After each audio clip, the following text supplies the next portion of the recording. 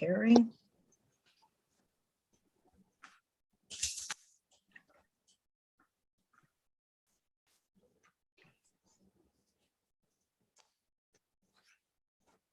And I believe we are live. Thank you, Debbie. Welcome, everyone, to our last meeting of the term. This is our virtual community board 2. And as Now I got to turn up future. what's that? Oh, yeah. Can everybody please mute?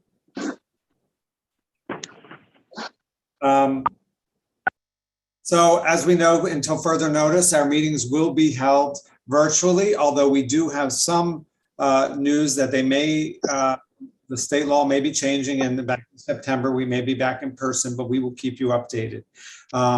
Before we get started, I'd like to just take a moment to stop and do the Pledge of Allegiance. So if somebody wants to start, I will stop my video so you can see the flag.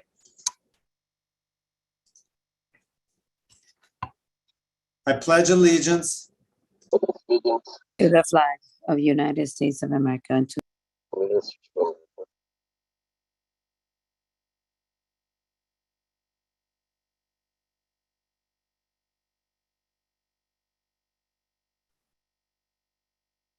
Can we try that again? And anybody can, this is the one time we can all turn off our microphones. Let's start this again. Turn on our microphones. Let's all do this together. There you go. I pledge allegiance allegiance to the flag of the United States of America and to the republic which stands one nation under God, indivisible, with liberty and justice for all.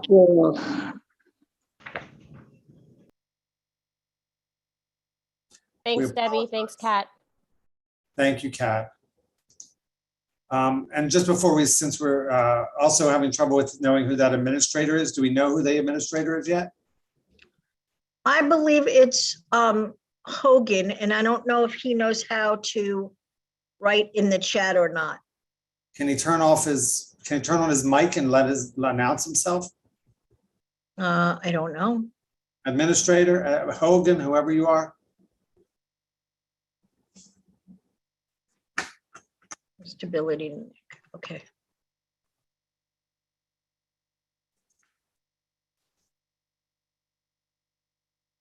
Okay, if we don't get a response from that person, especially given what we just had to be subjected to, we might have to eject. Okay. So with that said, let me just make a couple of notes of proper etiquette. Obviously, pornography is unacceptable, and anything other than your own image in a clothed fashion is acceptable on video in here. Please be respectful of your community and your neighbors on here. And when you're speaking, we ask you to turn on your camera, please, if possible. If not, then don't turn it on. But if you can, we would appreciate that so we can see you.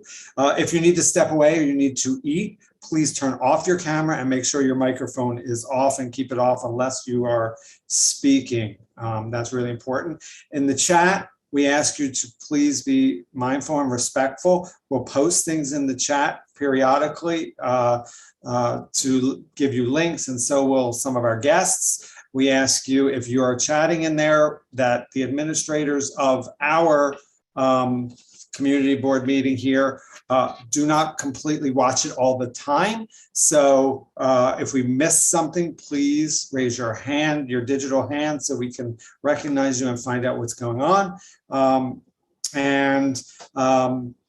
That's all I'll say for that. A couple other points. We ask our elected officials today to really try to respect the 2-minute time frame. And I ask board members, if you don't have a question that's for the benefit of the community, if it's like a personal issue or something that's a constituent services issue, to contact the elected officials offices or outside of this meeting, just because we have a long agenda and we had one last month, and it's our last one of the season or the term. So let's limit it to 2 minutes for elected officials and public officials, and no more than 2 questions per elected official.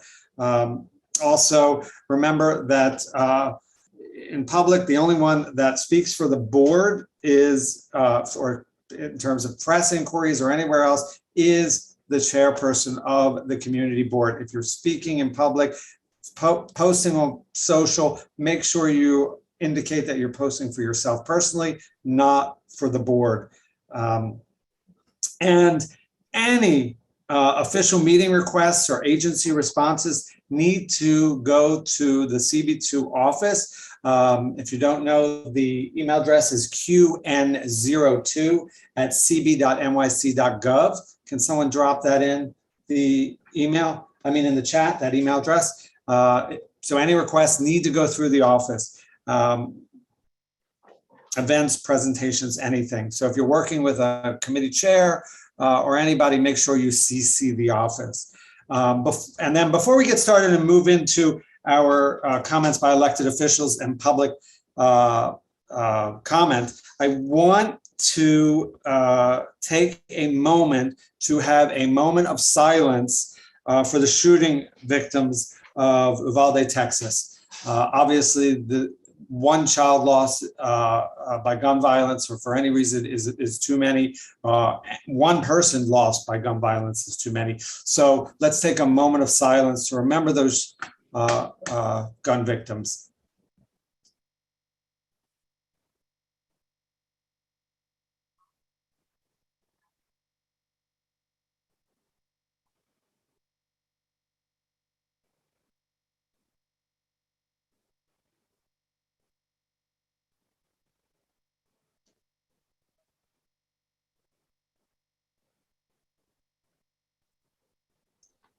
Okay, so I would like to move into our comments by elected officials. I'm not sure who's here yet. Do we know who's here? Ernie Brooks from Congresswoman Maloney. I recognize her. Mercedes from Generis's office. Danielle Bontes from Congresswoman office. So Go in that order. Let's start with those 3 in that order. Thanks, Debbie. Perfect. Ernie? Sure. Well, I'll start off with saying, I guess everybody knows about what's happened with the district lines.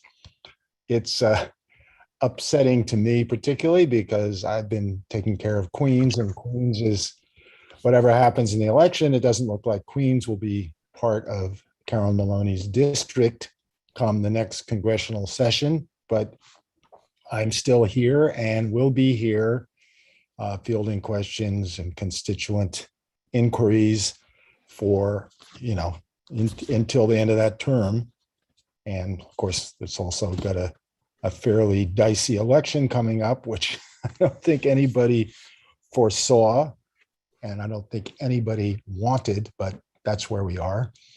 Carolyn is very involved. I mean, she's going to be working, of course, to do whatever she can in Washington to do something about the scourge of gun violence. I mean, as people know, she introduced several bills in the fall having to do with the bringing of guns into New York, because New York happily is one of the better states in terms of its laws. However, they can be tightened. And I know that's something that's hopefully in Albany, they're going to do work, and the government is going to do work to make it even tighter. So in the interest of brevity, I just wanted to say that. And here I am. And I know people are probably going to be confused for a while about where all the new districts are, but there's still a couple of weeks before the first primary and then a couple of months before the next one. Time maybe to figure it out. Thanks, everybody. Thank you, Ernie. Does anyone have a question for Ernie?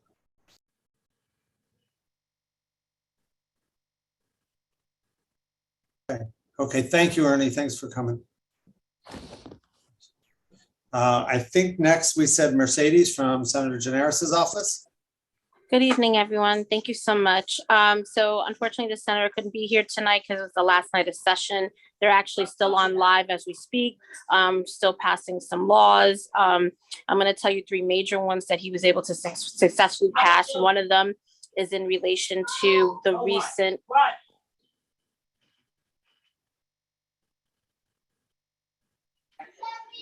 Sorry about that. My kid's in the background. I got three of them, so I apologize. So as I was saying, one of the major legislations that were passed actually yesterday was in response to the unfortunate mass shooting that happened in Texas and in Buffalo, is the safety gun laws that was just passed in the state. Senator Gineris was able to rally the entire Senate to pass it in record numbers. I'm really proud about that. It definitely does make our schools much more safer. Also, he was able to pass the NYCHA Utilities Act. That it helps people in NYCHA who have been dealing with a lot of issues with gas outages and utility outages to basically have their rent reflective of that. So they have more power when it comes to stabilizing themselves during a situation where they don't have any gas or cooking gas or water in their apartments. So that was another major legislation that he was able to pass. And also, he's been very supportive of the communities in District 30 for the public schools. He was able to rally the other senators and supporters so that in our community elected officials, so that they can stand up for Dr. Composto, so he could have a fair shot at his job, along with our company district as well. So he did a lot of work around that as well.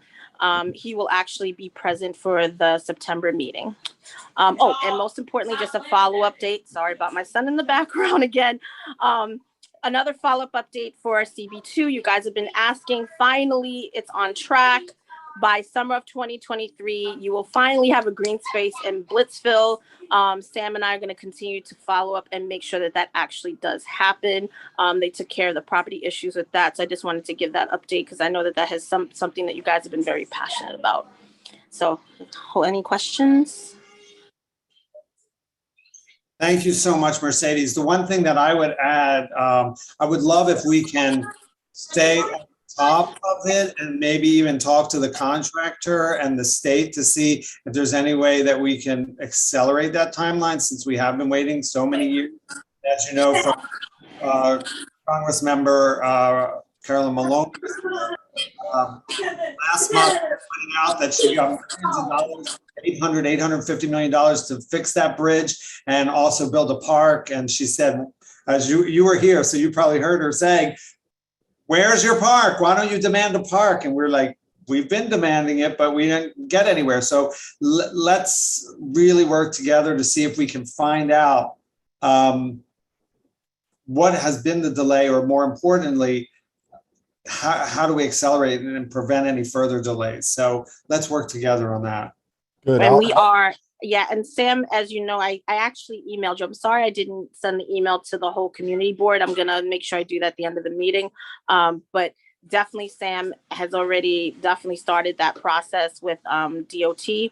And so we're going to continue that as well. And we're more than open to working with you guys on this. That's great. And just to clarify, it's state DOT for people who are unsure, and then it gets Yes. turned over to New York City Parks once it's finished. Yes. Thank you for clarifying that. Yep, no problem.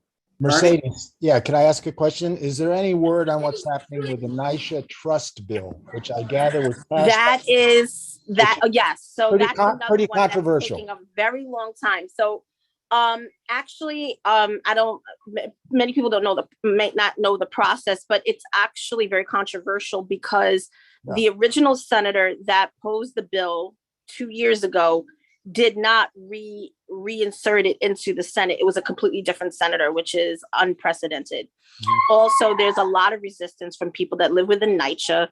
Senator Gineris has remained very consistent in supporting the residents of NYCHA and does not support this bill. So as of right now, we're just waiting. They're right now arguing about it as we speak. It did pass. It passed in the assembly. By the way, someone put it in the chat. It passed only in the assembly. And yes, he did vote no, but it didn't. It's still in the works when it comes to the Senate. It only passed in the in the housing committee in the Senate. It's now on the Senate floor. That's an important issue. Yeah. Yes. And he's looking into, and as you saw in the chat, someone from CB2, I forgot the name, I apologize. I was talking to you at the same time, Ernie, as I was looking, but he did vote no, and he has not supported this since, because it changed the name, because they took a subset of the original bill, which was called the Blueprint. Yep. Since 2019, he has been against this bill. It looks like they're trying to sneak it past by changing the name, right? Right. And he already knew it's the same bill. I'm not supporting it because it doesn't help the residents. Great. Thanks a lot. Okay, Tom, are you wanting to ask a question, Tom? Tom? We cannot hear you, Tom. How's now? Can you hear me now? Now's good. Okay, I Yes. apologize. Thank you. And Mercedes, thank you so much. And I just want to clarify the record. Thank you so much for responding to the members of Blissville about the park in Laurel Hill. I want to make sure the record is clear that we're not getting a green space in Blissville unless you're really surprising me tonight, and we will welcome that. So the park that we've been advocating for is in the Laurel Hill section in Maspeth, but not unless you're surprising me tonight again about bringing green space to Blissville, part of the 1% that has no green space. Thank you. We're working on both. We got you, Tom. We haven't Excellent. forgotten. Thank you. Okay, I just wanted to make sure we weren't going to forget about the geographic designation of Blissville and green space. Thank you. Okay, thanks. Thank you, Mercedes. Thanks for coming. I forgot to mention, just because we have a couple of public hearings today, and I just want to make, because I got some comments last meeting afterwards, people weren't sure of the process. So I've just dropped in the agenda, which is a long URL to see the agenda for tonight if you want. And after that, a sign up for you if you want to sign up for public comment. And just so you know a little bit, when you look at the agenda, you will see at the beginning, we start with the Pledge of Allegiance, and then we have our comments by guest speakers. So our public officials and guest speakers, there's like 6 of them. It takes probably anywhere between 30 minutes and an hour to get through those before we get to our public comments. And then we have our public hearings, and then we move into the business of the meeting, which is the part of the meeting that is for the board members to conduct business that you can observe, but the public cannot participate in. That's when we vote on the public hearings, the issues in the public hearing. But just so you know, if you're here to make public comment and you're busy and you're hungry, you probably have another 30 minutes or so before we get to the public comment. And then we probably have 15 or 20 people. We'll have a list out. So I just want you to know for expectation that these meetings are long and they do take time, especially one like today. So if you're here for public comment, we have an order to it. Please look at the agenda and we will post the order of speaking. And you can even see from the agenda, what are the public hearings? So when you might be able to speak. So the first public, anyway, I'm not going to go on about that, but just be patient. It is a process. Democracy is not necessarily efficient, but people do get to speak and share their views. All right. So next I have Daniel from Representative Ocasio-Cortez's office. Hi, Maury. Thanks so much. Good morning. Good evening, Community Board 2. My name is Daniel Bontius. I'm the Deputy District Director of Operations at the Office of Congresswoman Ocasio-Cortez. Before I provide the remarks I prepared today, our office wanted to address the recent tragedies that have included 2 of the deadliest shootings of 2022 within 10 days. I wanted to let you know that we're all heartbroken and the Congresswoman continues to be committed to ending gun violence across the country. Yes, the Congresswoman has voted for the Bipartisan Background Checks Act, the assault weapons ban, the Ghost Guns or Guns Act, but without 60 votes in the Senate, these bills won't pass.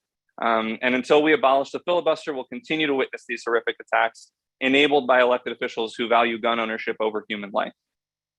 If you have any questions regarding specific legislation, please feel free to email our office and we can direct you to our legislative team to better understand the legislation that's awaiting to be passed by the Senate. We also got news today from House Judiciary, I think, that there's a package that the House is looking to pass in the coming weeks of new legislation as well. So back to my prepared remarks. On Thursday, May 26th, we hosted our monthly town hall. It was virtual due to the uptick in COVID cases. The Congresswoman discussed gun control measures. That was the day of the shooting. AAPI, or the day after the shooting, AAPI Heritage Month and redistricting. You can go to our YouTube channel or Facebook page by going to Rep AOC at any account to see the recorded town hall. To hear about our upcoming public events, please sign up for our newsletter. The Social Security Administration has a new filer tool for those who wish to check their eligibility for supplemental security income. The SSI program provides monthly payments to adults and children with a disability or blindness who have income and resources below specific financial limits. SSI payments are also made to people age 65 and older without disabilities who meet the financial qualifications. And I'll share those links in the chat. We also just wrapped up our 2022 Congressional Art Competition. Thank you to every high schooler and teacher who participated. We received a record number of submissions this year and we'll announce the winner very soon. So please keep an eye on our social media pages for that. That being said, if you know any rising high school seniors interested in applying to any of the nation's service academies, Naval, Air Force, military, Merchant Marine, and Coast Guard, please have them reach out to our office since we'll be planning a service academy day in the late summer.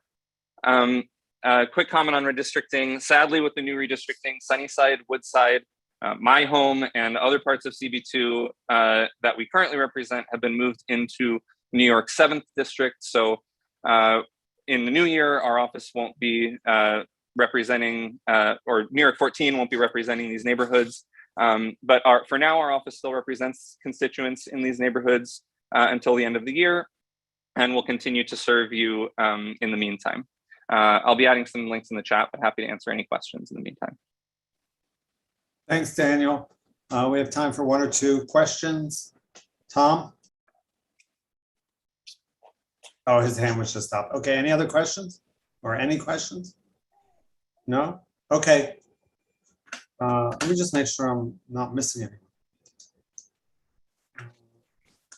Trying to see hands. Nope, nobody's up. Okay, so let me just then recognize Farah from Council Member One's office.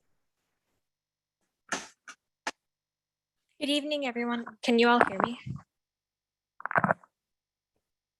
Okay, perfect. I have a new setup today, so it's a little different. So I'm just going to quickly go into our legislative updates first. And before I go into legislative updates, our office also wanted to recognize the recent deadly shootings that have happened both in New York and in Uvalde and throughout the country. And the council member had hosted a vigil earlier this week, co-hosted a vigil earlier this week with SWAG and other parents at Ludati Park. Because, you know, we've just been hearing from parents the concerns for the safety of their children, and the fact that gun violence is still rampant is very worrisome, and we want to recognize that as well. Going into legislative updates, earlier in the month, the council member introduced two pieces of legislation. The first one is Intro 440, which we've named Public Wi-Fi in Public Spaces. With this intro, the city would do a full review of the public spaces under its purview and recommend locations that are suitable to provide free, secure, and quality internet to anyone who would need it. This means that if you're on a public land that is owned by the city, there should be free Wi-Fi and accessible to everyone. The second intro is Intro 441, which is digital user testing. And this would require that the city identify their users for any future digital application that is developed and perform comprehensive user testing to ensure that the application functions appropriately and is easy to use for anyone who may need it. So basically, if the city develops an app and it is targeted towards a specific subset of people, that app must be tested by the community that is supposed to serve and must be good to use for that community that it serves. And so that ensures that the app is usable and is meant to be for the community that it serves, whether it's the elderly, youth, immigrants, anybody. And then today, the council member had co-sponsored a package of bills that would ensure that there's universal childcare. This is specifically important for the council member because of her being a mother, and also ensuring that there's affordable childcare for all New Yorkers, inclusive of all families, regardless of immigration status. So that's on the legislative side. Constituent services side, in the past month, we held our CUNY Citizenship Now event. We also hosted NILAG, and we saw over 70 individuals during CUNY Citizenship Now and have either assisted them in applying for citizenship or assisted them with their green card applications. We've also provided free legal services to over 40 individuals through our NILAG event this past month. We've also been out in the community. We also provided a rat training, an academy for our constituents, so that we can learn how to mitigate rats in our communities, in our neighborhoods and houses. And lastly, we've been out in the community providing testing kits. We've been doing outreach. We've been at Queensbridge. We've been in Ravenswood providing that information. And so, and providing those materials. So if anyone needs us to come to a specific neighborhood to provide testing kits, we are more than happy to do so. We're supposed to be coming out to Woodside this month, sorry. We're supposed to be coming out to Woodside this month and go to other different parts of the district.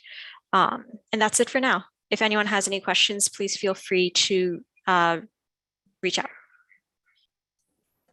Thank you so much for, does anyone have any questions for Councilmember Wan's office?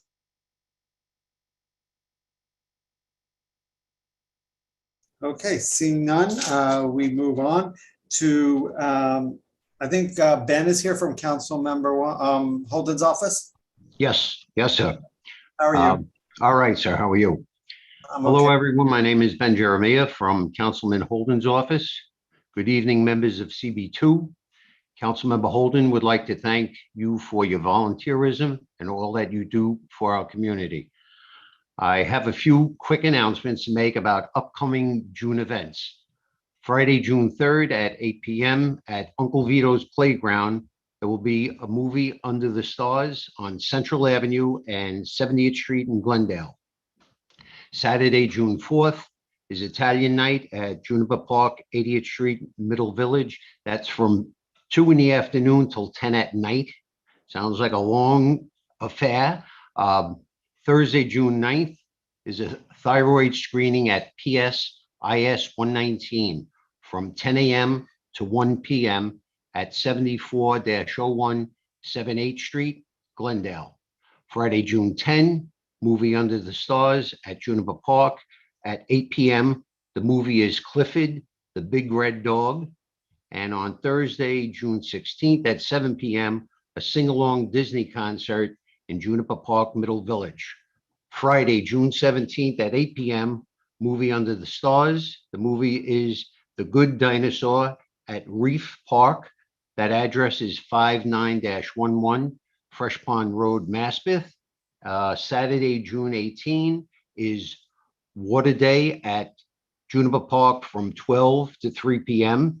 And the last event for June is Thursday, June 23rd at 7 p.m. in Juniper Park, and that is a Strawberry Fields concert. Have a good night, and please have a safe summer. Thank you very much.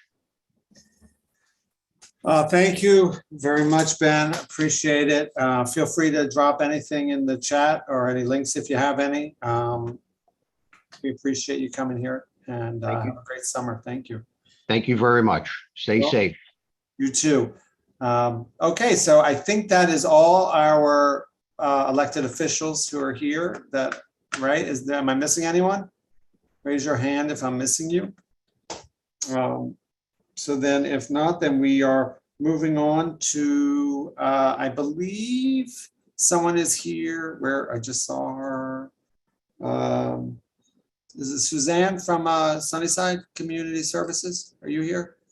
I know, Maury, it's Andrea. It's Andrea Thomas. Hey, Maury, how are you? Good evening. I'm Andrea Thomas, Associate Executive Director of Home Care at Sunnyside Community Services. And I have just a couple of quick announcements from Sunnyside. One is highlighting that Sunnyside Community Services is looking for placement for high school interns ages 16 through 18. All trainings are paid by the City of New York.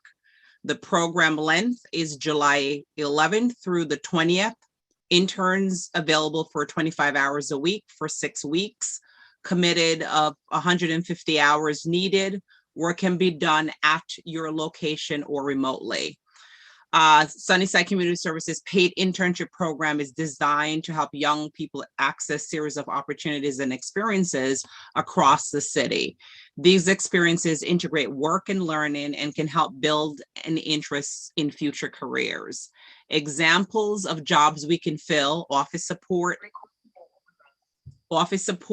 customer service, childcare, data entry, food services, food inventory, and community projects. I will put in the link, the contact at Sunnyside in the event anyone has any interest. You can also share it with others as well. I also want to highlight that our Social Adult Day program at Sunnyside Community Services, there are slots open. So if you have any senior who has any kind of memory loss, dementia, or Alzheimer, they can definitely join our Social Adult Day program as well. Are there any questions?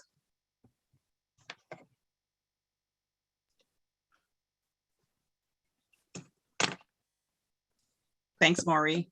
Thank you so much for coming, and thanks for coming throughout the term. We really appreciate it. Please do post any links in there in the chat. And also, now that we've got our newsletter going, our email newsletter, if you want to send anything to the office that should go in the newsletter, please just let us know and we'll try. We can't promise, but we'll try to put things in. And that goes for anyone who wants to send something. We can't guarantee. It depends. We have to vet it. But if we can put things in, we will put it in. Thank you. Thank you. Great. And I believe, do we have someone here from LIC Bid that wanted to speak? No? Okay. So that's that. So we are going to now move into public comment, and we are going to start with the general public comment. And so we're going to just... Maury, excuse me.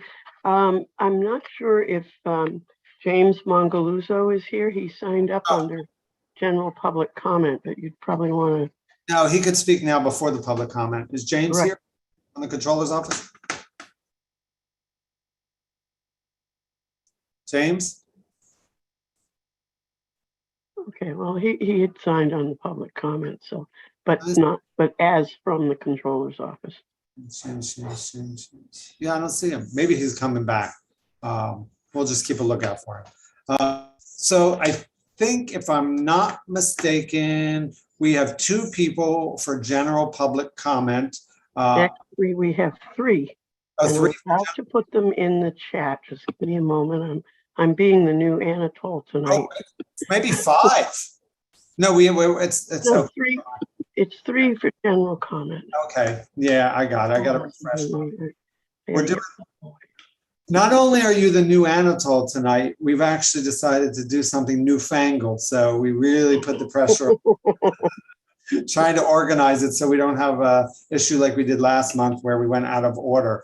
And we're trying to go in the order of the hearing. Okay. So do I need to refresh? The general comment people in the chat: Andrew D. Camillo, Sarah Albrightis, okay, and Marwa Rigi. All right, so we'll start with Andrew. Andrew, are you there? I got to put you on mute mine. Is Andrew here? Hello. Hi, we're going to hear whenever you're ready. Yes, absolutely. I'll keep this short and brief. And it's been in the headlines regarding the rat epidemic in the city here.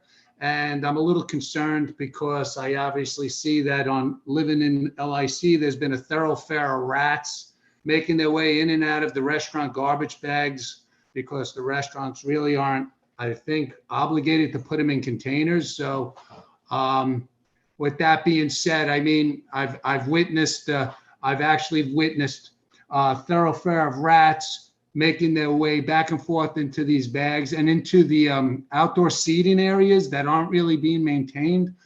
And it seems like, I mean, just recently I saw a rat walking back out with a hamburger roll, and then a few of them deciding to have a feats of strength and lift a Volkswagen. But I mean, it's really hit home here in this neighborhood of LIC, the Hunters Point area, and I was hoping that there could be some something addressed in this issue. And I have called 311, and they said no problems found when I pointed out where the nests were. Anyway, that's all I have to say. I want to thank everyone for putting this together. Andrew, thank you for coming. Please don't be a stranger and come again. In terms of the issue, it's definitely a widespread issue throughout the city. We encourage you not only to call 311, but call in the office, and the office can actually call in and follow up on your, just make sure you get your reference number. The office number, if someone can post it in there just so it's out there, is 718-533-8773. 718-533-8773. It's actually a pretty easy number to remember, but I still can't remember. So if someone can post that in there, and please, for everybody, please call the office, email the office. Don't rely just on 311. It's a great service, but if you're not getting results, or even as a first line of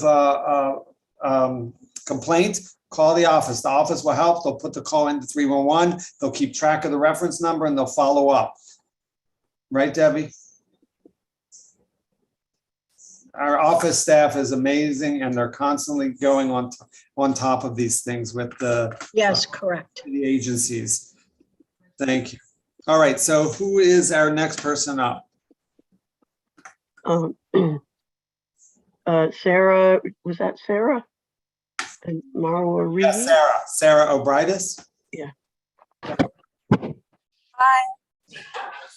Hello, welcome. Go outside, thank you. Hope everyone is well.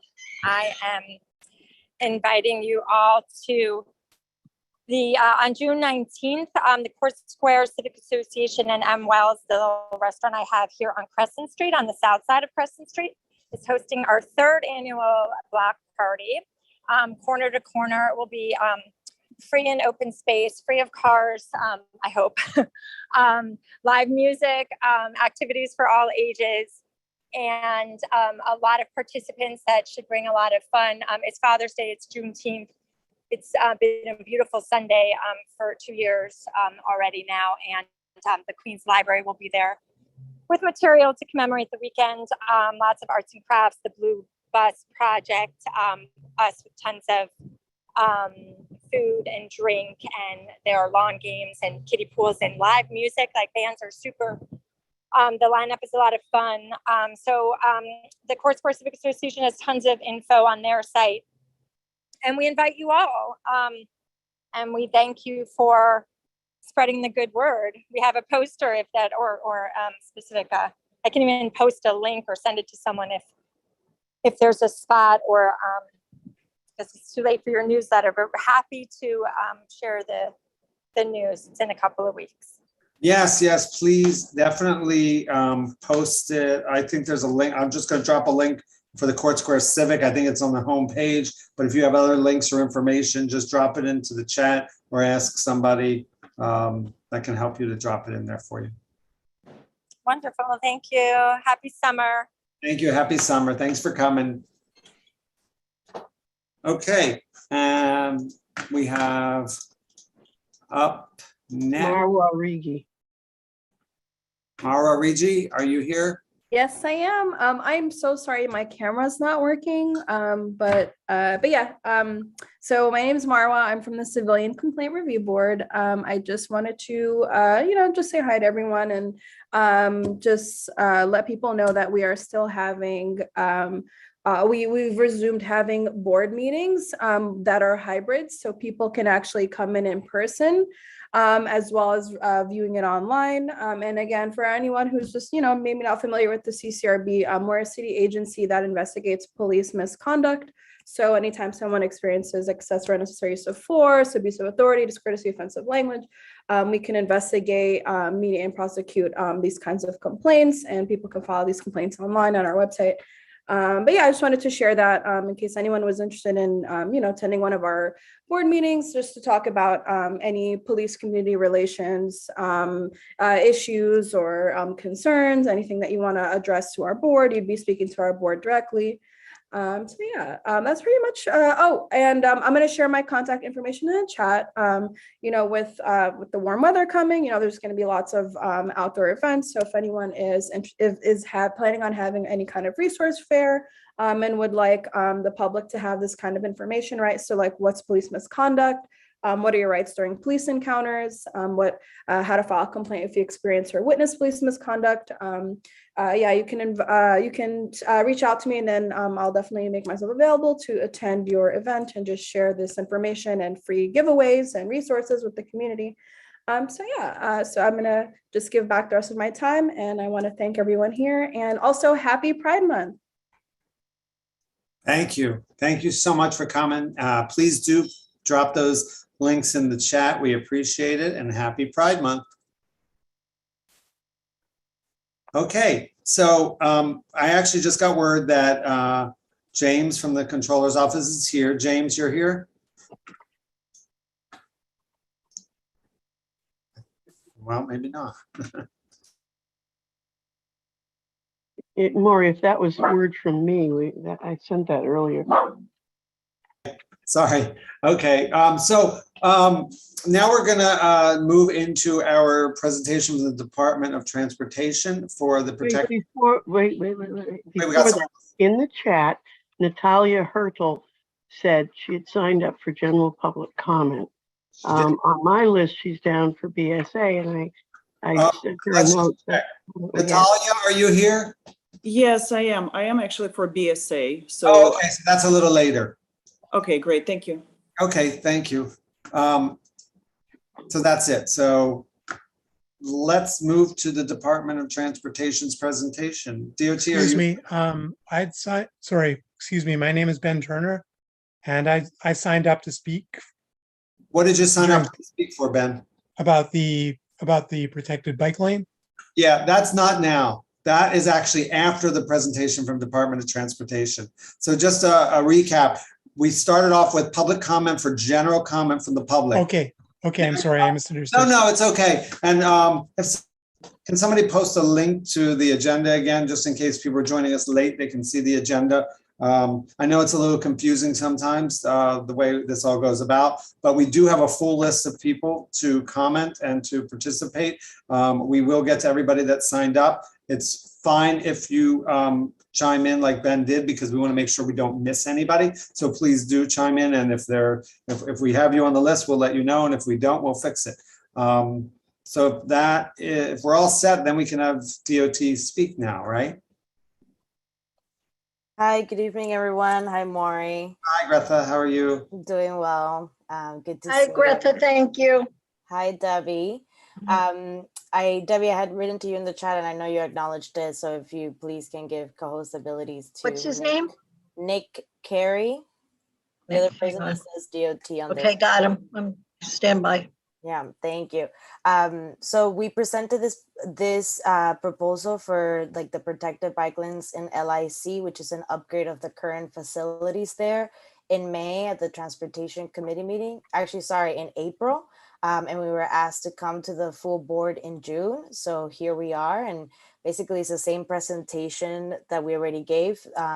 The link to the presentation is already even on our DOT's project website, available to the public to see. We will upload this presentation as well with the date for the full board, but I'm sure that some folks already saw it and were able to skim through it. So without further ado, I'm gonna pass it on to my colleague, Nick Carey, who's gonna share his screen and get started. And we just ask that we hold questions to the end of the presentation. And Nick, you have privileges. Great, thank you. Can everybody hear me? Yes. And can everybody see this presentation? Yes. Good, great. All right, hello everybody. My name is Nick Carey. I'm the lead engineer at the Bicycle Unit, New York City Department of Transportation. Thank you for having me. I know you have a busy schedule tonight, so I'll try to go through this quickly.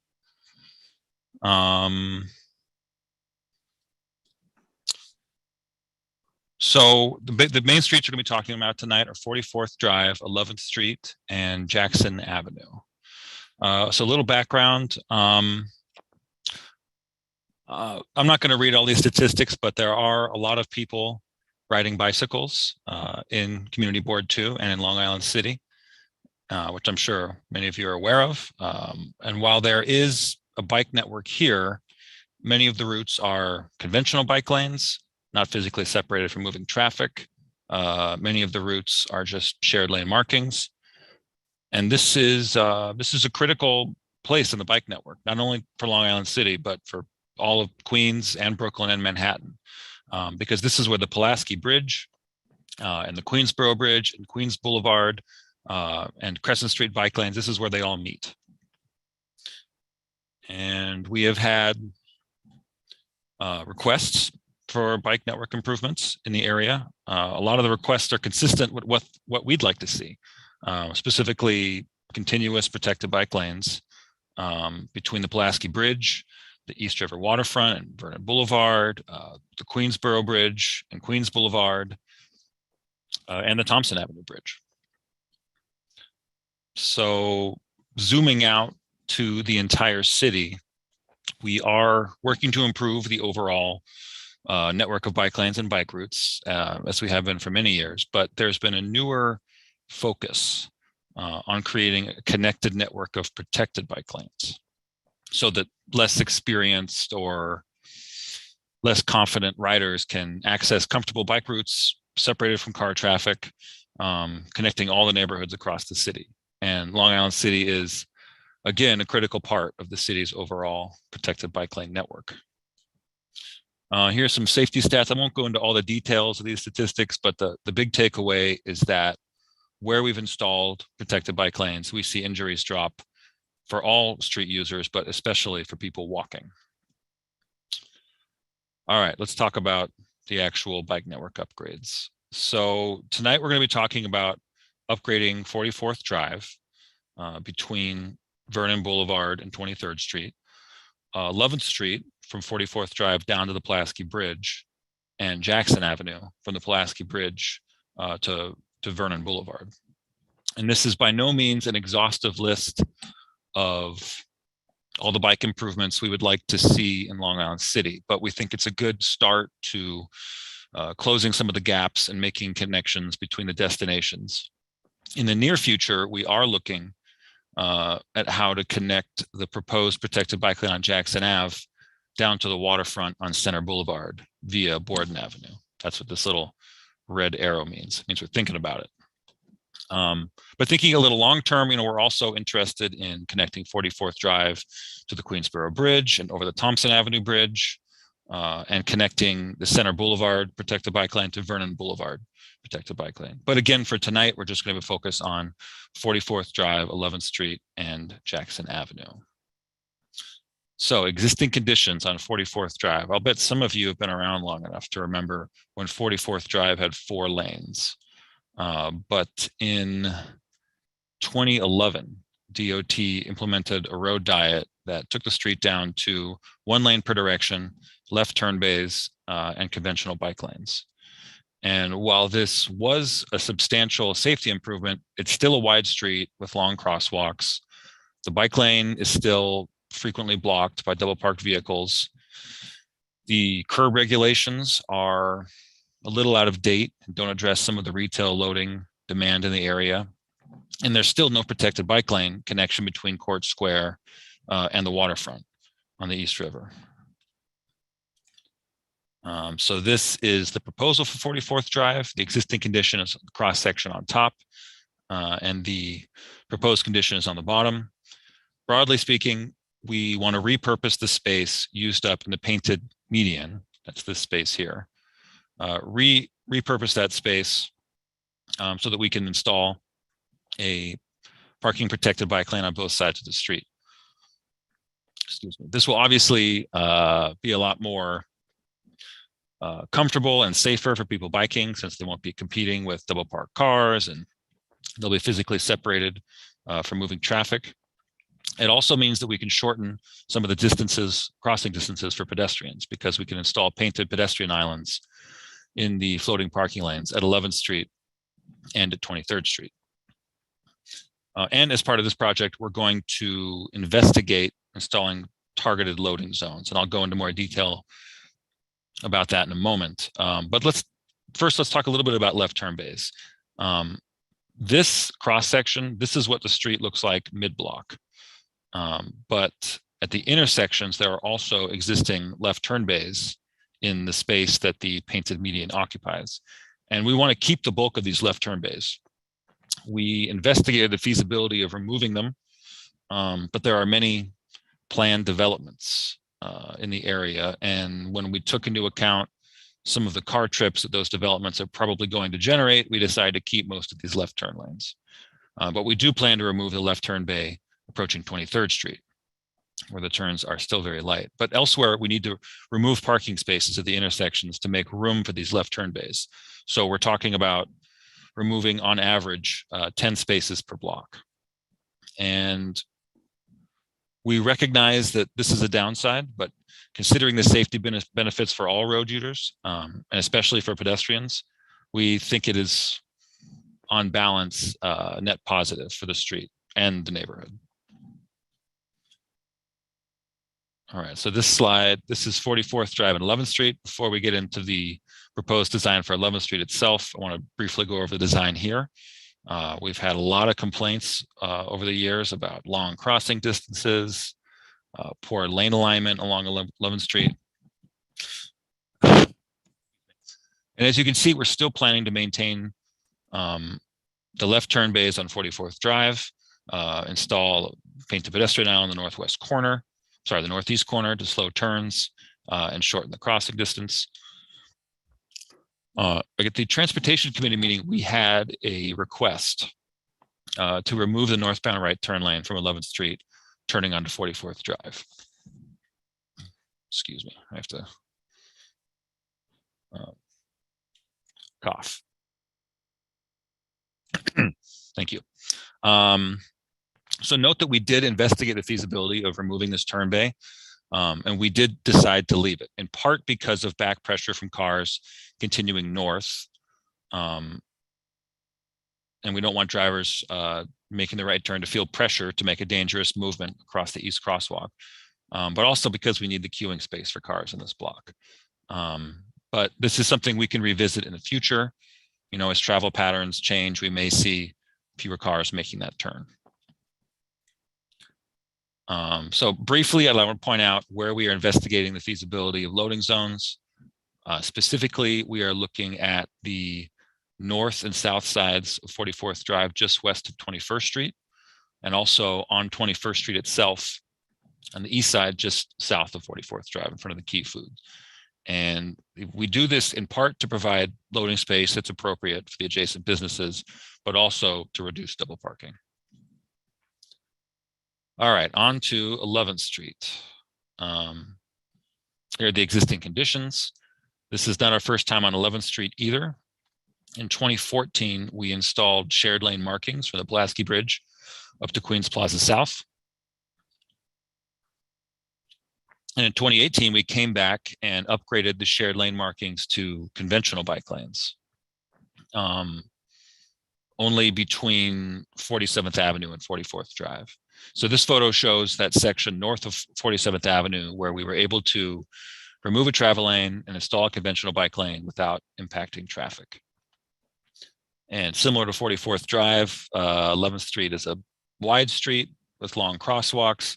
Bike lanes get blocked by double parked vehicles, and there's no protected bike lane connection to the Pulaski Bridge. So our proposal has two components to it. Between 44th Drive and 47th Avenue, where there's an existing conventional bike lane, we want to repurpose some of the excess width to install a parking protected bike lane on either side of the street. We'd also be installing painted pedestrian islands in the floating parking lane to shorten crossing distance and slow turning vehicles.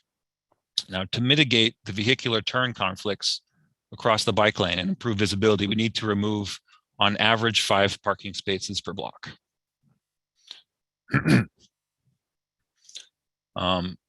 So now looking south of 47th Avenue, closer to the Pulaski Bridge, we really need to keep 2 lanes of traffic per direction, as cars and buses frequently have to queue up at the approach to the Pulaski Bridge. Today, there are shared lane markings in the outer lanes, so cyclists are expected to share the road with cars and trucks and buses. Here in our proposal, we keep the 4 travel lanes, but repurpose the parking lanes so that we can install curbside bike lanes with vertical elements separating bikes from moving traffic. Which vertical elements we utilize is still under review, but this will require the removal of 25 parking spaces, which is actually a little less than you might have expected because there are so many driveways along the east curb.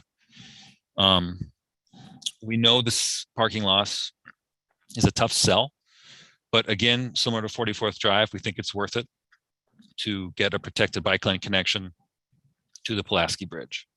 This is it's such an important connection, and it's really not a good place to rely on shared lane markings. And finally, here's Jackson Avenue.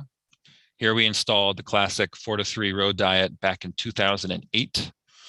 Again, we see long crosswalks, double parking in the conventional bike lanes. This is another important bike connection to the Pulaski Bridge that currently does not have any physical separation for moving traffic. The proposal for Jackson Ave looks a lot like that of 44th Drive. We want to install a parking protected lane on each side of the street. For the last block approaching the Pulaski Bridge between 50th and 49th Avenues, we need 2 northeast bound lanes on Jackson approaching the bridge. So we're proposing to remove parking from the east curb for that last block between 50th and 49th Avenues. The total parking loss for Jackson Ave is 16 spaces. So here are some sample design elements from a protected bike lanes. This is 9th Street in Brooklyn. You can see the painted pedestrian islands that shorten crossing distances here, but also they also improve visibility before a vehicular turn conflict across the bike lane. And cyclists are physically separated from traffic by a row of parked cars. Here's some other shots from 4th Avenue in Brooklyn. Won't go into them really. In summary, we're proposing a major improvement to Long Island City's protected bike lane network by upgrading existing routes on 44th Drive, 11th Street, and Jackson Avenue. And in addition to being more comfortable and more appropriate for riders of all ages and comfort levels, many of these changes would also result in substantial safety benefits for pedestrians and motor vehicle occupants as well. And we hope to install these routes later this year. And that's it. With that, I'll kick it back to the board for comments and next steps. Thank you. Thank you very much. So first, we're going to open up questions and comments to board members. So just please, if you're standing by for public comment about the protected bike lanes, right now we're only recognizing board members. And after that, we will go to the public comment for the protected bike lanes for this presentation. So I see Mary has her hand up, so I'll recognize Mary first. Thank you. First of all, I think bike safety is super important. My concern and my question is about the loss of parking on 50th to 49th Avenue, leading up to the Pulaski Bridge. There are a lot of businesses in that area, and many of those businesses rely on that 2-hour parking. There's a bank, there are 2 banks, multiple retail stores, and we don't have a lot of retail in that area to begin with. And restaurants. Losing 16 parking spaces is paramount. So we don't have 2 lanes in either direction at this point. So I don't know what adding those 2 lanes would actually, how that would actually improve that area. So that's my comment on that. And a lead up to, and then a follow up to things that were brought up in the past. Tom, what is the status of Tomatusis? What is the status of the quote unquote 12-hour parking meters that were on Gordon Avenue?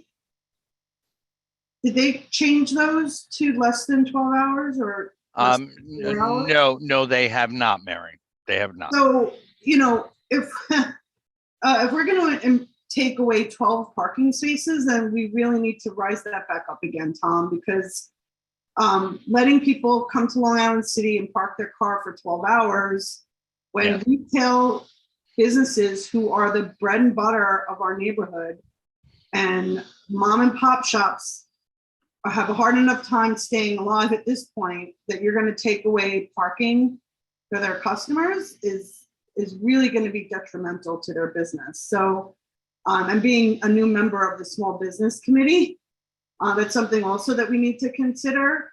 So I think we need to either really look to see if we definitely have to take away parking in that area, that many parking spaces, when at this point, we still only have 1 lane in each direction there. So I don't know how that improves. So I'll leave it at that.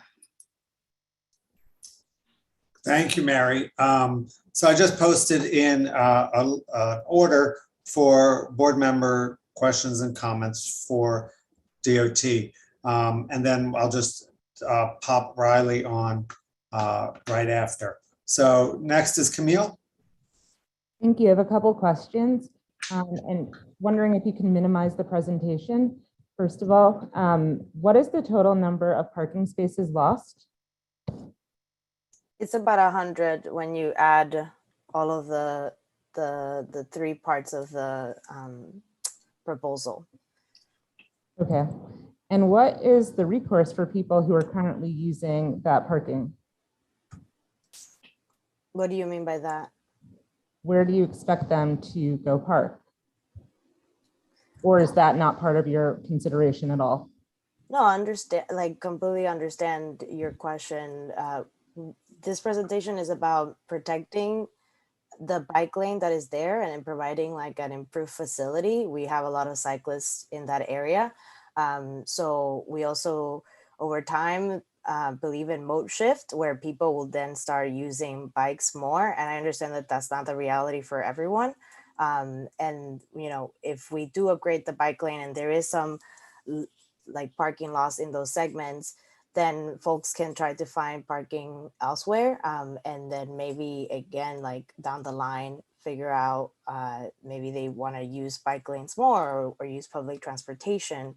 But we gotten a lot of requests over the years for upgrading this bike facility that is so vital, again, connecting like Brooklyn into Queens and into Manhattan. And that's like what we're here to present, like protecting those cyclists. Okay. I guess it doesn't sound like there has been any consideration for the people currently using those spots. And just an observation, I've noticed in the past 2 or 3 weeks, several spots have been taken from Jackson Avenue due to construction. I'm curious, are you familiar with how many parking spaces have been closed or removed due to the construction on Jackson Avenue? I can't speak directly to that because it's like the private development request permits to do as of right construction. So I don't know exactly how many parking spots are temporarily being taken up by construction staging. But that shows, you know, like when construction happens or even with like the open restaurants, the parking ends up like going elsewhere, and people are able to make up for that during whether it's temporary or long term. I understand too, like, you know, we don't take it for granted that it is like 100 parking spots. A lot of the presentation that we were showing is like the intersections are also improving safety for all users. Some of those, like the most vital parking spots that are being taken are at the intersections to provide more visibility for the pedestrians that are crossing, for the cyclists, and for the vehicles. We see that intersection conflicts are where there have been like the most crashes in the city. So by providing more visibility for all of the users of the space, then we can improve safety. And that's where we're being mindful. Is there any intended enforcement for cyclists? I believe the cyclists are supposed to adhere to the traditional driving laws, but as a pedestrian, I frequently see cyclists running red lights, blowing through stop signs. So is there additional enforcement that is part of this proposal? That is certainly something that we work with our partners at PD. Right now, DOT launched a Vision Zero campaign of like a 4 million commitment where we are putting out more education about safe driving and overall like trying to reduce crashes and over users, you know, to like promote the safest way of getting transported through New York City. And you know, that includes cyclists as well. So on our side, there is the educational component that DOT is engaged in through the Vision Zero campaign that we just launched last month, and always trying to work with PD more on enforcement. I see that the Mayor Adams is very committed to, you know, lowering the numbers of crashes and conflicts that we have in our roads, and also our new commissioner.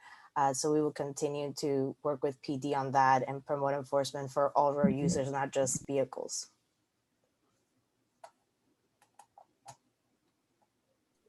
Laura? Yes, hi, thank you. And thank you for coming back. I just want to remind everybody that the nexus, the impetus for the need for these protected bike lanes is that too many of us have been to too many ghost bike installations in Long Island City. In recent years, Aaron Padwy, Robert Spencer, Mario Valenzuela, and I would hope that the lives of our friends, neighbors, essential workers, customers at our local businesses, and people from all over the city who need to cross through here matter more than a couple of parking spots. And it really is just a couple in the grand scheme of things.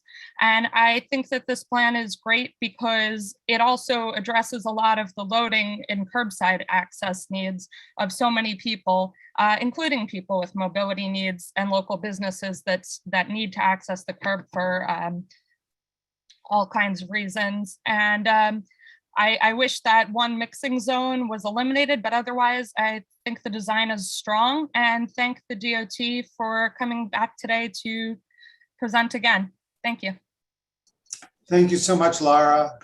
Benjamin. You're on mute.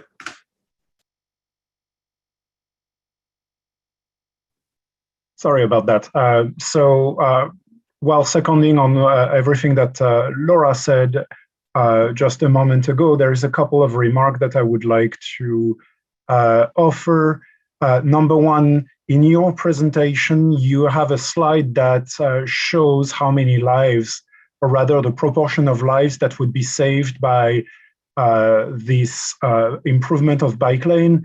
And I think it would be important to show to the public a little bit more details about that, because that's really important to consider the lives that would be saved. You know, especially in the last 10 days, the number of people who have passed away from other reasons, certainly. But bike accidents happen every day. I cycle all the time. I cycle on the bike lanes whenever they're shared or not. And I can tell you that by experience, a shared bike lane needs a bold rider and a very reactive riders, because while cars and bike alike are burning lights, there is a lot more damage that can be done by a car burning a light. But anyway, That was, I guess I had 3 remarks. And my third remark is I would like to see if there is a next presentation from DOT, an evaluation of the number of car trip that could be saved by increasing the connectivity of bike lanes. Because let's face it, most of us are not diehard cyclists or diehard car drivers. Most of us want to go from point A to point B in the most convenient, quickest way. And if we can save a little bit of our membership to a gym, we're going to do that for a pretty large amount of people. There is plenty of data across the past 40 or 50 years that shows that every city who improved their bike infrastructure get in consequence a conversion of number of car ride to bike and other transportation infrastructure following the improvements. So that's something that I think should be very important to present in the DOT presentation, at least in the future. Thank you very much. Thank you, Benjamin. Riley? Hello. I want to say thank you to the DOT for presenting. I'm in love with this plan. I'm a longtime cyclist. I commute to work for years and years on my bicycle. It's very important to me to have a safe, protected bike network. I like this. Long Island City has long been a dark spot on the New York City bike map. It's not a great place to bike. It's not safe at all. I gauge things by how I can take other people biking in these places, and I couldn't take my children and I couldn't take my wife because they're not as confident a rider as I am. I'm very, very glad to see these safe bike lanes going in, and I'm glad to hear that more bike lanes will be going in the future. Long Island City presents itself as the future of Queens, but it's long been behind in the bike network. One thing to note about businesses is an aspect that has saved restaurants through the pandemic is delivery service, and deliveries happen on bicycles. Our streets are filled with deliveristas, and we need to protect them as much as we protect anybody. So I'm very glad to see this, and I'm glad to see that we'll have a safe route to Brooklyn and for Brooklynites back to here. So thank you very much. Thank you, Riley. It's great to hear from new members. We appreciate it. And from the new member to the veteran member, Mr. Stephen Cooper. Hi, everybody. We just recently had bike lanes put into my neighborhood in Sunnyside Gardens. And there's a couple of issues I want to point out. One is that although we were promised that it would be looked at afterwards, we still haven't had look backs. Today, I walked by the corner of 50th Street and 39th Avenue. I believe that there's supposed to be 16, I'll call them stanchions, sticking up out of these things put in the street. There are presently 4 that are still standing, meaning that cars have been running them over at a constant rate. And I've asked, and I know the community board has asked, to come back and study it to see whether, as an example, that should be made, that it's okay to turn left or right, but nobody comes back. So what happens is that when problems just fester and they don't come back. So if you're going to do this in Long Island City, I would ask you to promise to come back to the community board within 30 days to find out what you may have made a mistake in, or maybe should be altered slightly. Because it really is a shame to just do it and then just leave it, whether it's right or wrong. As far as the plan is concerned, I don't live in Long Island City. And if the people in Long Island City want this, I'm all for it. But I'd like to know what the people in Long Island City want, rather than those who bike through it on their way to someplace else. One concern about taking out the parking spaces, and I know that the city apparently doesn't care too much about driving conveniences, but it should keep in mind that that is a public park down there. And when we went through months or years of how to develop the Long Island City waterfront, the one thing that the community board said is we do not want a private park. That park is not just for the immediate community, it's for Western Queens, in fact, all of Queens. The less parking spots you have, the more that park becomes unavailable for anybody other than those who live within walking distance. Thank you. Thank you, Mr. Cooper.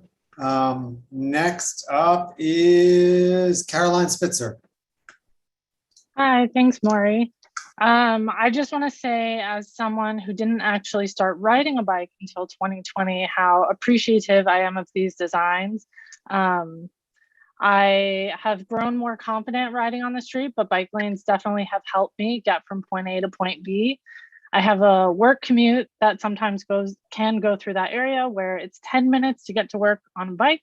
Public transit, it's 40 minutes, 2 trains and a 15-minute walk. Not ideal. I would say what I liked in the presentation also is that there is hope to add bike parking. I think that is really helpful to increase activity on the commercial streets and get people to utilize those businesses. I like biking to places, but the holdback is there's bike parking is non-existent, especially in those areas, and whatever there is filled very quickly.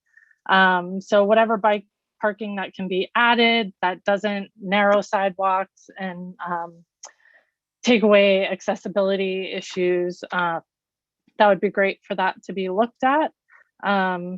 And I'm very excited about this plan. That's about it. Thank you. Thank you, Caroline. Tom. Thank you, and thank you, everyone. DOT, thank you for presenting again. My comments are twofold. One is I walked away from the presentation back in April, understanding how the plan will bring safety for motorists, pedestrians, and cyclists. My question is really twofold to both DOT and to either our engagement committee or our chair, Maureen. Past examples of initiating such a change in neighborhoods, I heard after the fact that people were not aware. They did not know. They didn't hear about these changes coming. How can DOT improve the outreach to the community? So people, I believe Camille asked the question earlier, how can people prepare for the loss of parking? That they do know about it, that they understand that the spot they usually park in is not going to be there anymore. And is that the responsibility? What responsibility does DOT have in getting the word out to the community?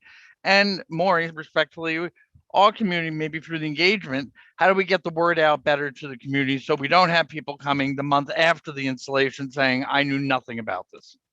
Thank you. Greta or Maureen? No, I was just going to pass it to Greta first to address your questions and concerns. Thank you, Tom. So in terms of outreach, our standard for any DOT project is first to come to the transportation committee. And if the transportation committee requests to come to the full board, here we are. We post all of our projects. They're publicly available, like the entire presentation, right the day after we present it. We share with the community board, and we hope that the community board is also sharing that through the newsletter. The community board is the avenue that exists in New York City to promote and share what changes are being done on the roadways and anything that is going on in the specific neighborhoods and community. We also try to blast it out through our social media when we are doing a project or the changes. We post it like about 2 weeks in advance. And then, through the community board, I always give my email and contact information for any key local stakeholders that you want me to reach out to. When it comes to making the changes, our contractor starts putting out the no parking signs ahead of it. We also have a What's Happening Here flyer that we share with the community board and try to get the word out again with local stakeholders to put it out there. I know that everyone here is in some ways referencing the 39th Avenue Bike Boulevard. That definitely got implemented on a faster timeline than this one, given that it was a mayoral initiative and it was, building on the open street there. Here you can see that this will be, we're coming in, we already presented the first time in April, we're coming to the full board and we're looking for a late summer, fall implementation.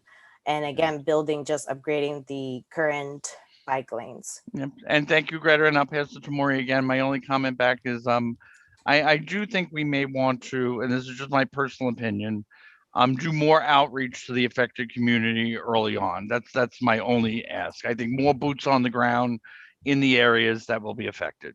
Maureen. Yes, to answer your question, I will direct this to the engagement community to see if there what we can do, and also talk to the office. The one challenge that we have here is, while we are technically a city agency, we are, for all intents and purposes, an unfunded city agency. Am I correct, Debbie? And we are volunteer also, except for the office staff, who are very, very, very busy with so many requests and work, including working on budgets and everything for the district. The concern I have is that DOT, as a funded agency, cannot rely on a district office to do the outreach to the community. I urge you, DOT, Greta, I plead with you that beyond simply posting digitally, because as much as we've seen an uptick in being able to share things on social media and add our newsletter, the newsletter is new. We don't have thousands of people. We can't reach everyone in the district yet. And our Twitter and Facebook, while it's there and live, we can put it out there. We just don't have the resources that an agency like DOT has. I think Carisha made a really, really important comment, which was, can you do outreach in person? Like Tom said, boots on the ground, go in person, do tabling at events, so that you can get the word out. You said you had a flyer. How can we make sure that that flyer gets out?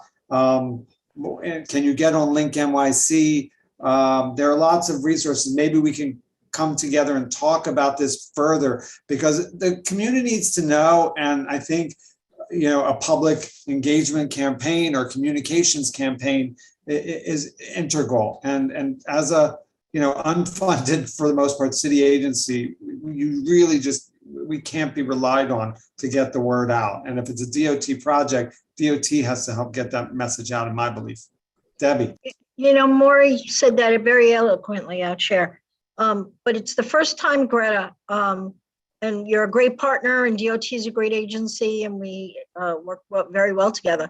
To hear that come out of a city agency, to rely on the community board to get your project out. It's DOT and a city agency that we partner with. So, understood, yeah, of right. course. So you have to do your due diligence as a city agency to get the word out to as many people as you can, as we partner and do the best job that we can as well. But it falls on your agency to make sure you have those flyers. We're happy to repost. We're happy to get the word out. But it is your job as the city agency to make sure everybody is aware. Because it is a city project and it does come out of a city agency. I want to clarify that I was saying that one of the avenues is the community board. That is not the only avenue, of course, of outreach. We also talk to elected officials. We talk to the bids in the area. We talk to local stakeholders that are out. Does DOT go door to door to get feedback from the residents for a project? No, we do not do that, right? That's why I'm saying that I put my email out there and we put out the information. And Debbie, anybody ever that has reached out to your office, you always forward them to me, and I always have a conversation with them, or we get a case number, we try to look at the concern. So that's why I say we're a partner, we have an avenue. So I'm sorry if my words got misconstrued. I do not rely on the community board to do all of the outreach for DOT. It is one avenue of outreach. DOT also reaches out, again, to bids, to elected officials. We try to get the word out that way. We built a network of local stakeholders that we may know. And again, we rely on their network to grow out what we're saying. I hear your point of doing more in-person outreach. We will try, and I'll look to see if the Street Ambassadors, which is a team that goes out in person, is able to help us out with this. I know that one of the proposals in the project that we're showing right now is like, you know, help working with the businesses to improve their loading and unloading and, you know, try to reduce double parking on the street. So that's going to be a huge benefit to those businesses. This is part of this time period of getting feedback. So we're being transparent. I'm putting out the information and we're, you know, hearing what more can we do in this case. I'm giving you, that's the standard outreach of the agency that does like many projects through the entire city. And I am the only person that covers this segment of Queens. So of course I have to rely on other partners and see where we can get some resources if there is more needed here. And again, anybody that reaches out to you, feel free to forward them to me. But I want to clarify that I'm not saying that the community board is the only avenue of outreach for DOT. I am saying it's one of the avenues that definitely the agency uses to get the word out. And there is a standard process for that, but that standard process also includes any big local stakeholders and also any residents that reach out to us, any businesses that we can work with. Thank you, Greta. I will just before we move on to, I believe Sheila's next, I just want to emphasize, make sure that we express that hopefully there are journalists here from local press that can cover this issue. Do you also send out press releases about it to the local press? Definitely the local press reaches out to us when we're putting stuff out on social media and when we're talking about like the bigger projects for any like, you know, all the green wave planning. We get a lot of inquiries. Not all of the inquiries turn into stories, but we constantly, when we have new projects, we do get the press following up and just trying to promote it. The media is very savvy, so they follow all of our social media engagement. I understand that that's not where all the outreach happens. Outreach is also over the phone, in person, talking to people, making the connection. So that's just like one of the avenues where that takes place.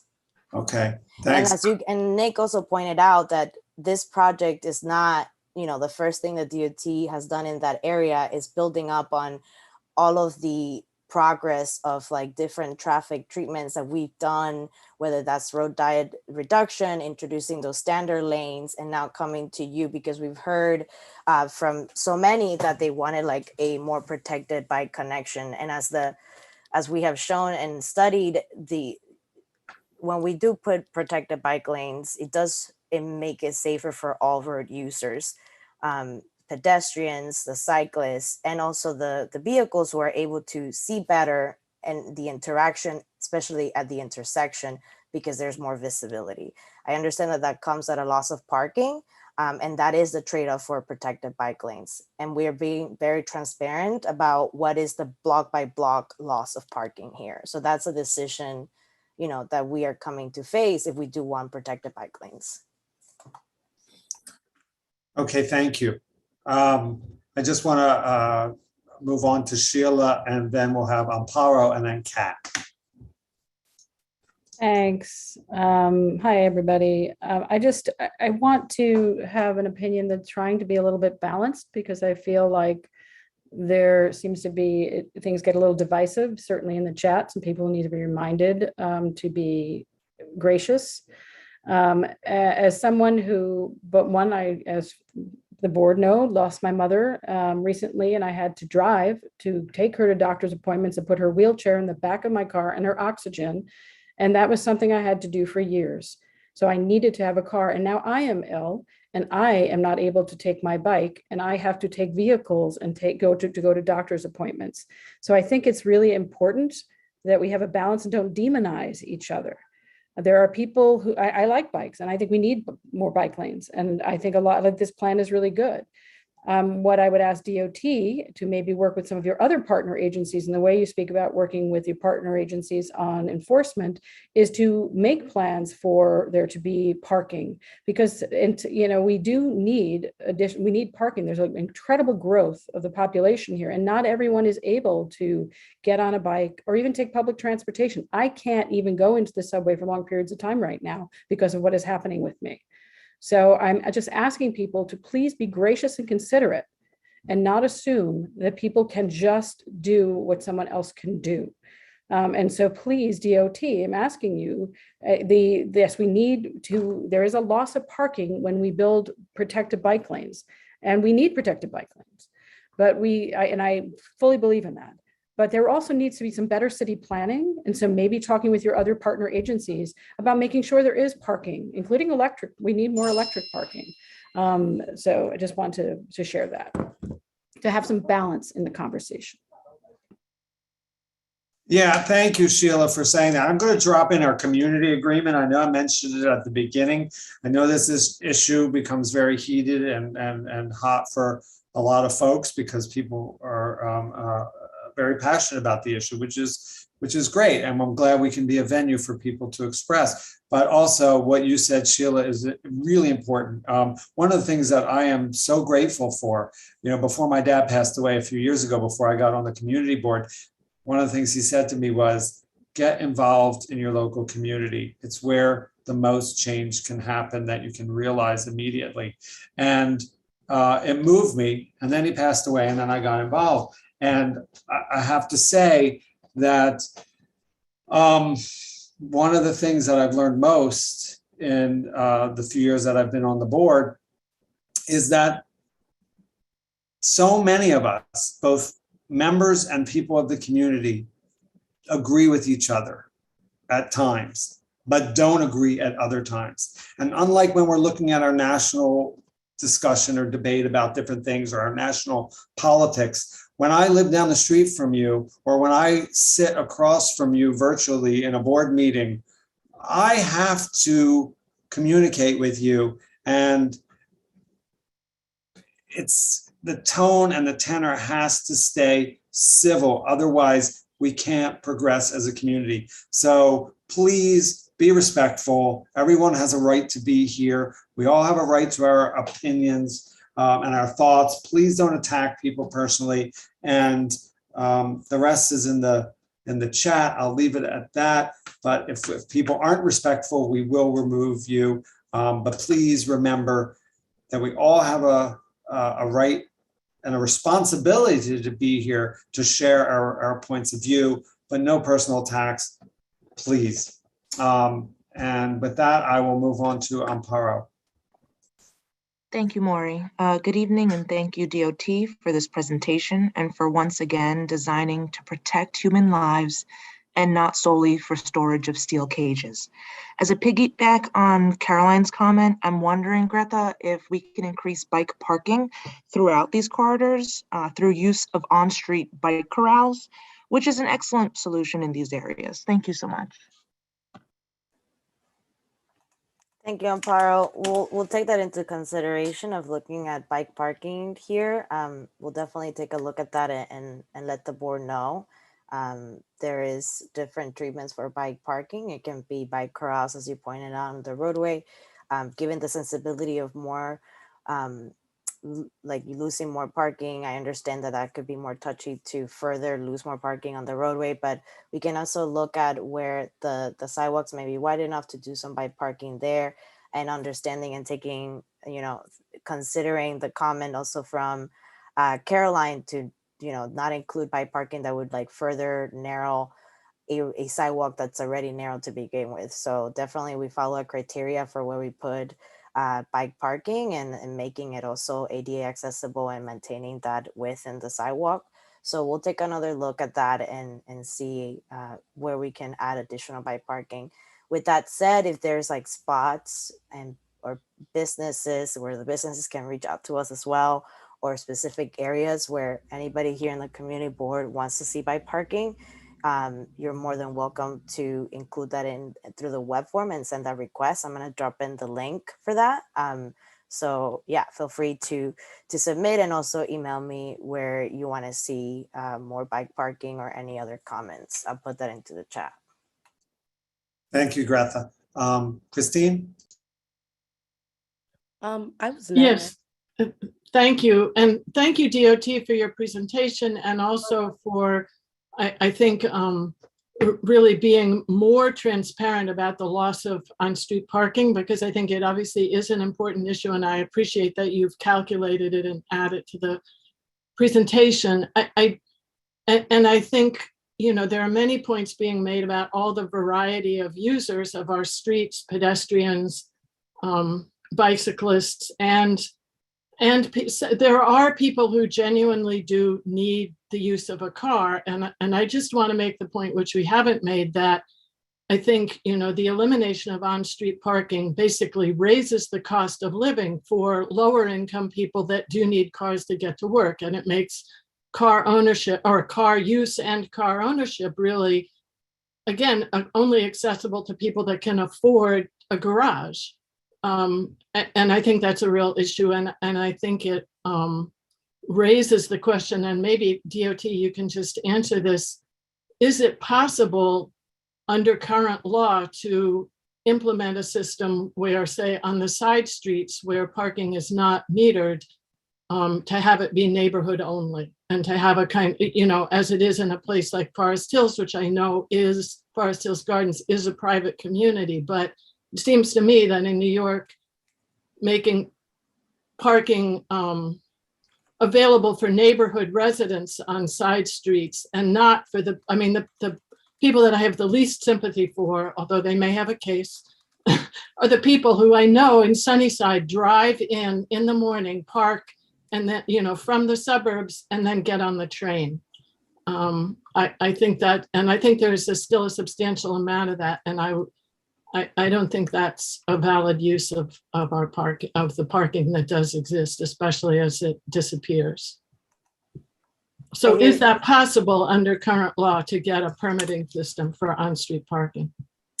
It would need to become law. So there needs to be, it needs to pass through legislation, and this would have to go through city council, and Nick, you can correct me if I'm wrong, but it would even probably need to go through Albany as well. So New York City currently doesn't have that ability because we haven't made that into law.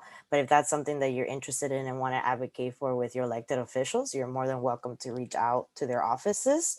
And I've heard this in other community board meetings as well. Most certainly would be a very transformative approach to parking in New York City. Other cities definitely do that. Like I think like in parts of Washington, D.C., certain neighborhoods have that, and other parts of the country. So as you mentioned, it's only right now private neighborhoods that have taken up that decision because they can do it much faster, but democracy does take time, and it would be through your elected officials and that becoming law and legislation. Thank you. Okay, I made a mistake and I skipped over Kat, our CB2 treasurer, so I apologize. It's going to be Kat and Roz and then Steve, but I know we have a lot more to do this meeting, and I know this becomes really, I ask everybody just to limit right now to the questions only. If it's commentary, we can save that for the vote and the discussion. But if it's a question for Greta, so it'll help us make our decision and vote, then that's great. So without further ado, Kat, I'm sorry, it's your turn. It's okay. Also, I'm off camera because, as you can tell, I have like frog voice and allergies, so I'm like not looking my best. I just wanted to just highlight what I put in the chat, that in 2013, the Department of Transportation actually did a study and paved the way in looking at businesses retail sales being affected by bike lanes. And there was significant, there was an increase in retail sales in the project areas. And since then, there have actually been several studies throughout several different states, at least 17 different districts, different streets specifically in different cities that has shown that it has overwhelmingly increased retail sales.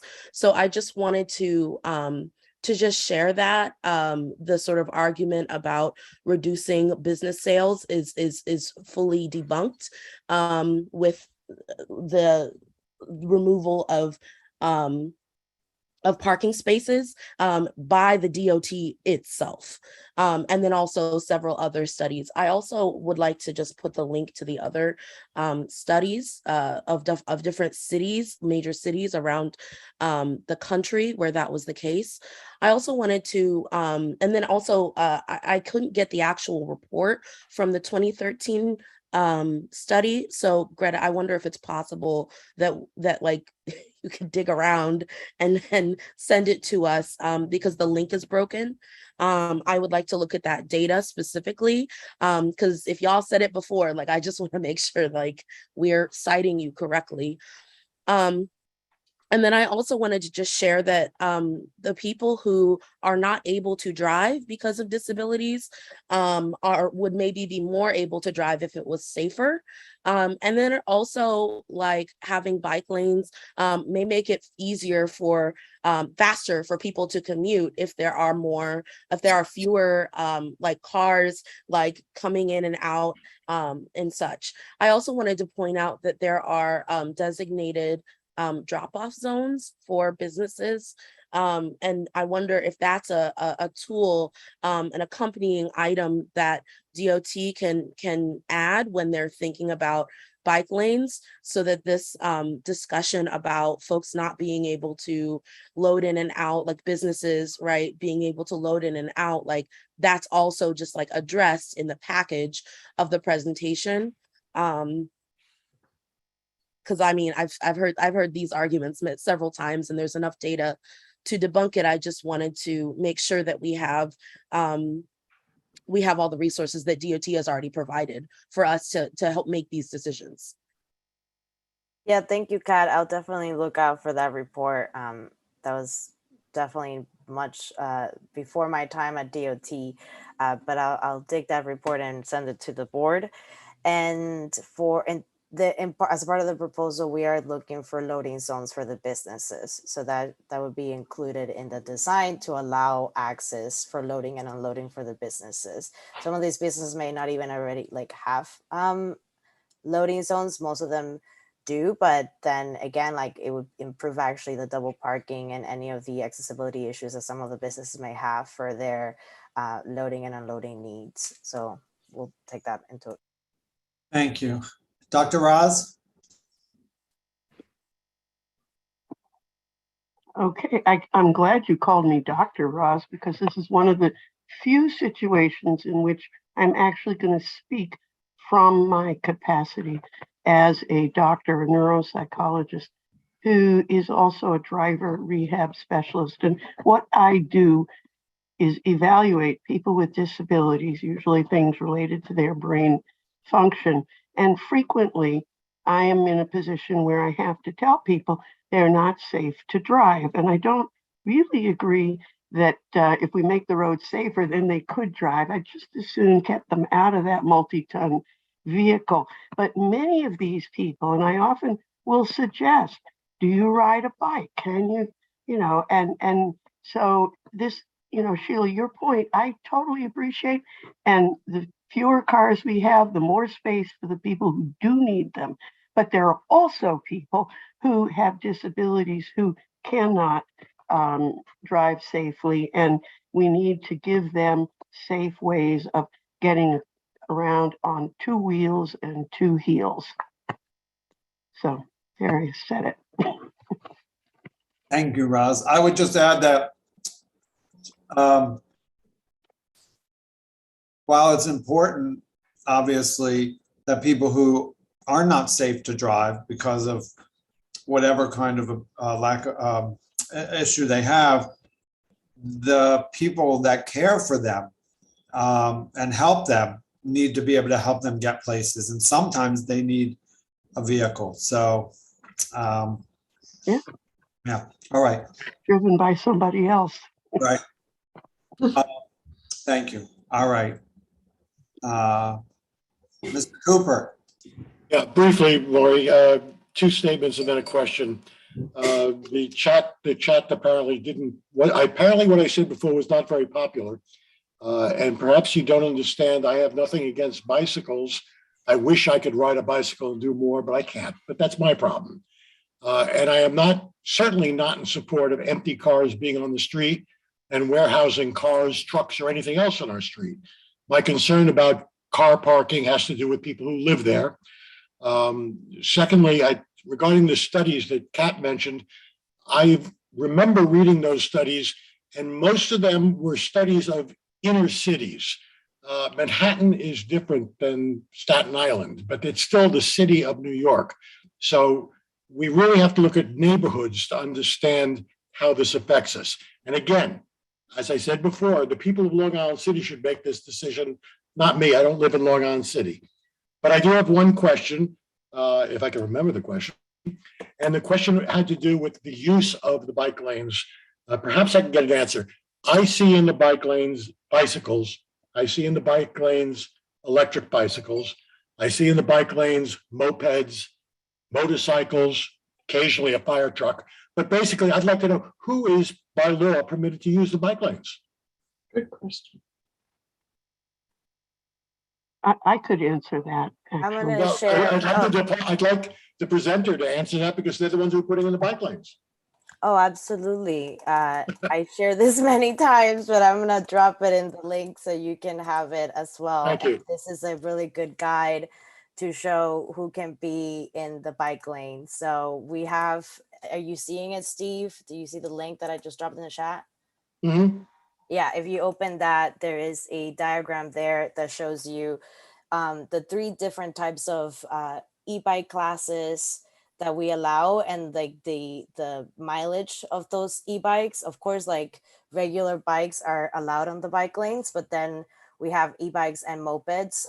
And for e-bikes, like the fastest that they can go is at 25 miles per hour, and for mopeds is 40 miles per hour. And it explains what type of moped that is. So that's the classification of what we allow in our bike lanes. All right, I have a small problem with the idea of having someone do 40 miles an hour in a bike lane. That's the maximum. That's not a question, that that's they a can comment, go. so. Yeah, no, understood. That's like the maximum that they can go, the moped class A. Is there a maximum speed limit in a bike lane? Nick, can you answer that? I can't. I mean, historically, you had to be riding a bicycle, so that was kind of the limiting factor. Now with e-bikes, I know a lot of them can go faster, and I'm not an expert on the latest legislation out of Albany, but I thought there was a speed cap on what could be classified as an e-bike, but don't quote me on it. And let me, sorry, I wanted to say that the moped class A, which is the one that goes up to 40 miles per hour, that one says like, where can I ride? And that's on the vehicle lanes. I totally misspoke on that. I was like overlooking this quickly. We're just showing all of the 3 columns can go in the bike lane, which right, exactly. Bike pedal assist that can go looks like nothing more than 20 miles an hour, except it would be 25 miles per hour would be the fastest e-bike. 25 miles per hour, and then we do say like no greater than 30, but 25 is, following Vision Zero guidelines. And then it goes into separating the yellow, which is like the moped types and where they can go. Okay, Greta, just one comment. The speed limit on my block is 20 miles an hour, but you're saying that a person in the bike lane can do 30. That's something. I didn't say, I said, it says here 25 miles per hour for an electric bike with a throttle. And where it says, where can I ride? Bike lanes in the street with speed limits no greater than 30 miles per hour. So it's still, it's limiting you to 25 miles per hour, the fastest, but the specific bike that has like an electric bike with a throttle that goes up to 25 miles per hour. I don't know where you specifically live and that it is only 20 miles. Usually Sunnyside Gardens, Greta. Okay. We went through this a few months ago. And I hear complaints about people complaining about people running through and flying through these areas. And drivers do it too. Please don't understand. It's not only bicyclists who break the law. But if I'm driving my car at 40 miles an hour down my block and a cop sees me, I will get pulled over. I will get a ticket. I will be dragged before the Traffic Violations Bureau. My insurance will go up, et cetera, et cetera. Unfortunately, we don't have a similar mechanism for the people those people, not everybody, but those people who are abusing the bike lanes. And that causes some of the problems that you're hearing from me and from others.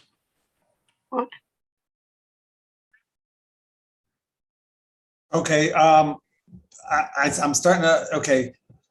We need to move on, but I don't want to stop anybody who hasn't had a chance from the board to ask a question. Carisha, you have a question? Yes, thank you for that information and bringing this to our attention about the differentiation of the bike lane use. Unfortunately, these don't really matter if none of the riders know about this information. So I would just like to ask if maybe the DOT could help like pass out that one pager to, you know, for example, businesses that have delivery services that use these types of motorized vehicles, and you know, places that rent these things out, and maybe even putting up a sign in the major bike lane thoroughfares as a reminder what the proper use of the bike lanes are. Okay, thank you, Carisha. So I know that's something I think that can be addressed by DOT at some point. But I want to move along because I know we have a bunch of people in the public that want to voice their comments or ask their questions regarding the protected bike lane. So Wayne, I think Sheila wanted a follow-up question. If we can make it really, really quick. Oh, Carisha got it. Thank you. Oh, okay. Thanks. I'm taking notes from all of the comments. So Carisha, thank you for that. And everyone who has spoken before, Steve as well. So we'll definitely take it back to the team. Roz, can you post the updated list if we have any new? Well, you can get started with the people that I had posted before, and So we're starting with Jesse Nover. Jesse Nover, you have 2 minutes for public comment. Hi, everyone. Jesse Nover here. I live in Sunnyside. I'm a parent. I am a driver, a pedestrian, and a bicyclist. I can appreciate some of the folks who have spoken about balance. I know that the bike boulevard around the corner is not exactly popular. Some of the loss of parking seems a bit gratuitous. My daughter the other day, in an incident, was struck by a bicyclist on the sidewalk. Just a teenager who, she walked out of the Muse. He hit her. She came home. She was bloody. So that was disturbing. And just last week, I am a bicyclist who we've used this term confident. I think of myself as a confident rider. I was struck by a FedEx driver on Vernon Boulevard after renting a city bike spontaneously. I'd maybe gone about 5 or 6 blocks last Wednesday. And it was around 45th Avenue. And it was the Sharrows lane, which is the not protected bike lane, where there is a bike lane on the other side that starts on Vernon Boulevard heading north, but I hadn't cut over yet because I was riding on the right in traffic. And you can be confident all you want. If someone suddenly runs into your bike, you're going to fly into the road, which is what happened to me. So, I am first of all here to speak in favor of better bicycling infrastructure, but I do think we need to take a look at how we can preserve a little more parking, and the education is important too, right? So the kid who hit my daughter claimed that he stopped, by the way, to make sure my daughter was okay, as the FedEx driver did to see that I was okay. So I don't think these were malicious people doing these things. Maybe there was some negligence, I don't know. And by the way, neither of these incidents were reported. There's no statistics that are going to show up because these were minor injuries that we walked away Just want to say we need to have balance, but I'm in favor of this plan. So you're, okay, thank you so much, Jesse. So you balance and you're in favor of the plan. Appreciate it. Please don't be a stranger. Come back to the board anytime. We appreciate your presence here. Thank you. Who do we have next? I believe we have Sammy Weissman. Sammy, are you still here? Hi, I'm still here. I just wanted to speak in favor of better infrastructure for bikes and pedestrians, but also as a frequent pedestrian and jogger in Long Island City, I wanted to echo the concerns about better policing education of cyclists, because I'm often almost hit by a bike or an e-bike or a moped in a variety of pedestrian settings like sidewalks and crossing the street. And my question for DOT is actually, when that little island is created, I'm wondering how that helps crossing the street, because it actually creates two crossings for me as a pedestrian. I have to look both ways to make sure the bicyclist is not riding up and down the lane and violating the light. And then I have to check for cars doing the same thing as I try to cross the street when I have the right of way. So I'm wondering how that is actually protective to me as a pedestrian. That's it. The pedestrian island, well, you're first on the sidewalk, and then when you get into the pedestrian island, usually we put delineators when it's done with like our street improvement treatment, which is interim materials with gravel paint. This can be, built up to a capital project eventually if we have the resources to do that and the funding. But like the pedestrian islands as they are with the delineators, and so in some cases we may add more hardening materials. The bike lanes are not meant to be going through that, so it's meant to shorten the crosswalk for the pedestrians, because you don't have to be crossing that entire time. You have an opportunity to stop there and look around before, and actually brings the pedestrian more in the purview of the vehicle, so that the vehicle is seeing the pedestrian much like faster than when they're just like already in the middle of the crosswalk. And I think, Nick, if you have anything else to add or want to pull up that slide to walk through that design, we can certainly share Speak to that. it a little bit. I think so. For one, you do, you can wait for the crossing signal and then still cross the whole street from curb to curb. But most of the time, even on our popular protected bike lanes, it's not a steady stream of cyclists. It's not like a street that's so busy with bikes that you can't find a gap. So what I think most people do crossing a street with a protected bike lane is they see that there's easy to find a gap in bikes, step out to the island, and that way when the walk signal starts, they have a shorter distance to go. And so they're exposed to turning vehicles for a shorter duration. I think the other aspect with the islands is that it slows the turning vehicles. It kind of narrows the street, and we shape the painted islands in such a way that vehicles both turning off of the street across these islands are forced to slow down more when they make the turn, and vehicles turning onto the street are forced to slow down and make a more careful turn to avoid them. Thank you. I don't know if I'm allowed to ask a quick follow-up. Very quickly. Just once again, thank you. I as from experience, I do agree that helps with the motorized vehicles. I feel like somehow by isolating the bicycles, it makes them more reckless. So I feel like this is honestly from a lot of Manhattan experience, and it sounds like this is going to improve cyclists' experience in Long Island City, so the steady stream would increase. So I'm thinking in an area of high traffic, it actually makes cyclists more bold in terms of not flowing with the flow of motorized vehicles. So that's just a concern that I have with these islands.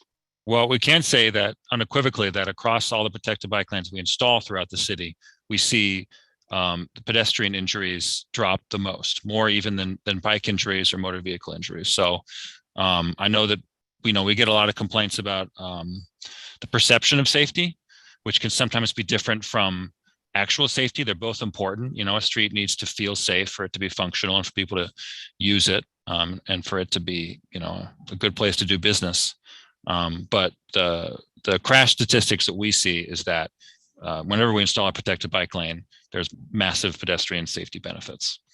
And part of that is probably that, you know, even if cyclists are occasionally jerks and difficult, they have so much less momentum than a car. You know, momentum is it's kind of this way we think about the magnitude of a injury that can happen, and it's and momentum is speed times mass. So you think of cars going, it's 3,000 pounds, it's going 25 or 30 miles an hour, compared to a bike is, say, 200 pounds going 15, maybe 20 miles an hour on an e-bike. So your concerns are real, and we hear you, but you know, based on our statistics, the bigger benefit we see overall is when a protected bike lane is installed, and has all these other you know, safety aspects to it. The pedestrian islands, the narrowed street, usually there's signal timing changes that improve safety for pedestrians as well. Okay, I'm done. Got it. Thank you. Thank you. All right. The next person up is Maya. Hi. I have a little concern. I'm a wheelchair user and I'm a driver also. And I got the assumption from the doctor when she said people with disability are not safe to drive. I've been driving since 1987, a hand-controlled car. And I work full-time. I attended university and college at nights and Saturday. And I was completely independent. I'm still independent. And lately, I started to use a wheelchair more than before. And I upgraded my car to an accessible van, a handicap van. And with the bike, I live in Woodside.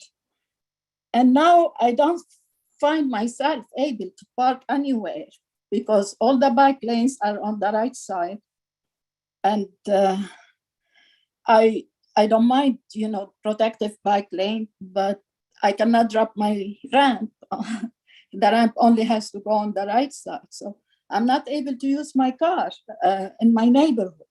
I used to do my shopping, visit my friends, go to the cleaner, and do everything on my own. And even though now I'm using my wheelchair more, my power wheelchair, couple of times I was almost hit by speedy bikers. You said the speed should be limited to 25 maximum, 25 miles. So it seems it's much more than that with certain bikers, and they don't follow the traffic rules as well. They don't, some of them don't stop at the red light. So they should be also liable, you know, they should have certain traffic rules, in my opinion. And I appreciate if they, when they do the design, to think about people who drive, who are disabled as well. Not everybody, not every disabled is an unsafe driver. That was the mean for me to stay independent and to live my life.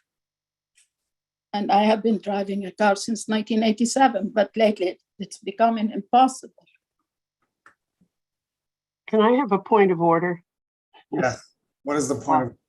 The point of, well, I don't know if it's a point of order. My point is, please, Maya, don't ever think I was saying that all people with disabilities shouldn't be driving. Some of them, people with dementia, for instance, or people with visual problems. And we want the streets to be safe for people like you. I understand your point. If your van has a ramp going out on the side and with parking protected bike lanes, that might limit you from that kind of spot. And you need to communicate that very clearly to DOT. I'm sure they'll listen. Okay. Yeah, that's, I'm trying to bring that concern also because I don't see it anywhere, not on 39 Avenue, not on Skillman Avenue. not on 43rd Avenue. And that's my neighborhood. That's, yeah, where I live. Can I ask you respectfully, first of all, I want to say thank you for coming to the meeting. Thank you for voicing your concerns and you're telling us about your personal experience. It's really important, especially when we're hearing from our neighbors. We are, as a community board, our jobs, our role, we're volunteers, but our role and our purpose is to represent the community that we are in. And so it's important for us to hear this story and to know of your concerns. I would ask you to please follow up and reach out to the office. I'd love to put you in touch with our transportation committee because I'm sure they'd love to hear more. Would you be able to do that? Definitely, sure. Thank you so much for everything you do for our community. Yes, please. But that was a really big concern to me, and I didn't know who to reach to, who to talk to about. Please reach out to us. We will make sure we connect you to the committee, and we'd love to talk to you. Somebody, can you post the email again into the chat? Roz, maybe you could do that if you don't mind. Thank you, Doctor. Okay. I'm also, just to respond to Maya's comment, and I am hearing a lot of more education from DOT for cyclists.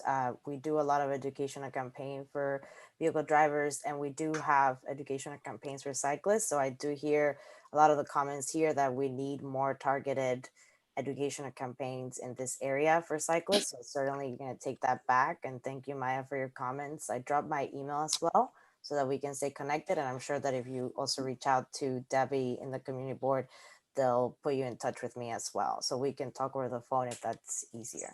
Thank you. Great. Thanks. So we're going to move on, and I'm just going to get really strict with the time now going forward, just because we still have 2 other things on our calendar and we still have votes to make, to take. So in respect of everyone's time, if you don't have a question, there's no need for anybody to answer questions, but let's move on to Manny Gomez. Good evening, everyone. I'd just like to say, Maureen, talking about your father, I have also had taken the responsibility that not only the place that I live, and in order for me to really reach out and know exactly what are the needs, I need to get involved, because otherwise, if I'm only going to complain and I'm going to be bullying people, I don't think then I'm doing the right as a citizen, as a community leader, an activist, and a district leader, So either with the title or without the title, I think every one of us can make such a big difference. As long as of course, as we respect each other, and everybody that comes in here is because I give credit to everyone that is here tonight, because they could be able to be spending doing something better with their families, children, grandchildren. So that's my responsibility to be here. And when Greta and Nick presented that this plan, the question that I have is, have you contacted business owners, moms and pop stores? Have you contacted the community itself in Long Island City? Have you gone out on foot and go out and say something about that? Have you contacted seniors? Have you contacted our firefighters that go out and risk their lives to save us? So a matter of minutes is going to take place. So I cannot understand that how this plan, at no particular moment in that plan, you included all these people that are key part that we have to look for, seniors, children, our firefighters that always go out there and fight. So how come they weren't included? So I'm sorry, but that plan doesn't satisfy me, and that doesn't satisfy the needs of Long Island City and the community. So definitely it's something that needs to be talked about, and please include us, include all the community, okay? And we have to keep moving along. I love bicycles. I have people that in family that do bike, so I'm not against it. Let's come out with a plan that everybody, the lives are going to matter, not just a percentage of the people. Thank you. Thank you, man. All lives matter. Okay. Thank you. Thank you, Manny. To respond to your question, DOT for any bike lane project or any project for that matter, we have to put it go through our partners, and that includes firefighters, so FDNY. We have to go through PD. We have to go through parks if it is by a parks facility. So they have to review the plan. Any like other public agency that may be impacted by the plan, they get a stake on, especially emergency responders. And we give a priority to FDNY and PD to provide comments. That's part of like the process after we go through the outreach. And I do hear like more interest in, you know, speaking directly to the businesses there. I haven't covered this area of Queens for longer than 2 years. So I know that in other locations we have had like street ambassadors do surveys in the past, and I have to double check if this is one where we have been out there and collected information and surveys from folks, because again, we have been building on projects in this area and upgrading the facilities. But I am taking the comments that you want to see more direct contact with the businesses there. And as we are providing loading zones to these businesses as part of the proposal, we are going to, you know, inevitably be also in contact with them to speak more to their loading needs and maybe like the time period and how big the curb cut is and et cetera. So we're taking that into consideration, and we're still working through those parts. But I, again, hear you loud and clear. One of the other things, besides like more enforcement and also more education for cyclists, is to be more in person, specifically with the businesses that would be affected. Okay, thank you. Vlad? Hi, everyone. My name is Vlad Pavliuk, and I want to start off by thanking the board, the Transportation Committee specifically, and the DOT for arranging this presentation. I live right on Borden Avenue, and this project will directly impact my life. I own a car. I own multiple bicycles along with a dog carriage, which I often use. And I also love the fact that our neighborhood is extremely walkable. This plan is wonderful, and it is extremely important that it proceeds. The truth is, people that want to bike will continue to bike, whether it's in a protected bike lane or mixed with vehicles. If, as a community board, we care about the community, it's extremely easy to see how this proposal is a net positive.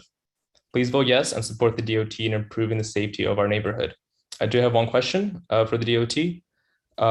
This was discussed earlier, but has there been any improvement to the design of the bike lane off-ramp from the Pulaski Bridge onto the 49th Ave, Jackson Ave intersection? Thank you. Nick, can you take that question?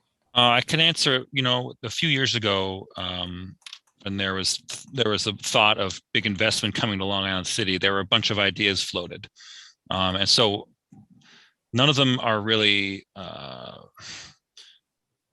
well formed enough to really talk about and go public with. But we definitely are interested in improving the connection from the Pulaski Bridge on both sides. We're working on a McGinnis Boulevard project right now that we've been working on for the last 6 months that should hopefully address some of the issues on the Brooklyn side. On the Queens side, we were definitely interested in improving a connection onto 49th Avenue and looking into ways to get a continuous protected bike lane between 49th and Jackson and Center Boulevard. But we also think that this project on 11th Street will improve the connection in some ways. It's still a little tricky to get from 11th and Jackson to the bike path entrance at 49th and Jackson. But we do hope to return to you guys soon with more improvements right around that area. Maury, can I just comment on that, since the connection, that the question that Vlad asked about 10 years ago, the connection that was public, so I don't think it's a private thing. There was a plan that to make a protected bike lane down 49th Avenue between Jackson and Vernon. And part of the problem there, and which is why it's super important, we have these meetings and hear from everybody and not just people who want one thing or the other, is DOT presented a plan that had a protected bike lane on the south side of the street where there is a school for special needs children. And we were like, it was down to the wire. And we were like, and they were like, oh, can they cross the street and get on their buses across the street? DOT said this. So it's important. Then that changed because of these conversations. And it was controversial because there were people who were angry about anyone who was questioning the placement of the bike lane. So I just want to say it is important that we hear from all sides and the DOT really listens. Because that conversation meant that those children who have to be taken one at a time by hand onto their buses are not going to be expected to cross the street to get onto their buses. So thank you. Thank you, Nick and Sheila. Thank you, Vlad. Thank you for coming. Please don't be a stranger. Come to any meeting. We appreciate that input. Now, Kathleen Riley. Hi, my name's Katie Riley. I've been working in Queens Plaza for well over a decade now. In the last several years, I've started commuting via bicycle. I'm pretty fortunate in that I'm able to mostly use protected bike lanes to get to Queens Plaza. Whether that be Skillman and 43rd or more recently Northern Boulevard. But I really do dread riding my bicycle either at lunch or after work around Long Island City because of those issues with the shared lanes. Whether that be going to the library or a happy hour after work or to a restaurant with colleagues after work. It's just really stressful because I know I'm going to encounter cars parked in the bike lane. And I personally had an incident like someone else who had mentioned last summer where I was in a shared bike lane and a person who had parked a car opened their car door and it knocked me off my bicycle and into the roadway. I was very fortunate that there wasn't a car behind me or I could have been seriously injured or killed. And so I'm really excited that DOT is making these improvements to Long Island City. I really think that that we really need infrastructure to protect cyclists. So that's all I have to say.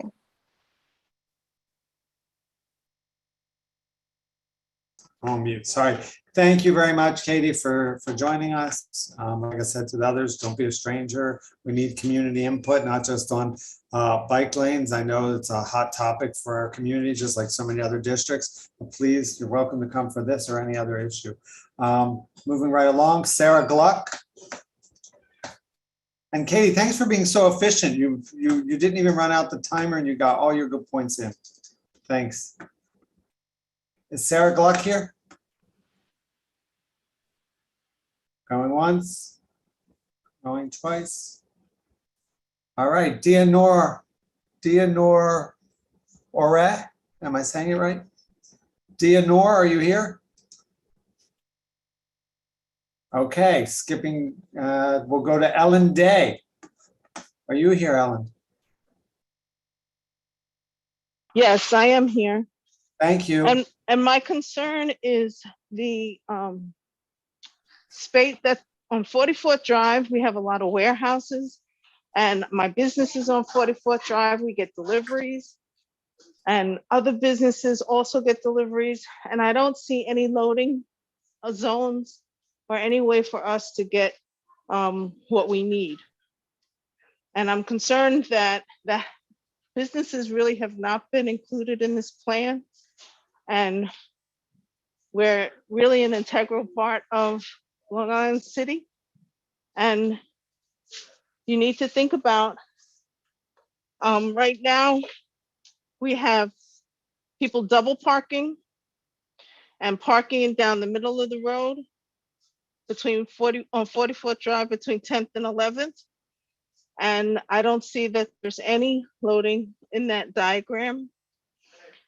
And I don't see how we're going to be able to conduct business if that's not included in the plan.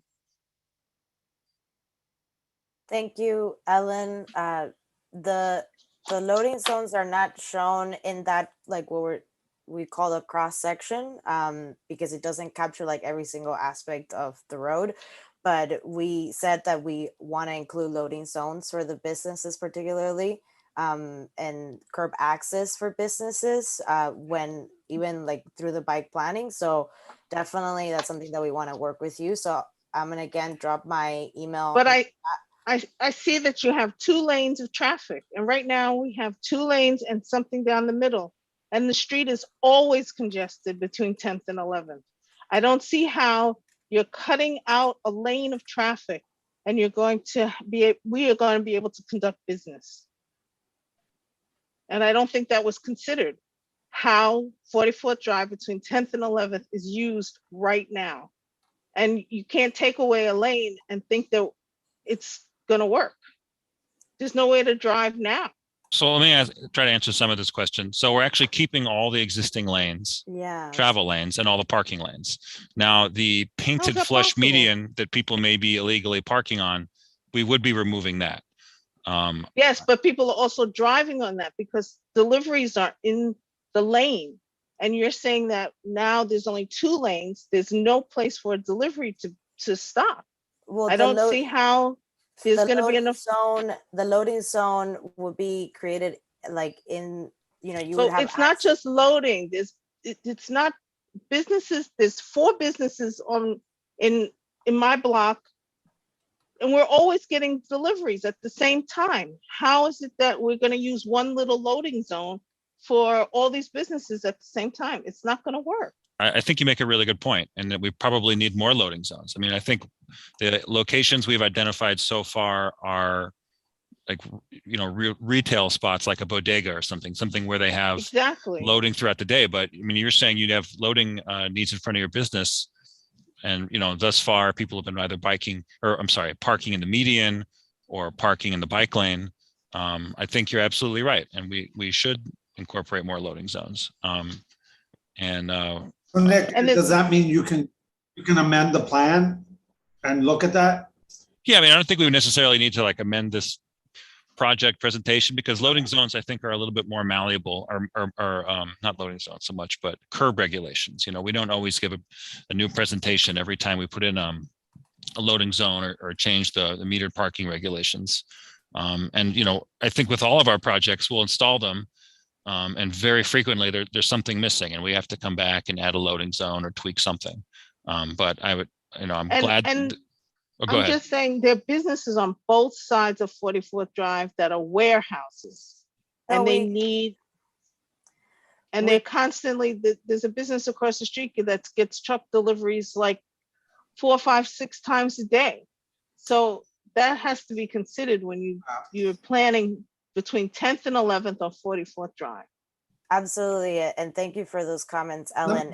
I'm sorry to interrupt. I want to keep moving this along, but Greta, I really appreciate. Let me just say one point, Maury. The loading zones too, and I do hear you with what you're saying, that the trucks are using the median to sometimes park there and do loading and unloading, which can even be more dangerous, right? Because they're going from the median into the sidewalk. No. Herb, so we will work with you. Double parked, and the median is used for just driving. Okay, because there's so many trucks double parked. Order. It's the first time I've called order in a meeting.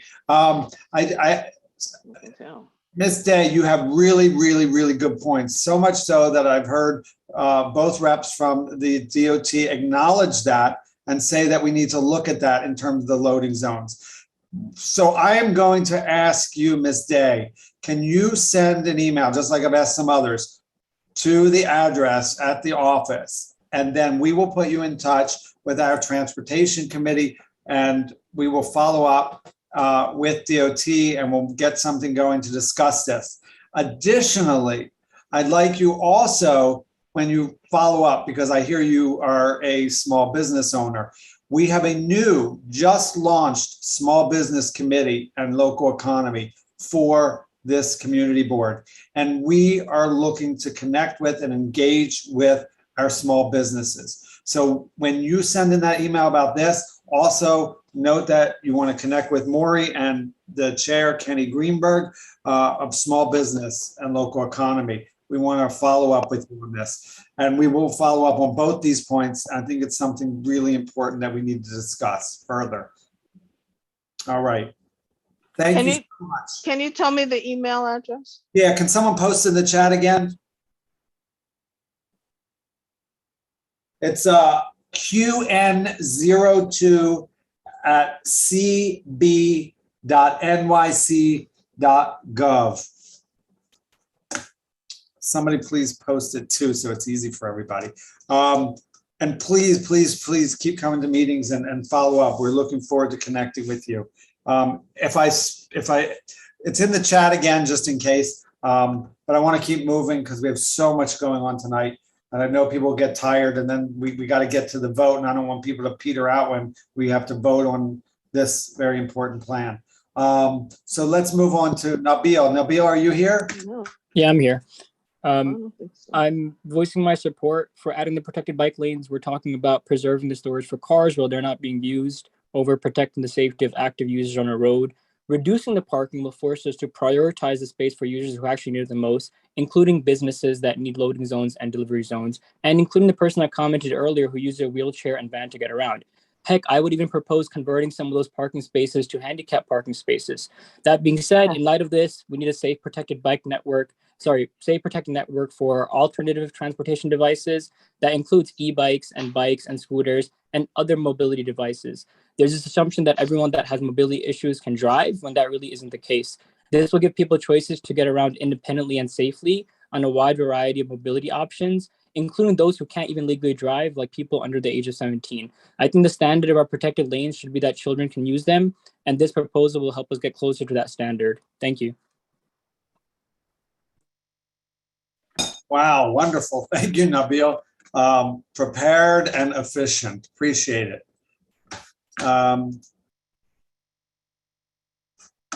Do we have any response? I guess we don't need a response because it wasn't a question. So we can move on to Ben Turner. Thank you. Hi there. Hi there. I'd just like to voice my support for this plan. I like the fact that it's actually a connection between existing bike lanes and that it helps create more of a network. I think it's great that people will be able to ride from the Long Island City, Astoria area down to the Pulaski Bridge and hopefully onto the McGinnis bike lane and Point South as those are completed. I just want to make some comments here because I hear some of the backlash and kind of opposition to this plan. I've heard a number of people say that many people here, or that many people can't ride a bike. That's true, but it's also important to remember that not everybody can drive for various reasons. Some of them are to do with abilities and disabilities, but other reasons are economic. Most households in New York City do not own a car. Okay, that's really important to remember, that most of the households in New York are car free, and that people rely on things like public transit, walking, biking. And despite that, New York allocates most of its street space to vehicles, to private vehicles. So, I mean, the idea that somehow this is a disruption of balance by adding a few bike lanes, people need to place this in context, okay? We're adding a few protected bike lanes in Long Island City, which is a very modest corrective to streets that are overwhelmingly dominated by private vehicles. We need to design streets with safety in mind and also with inclusivity in mind, that are useful and safe for everybody. Thank you. Thank you very much. Appreciate it. I meant to point out, folks. I believe we are now entering the part of our grouping of folks who have come to the meeting to speak about the bike lanes, who may or may not live in the district. So if you do not live in the district, or if you do live in the district, please let us know. It's important for us because we have to represent our community. We always welcome anyone to come and speak, and that is not meant to censor anyone. We want to hear, because we are a connected city, but it is important for us to have that context. So we would appreciate that. Thank you so much. So our next speaker is, I think it's, says Chong Jennifer. Yes, No. that's me. Hi. Hi, can everyone hear me? Okay. Yes, Hi, thank you. I live in Dutch Kills, so I live in Long Island City, and I'm here because I want to speak in favor of this proposal.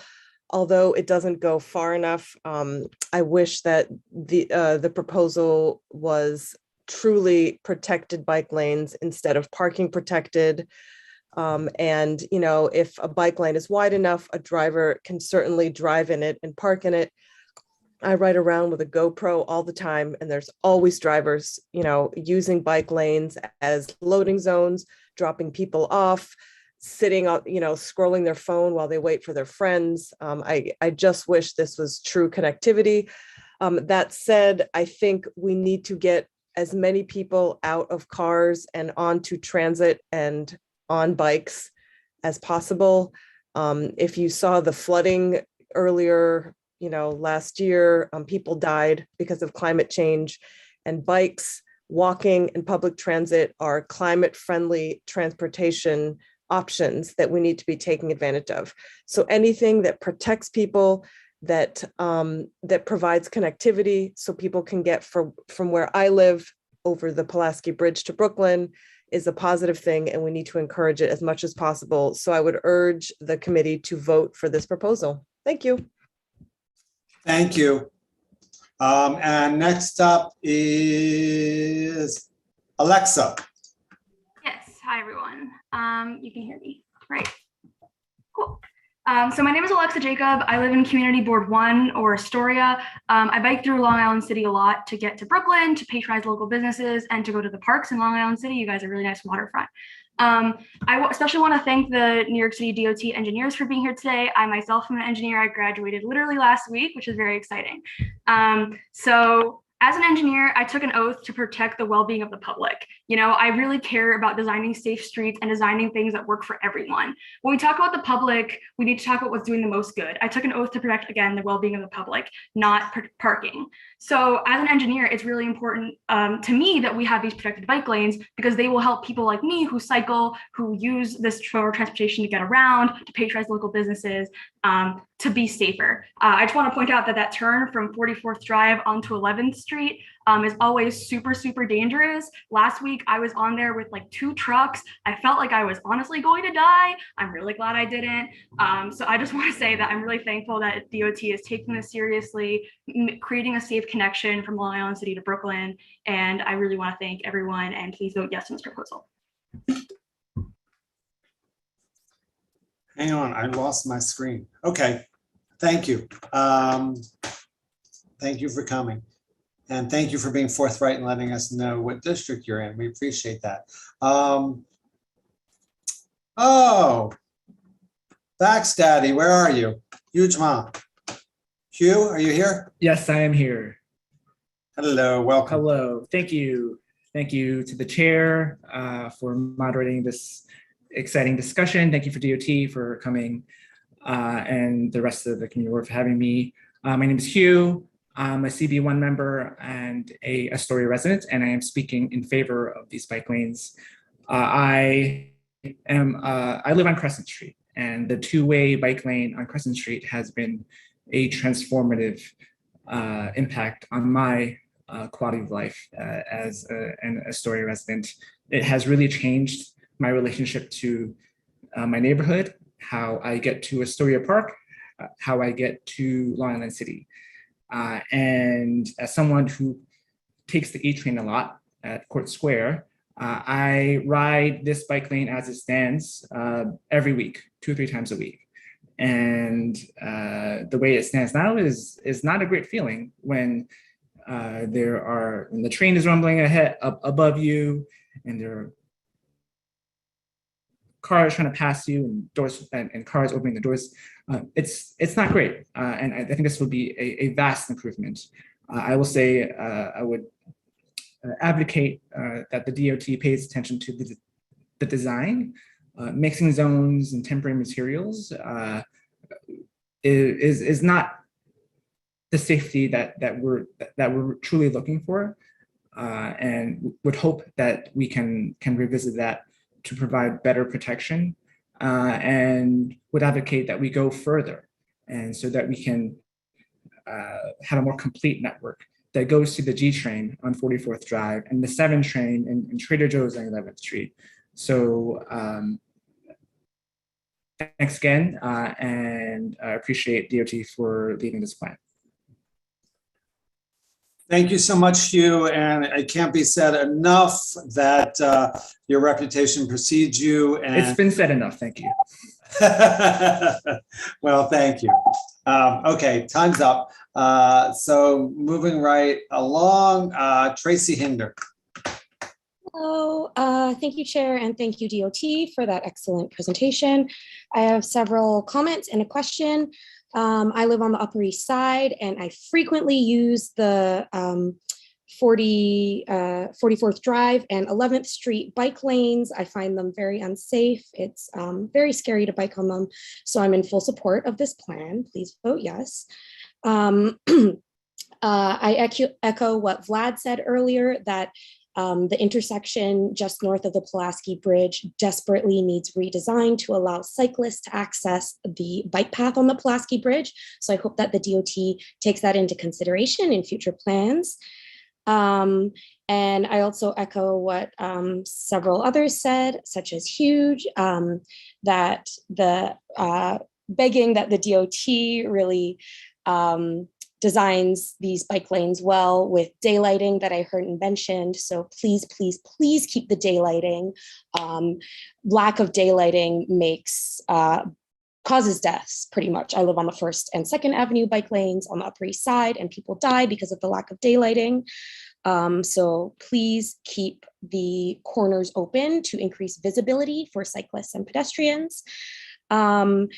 And my question is there any plan to implement speed cameras?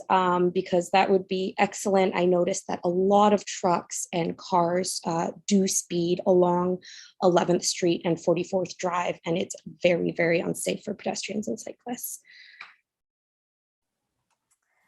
We can certainly look at that. I know that legislation was just being discussed for speed cameras in New York City to become 24 hours and giving more ability for DOT to add more speed cameras. So we can definitely take a look at the speed cameras in this area in addition to this project. And that's something that I'm writing down in the notes to consider. Thank you, Greta. Thank you, Tracy. Thank you for being forthright and sharing your views. We appreciate it. Last but not least, for the public comment for this is my friend Jim Burke. Hi, I love seeing all these friendly and familiar faces. Although I do not live in Long Island City, as many of you know, because I've been to your places. I go to Long Island City at least 3 times a week. And so for me, it's kind of strange that a city like New York, we have to vote on whether or not to make people safer, right? This is proven that it's going to save lives and cut down on injuries for pedestrians, cyclists, and drivers. So that's amazing. Great plan. I think it doesn't go far enough. Like one of the prior speakers, I wish they could make sure that cars don't block them, because otherwise, I lead a children and mom and dad bike ride every Friday from Jackson Heights, from 34th Avenue. And we go and visit all parts of Queens. We haven't been able to go to Long Island City because it's not safe. And once you have that protected bike lanes, it will be safe. So we're thrilled with this because it's going to open up a whole nother way to get around. We'll also want to bring the kids to the ferry and to the park there. And we can't do that unless you guys make it safe. So I'm really hoping that you guys take into account, once again, saves lives for pedestrians, for cyclists, makes drivers safer. And it's proven over and over again that it increases businesses for our mom and pop businesses. So to me, this is a big win.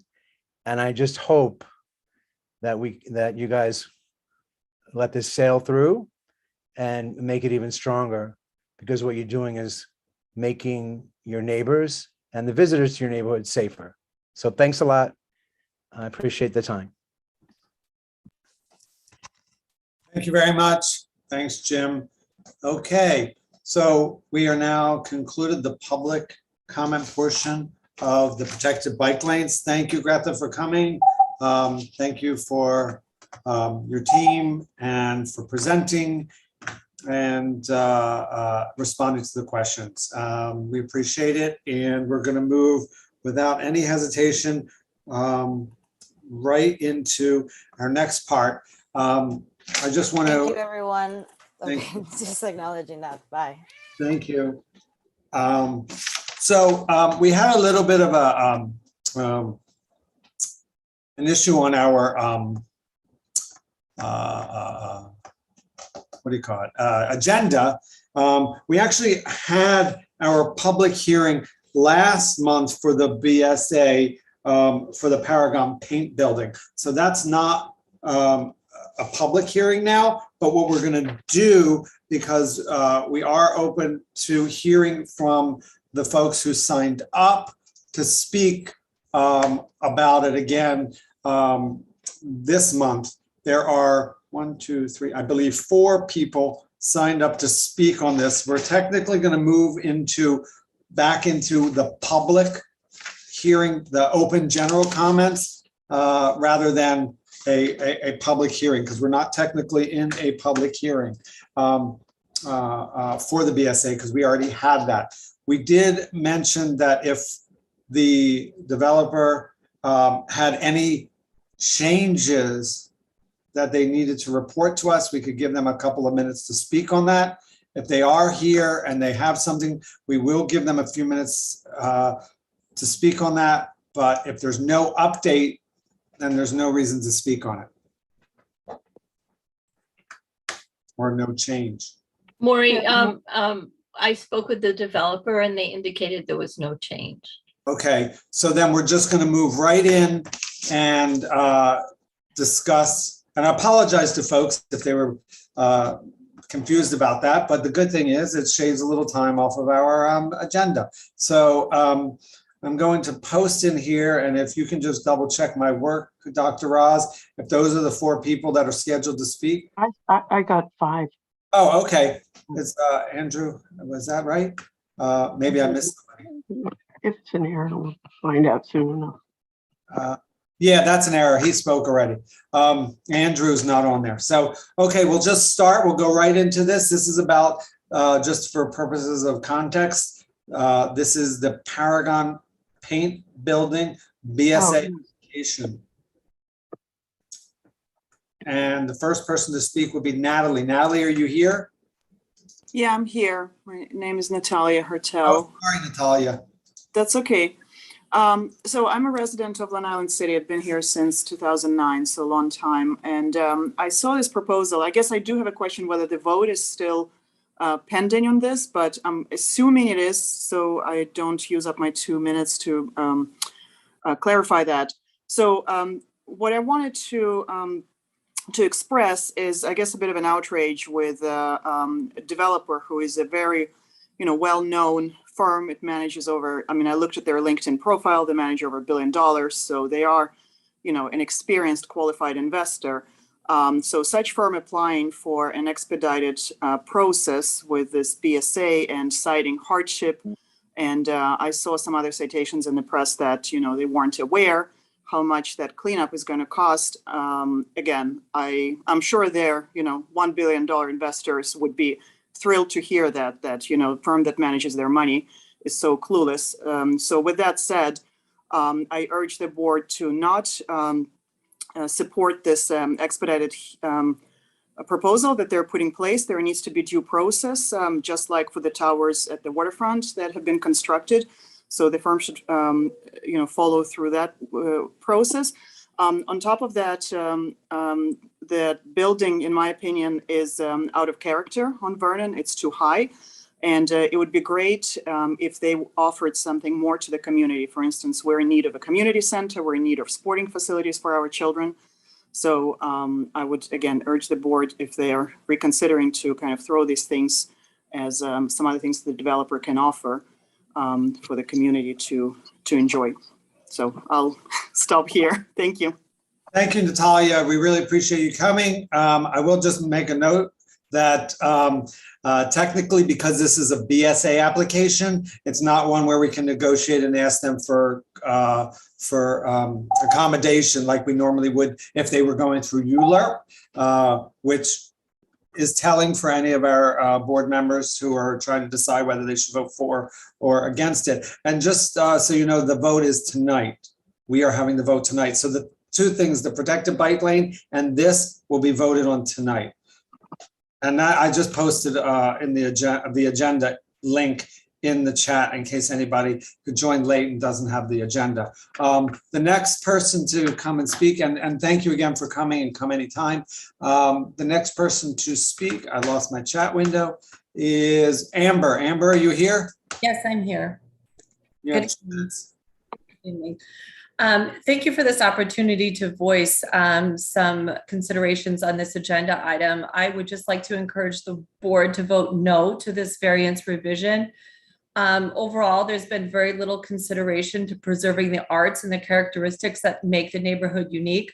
Hunters Point, including the nearby areas of Court Square and Queensboro Plaza, have been rezoned and reconfigured to benefit the developers. And as much as we're told that, you know, we've all benefited, of course, we can appreciate that, you know, that area has been cleaned up, that buildings have been come up and we have new development.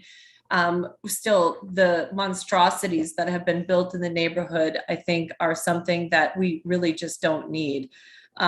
There is sunlight that hardly penetrates certain blocks anymore. So I think that it just really, the proposal goes against the character of Vernon Boulevard, which the previous speaker just mentioned.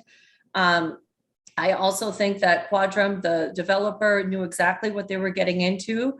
I do not think that, I mean, as a citizen of a member of Long Island City for the past 15 years, I even knew how much it would cost to be able to get this land up to speed. So I think that, you know, caveat emptor, let the buyer beware.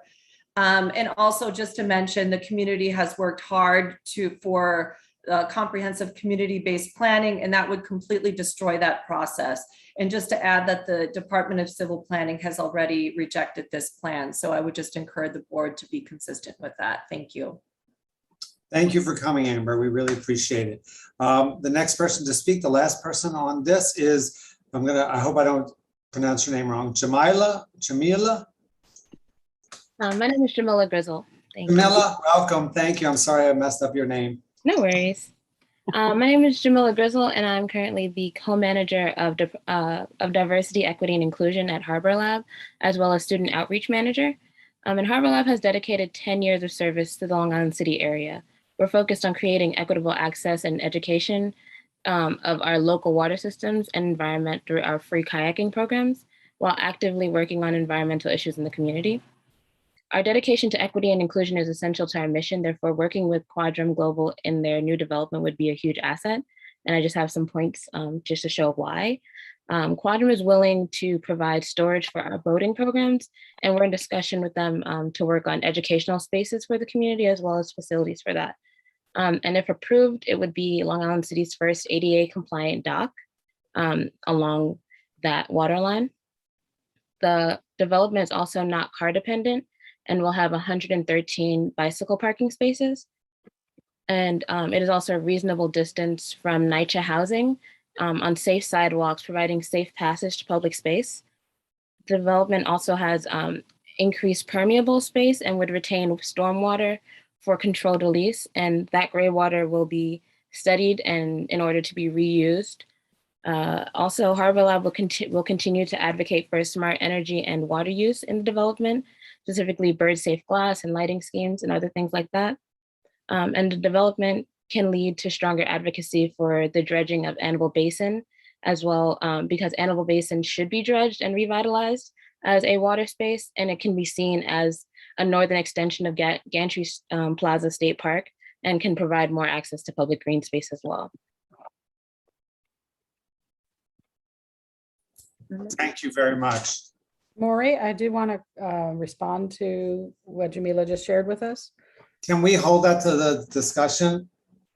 Or is it like you have a question for her? Well, Okay, I mean, the question is, are you, Jamila, are you representing the developer? And can you put in writing that everything you just said is guaranteed in the plan? I'm not personally representing the developer. I'm representing Harbor Lab as an organization.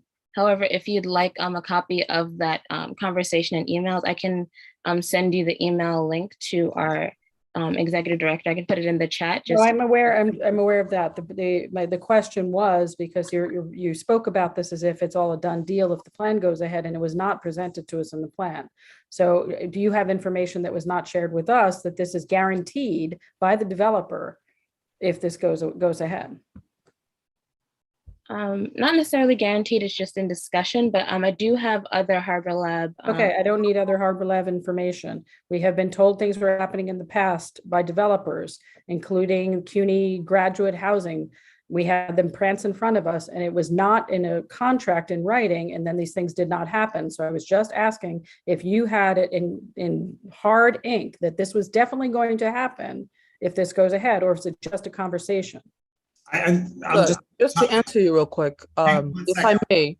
Hang on one second. I appreciate you wanting to chime in here, but we in this board, we recognize people who sign up. Have you signed up to speak? I had, yes. You had signed up to speak? Yes. I don't see you on the sign up. Let me just see.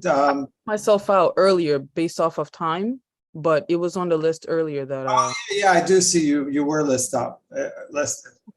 So wait, all right, I'm confused. But let me just say here, let's clarify for context.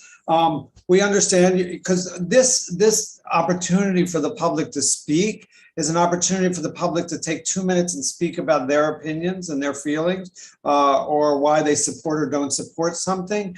We don't need to get into debate about it. I think Harbor Lab has made their point clear. If there's something you want to add to that wasn't said, we can add to that, and then we can just make discussion later. But do you want to take I'll a moment? wait for the discussion to answer her question.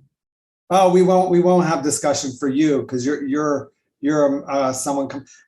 I will give you 1 minute to speak. Sure. Just to answer your question, Sheila, we're just in discussion with the developer.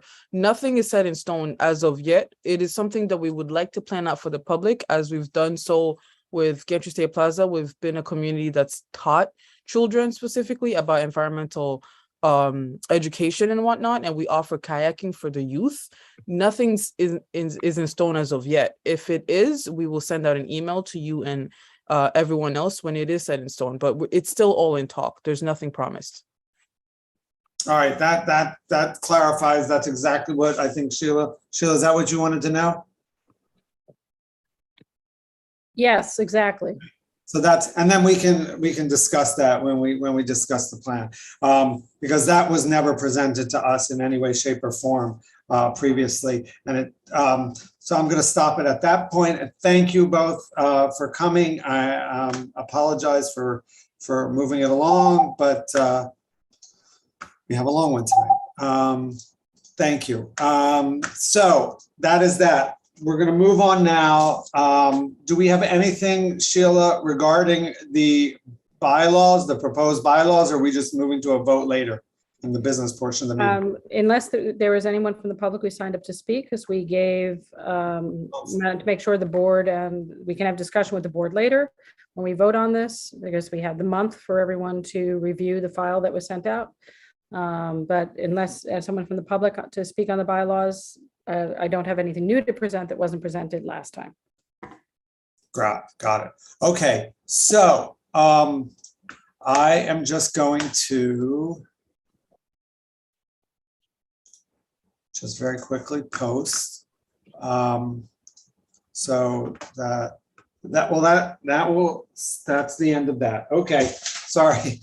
I'm going off script for a second. So actually, this now concludes the public portion of our meeting. We invite everybody from the public to continue to stay on and see your community board in action. We now move in to the board meeting, or what we call the business session. This is where the board actually discusses and votes on deliberates the different agenda items.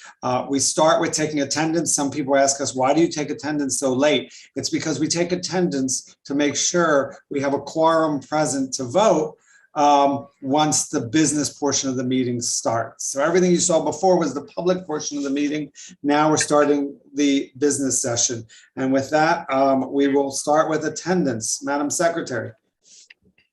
Yes, indeed. Amparo Abelbay. Present.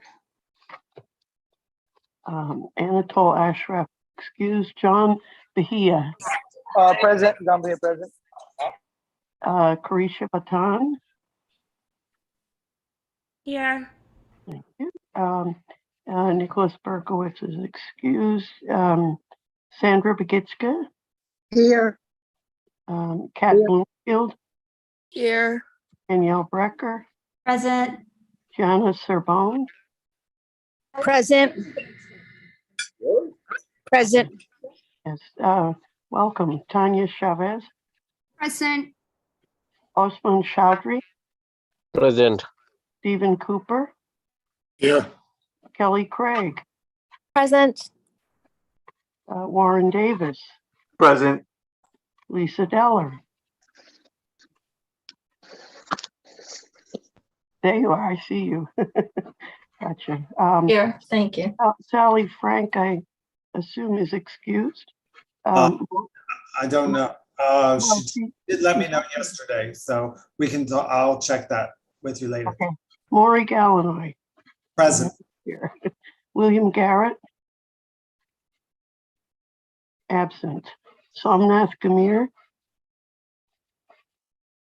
Absent. I am here. Camille Gray. Here. Kenneth Greenberg. Here. Benjamin Gutman is excused. Christine Hunter. Here. Present. Muhammad Jewel Chowdhury. I saw him. Oh, he's there. He's here. Yeah.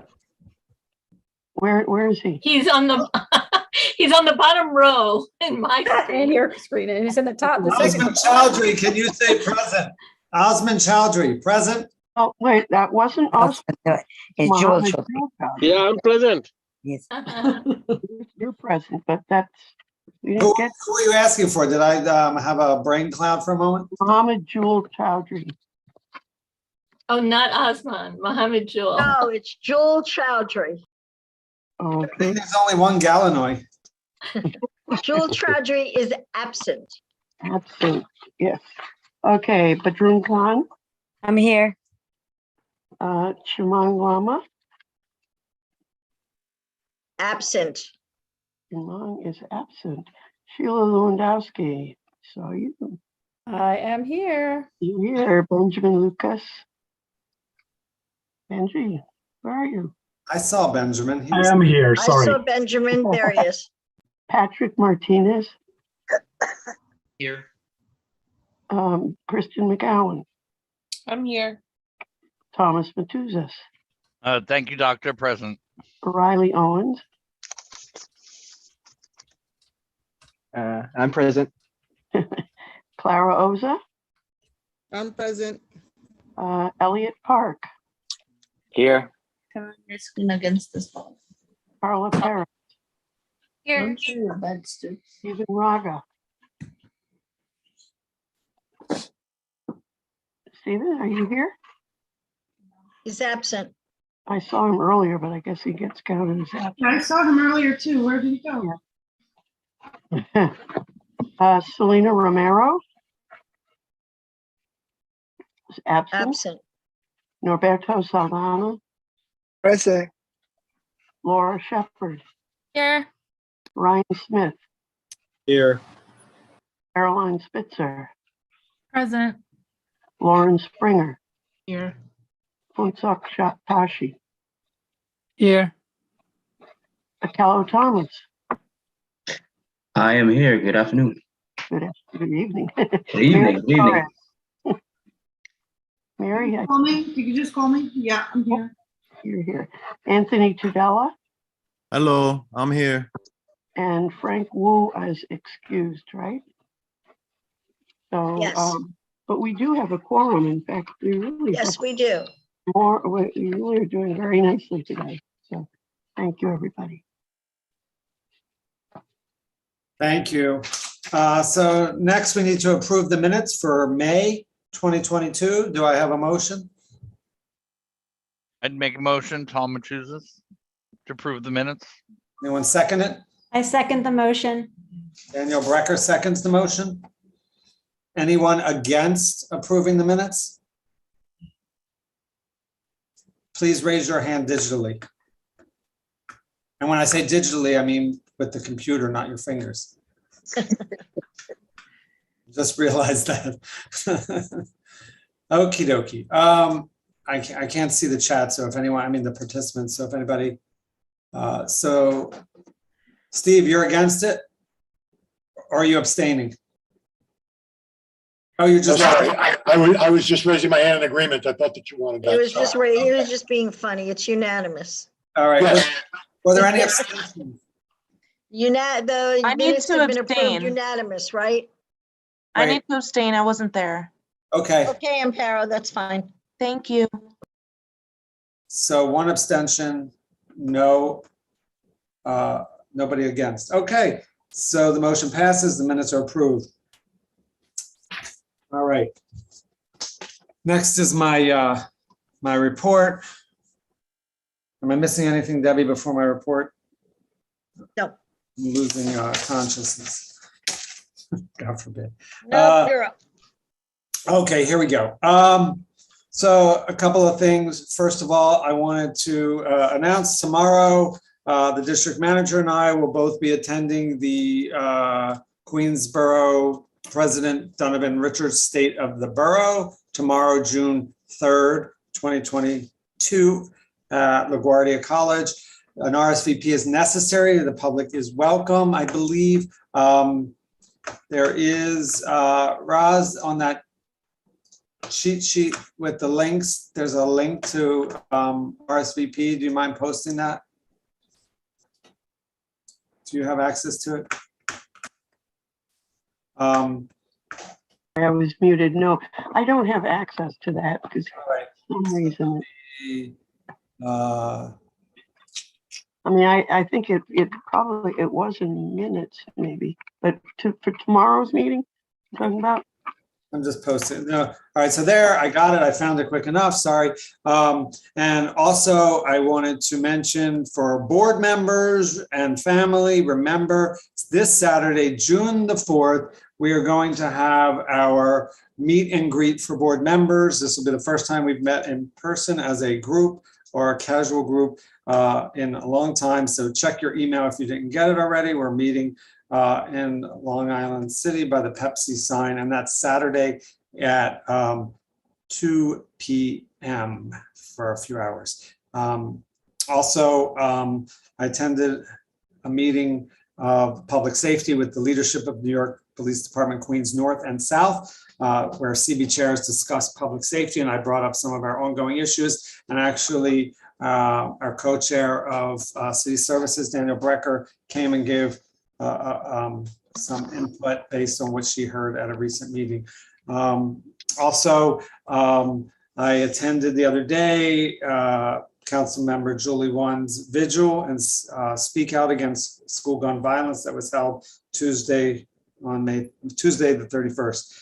And also we held our first meeting of the Small Business and Local Economy Committee, and it's off to a really good start. We're excited about that. So if you're a member of the community who's interested in small business and the local economy, please reach out to us. If you're a small business and you're interested in knowing more about the committee, we want to include you as in part of our stakeholders. If you represent a business group, please reach out to us. I normally would like to introduce who really doesn't need an introduction, but Kenny Greenberg, who is our former Arts and Culture chair. He is now our chair of the Small Business and Local Economy Committee.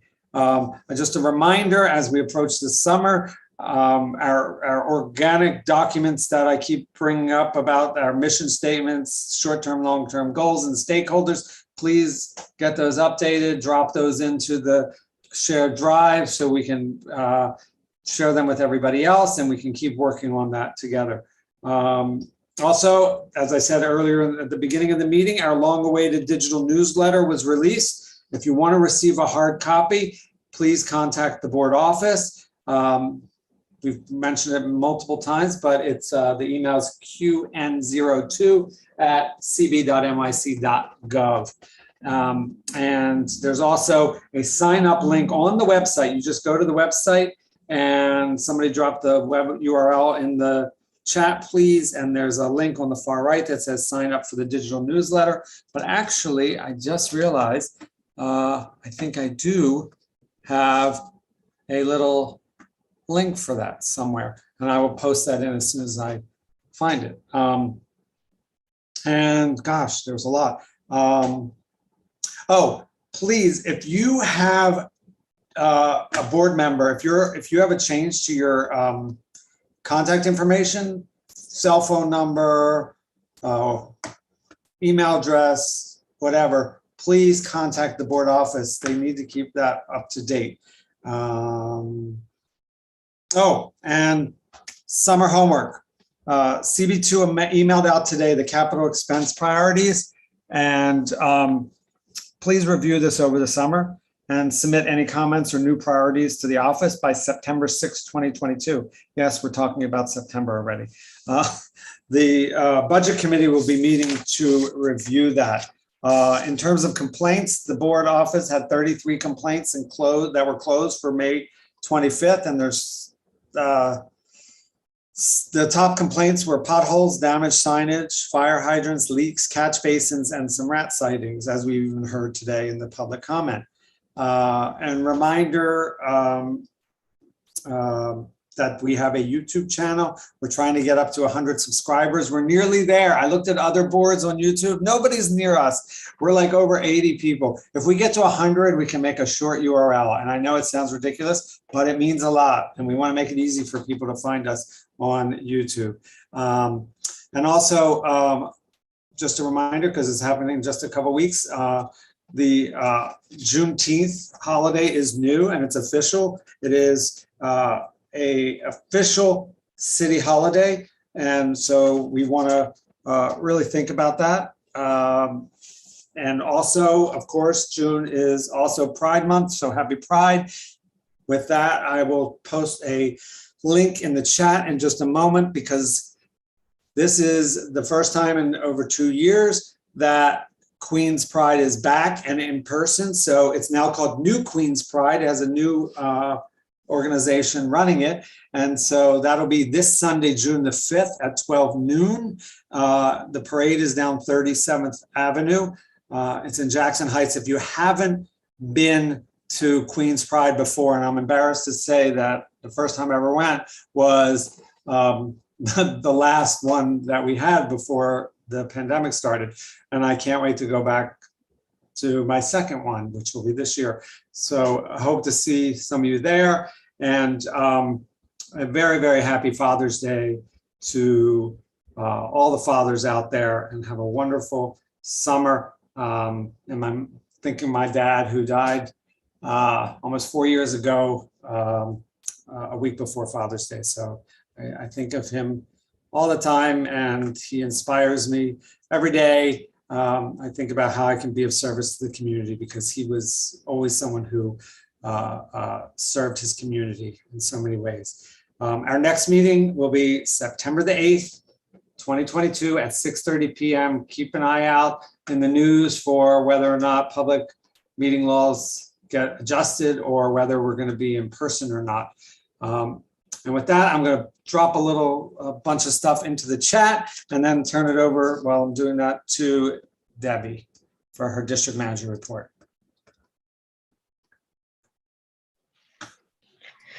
Thank you, Chairman.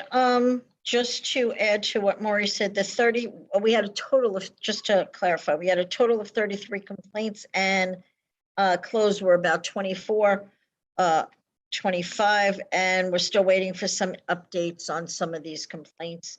We did have some enforcement complaints, but they were not in the top 3. I want to mention the Kiwanis Club of Sunnyside is having their 52nd annual Flag Day Parade on Saturday, June 11th at 11 a.m. And it starts at Greenpoint Avenue from 40th Street to 48th Street. So everybody feel free to come in and attend. As Chairman mentioned, we're going to the Borough President's State of the Borough tomorrow. If you want to, you have to RSVP for that event. Our websites and upgrades continue. I want to thank the Tech Committee and the Engagement Committee and everyone for helping us tweak our website. We're always trying to make it better and better and make it more efficient for all of you. So working together makes it really terrific. I also want to thank the chairman, board members for all your hard work, and our staff. It's been a transitional year. It's been terrific, and learning new things every day to making us Community Board 2 really shine as we always have in the past, and we want to continue in the future. So I want to thank everybody. The summer is coming. We do take vacations. However, we're open for business. We're open for complaints, and everything will be serviced. And we do continue to work. I continue to work on the getting ready for budget consultations. Again, we're talking about September, and it's the summer hasn't even started yet. But budget consultations are going to be upon us quickly, which come from our capital and expenses. So that we work on through the summer. I work with my colleagues and other managers. And then in September, October, we all meet with the agencies to try to get as much updates as we can. So I wanted to mention that to you. I want to wish everybody a happy Father's Day, happy Pride Month, and may we all stay safe and healthy. I want to remind everybody we do have masks, so anyone in need of masks, please contact the office. We'll make sure we get you what you need. Thank you.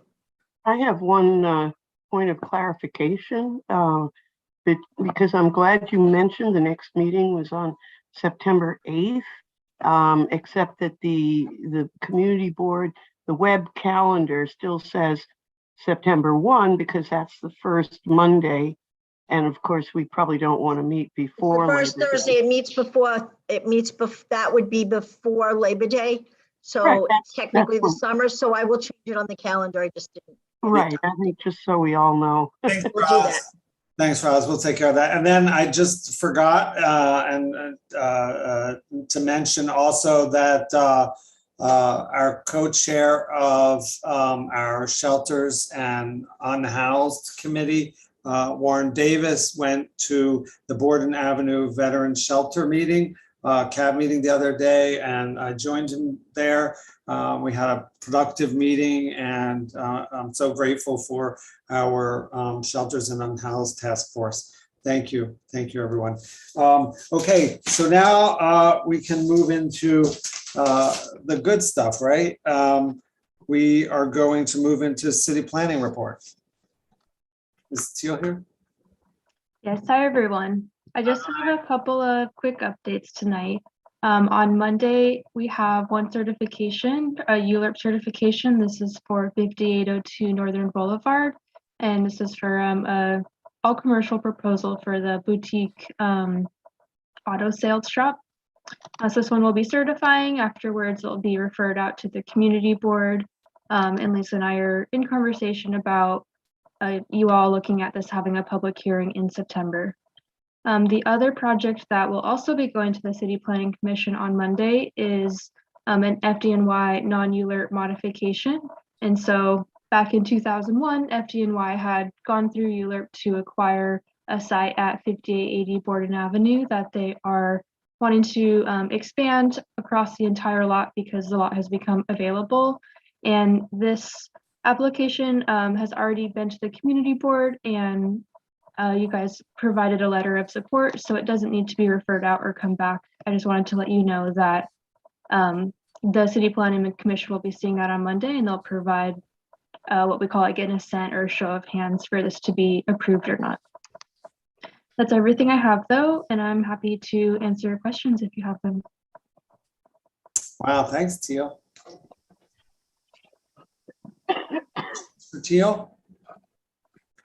For city planning? All right, seeing none. Thank you, Teal. Have All a right, great happy summer. I'll see you Yeah, all happy summer. on the committee later. Thanks. Okay, so now we're going to move into committee reports and hang in there, folks. I know it's a long one. There's 2 long ones this term, so just hang in there. All right, land use committee report. Committee report. Well, I think, okay, so as of, I mean, the purpose of the committee report tonight is really to discuss and vote on the letter that the Land Use Committee has drafted regarding 45-40 Vernon Boulevard to the BSA. As you hopefully recall, the applicant presented their proposal for a number of BSA variances for this site, which was formerly known as the Paragon Paint Building. And at the Land Use Committee hearing, at the Land Use Committee meeting, we convened a small working group to draft the letter. So members of the Land Use Committee worked together since May 18th and have been hard at work. Christine Hunter, my dear partner in all things land use and housing, and I and Ken Greenberg and Sally Frank and Lauren and a number of other people, Maury contributed to drafting the letter. And so we have worked on this. I think this letter has been shared with you by Debbie, by the office. You should have gotten it in an email today. Can I just get a read if people did not get it or did not get to look at it? So I'm assuming you did. I did not have a chance to look at it. Okay, fine. So Maury, did you want to share it with members? I'm muted. Okay, so I have to just drop it in the public chat because I can't limit it to just members, but I don't think. But it's Lisa, fine. it came this afternoon and maybe not everybody had thoroughly digested it. Yeah. But could you briefly summarize it? Yes. Okay. So the purpose of our response to the BSA, as you know, well, the purpose of any BSA variance has to meet the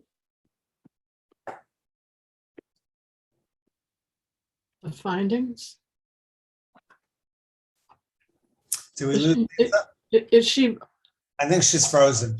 Okay, I don't want to, just in the interest of time while she's frozen, and Lisa can take this back over at any point, but any BSA variance has to meet 5 findings, and that has to be the basis of the BSA's decision as to whether the project meets those findings. The first being that the hardship that they're asking to be ameliorated through the variance was not caused or created by the owner or a predecessor in interest.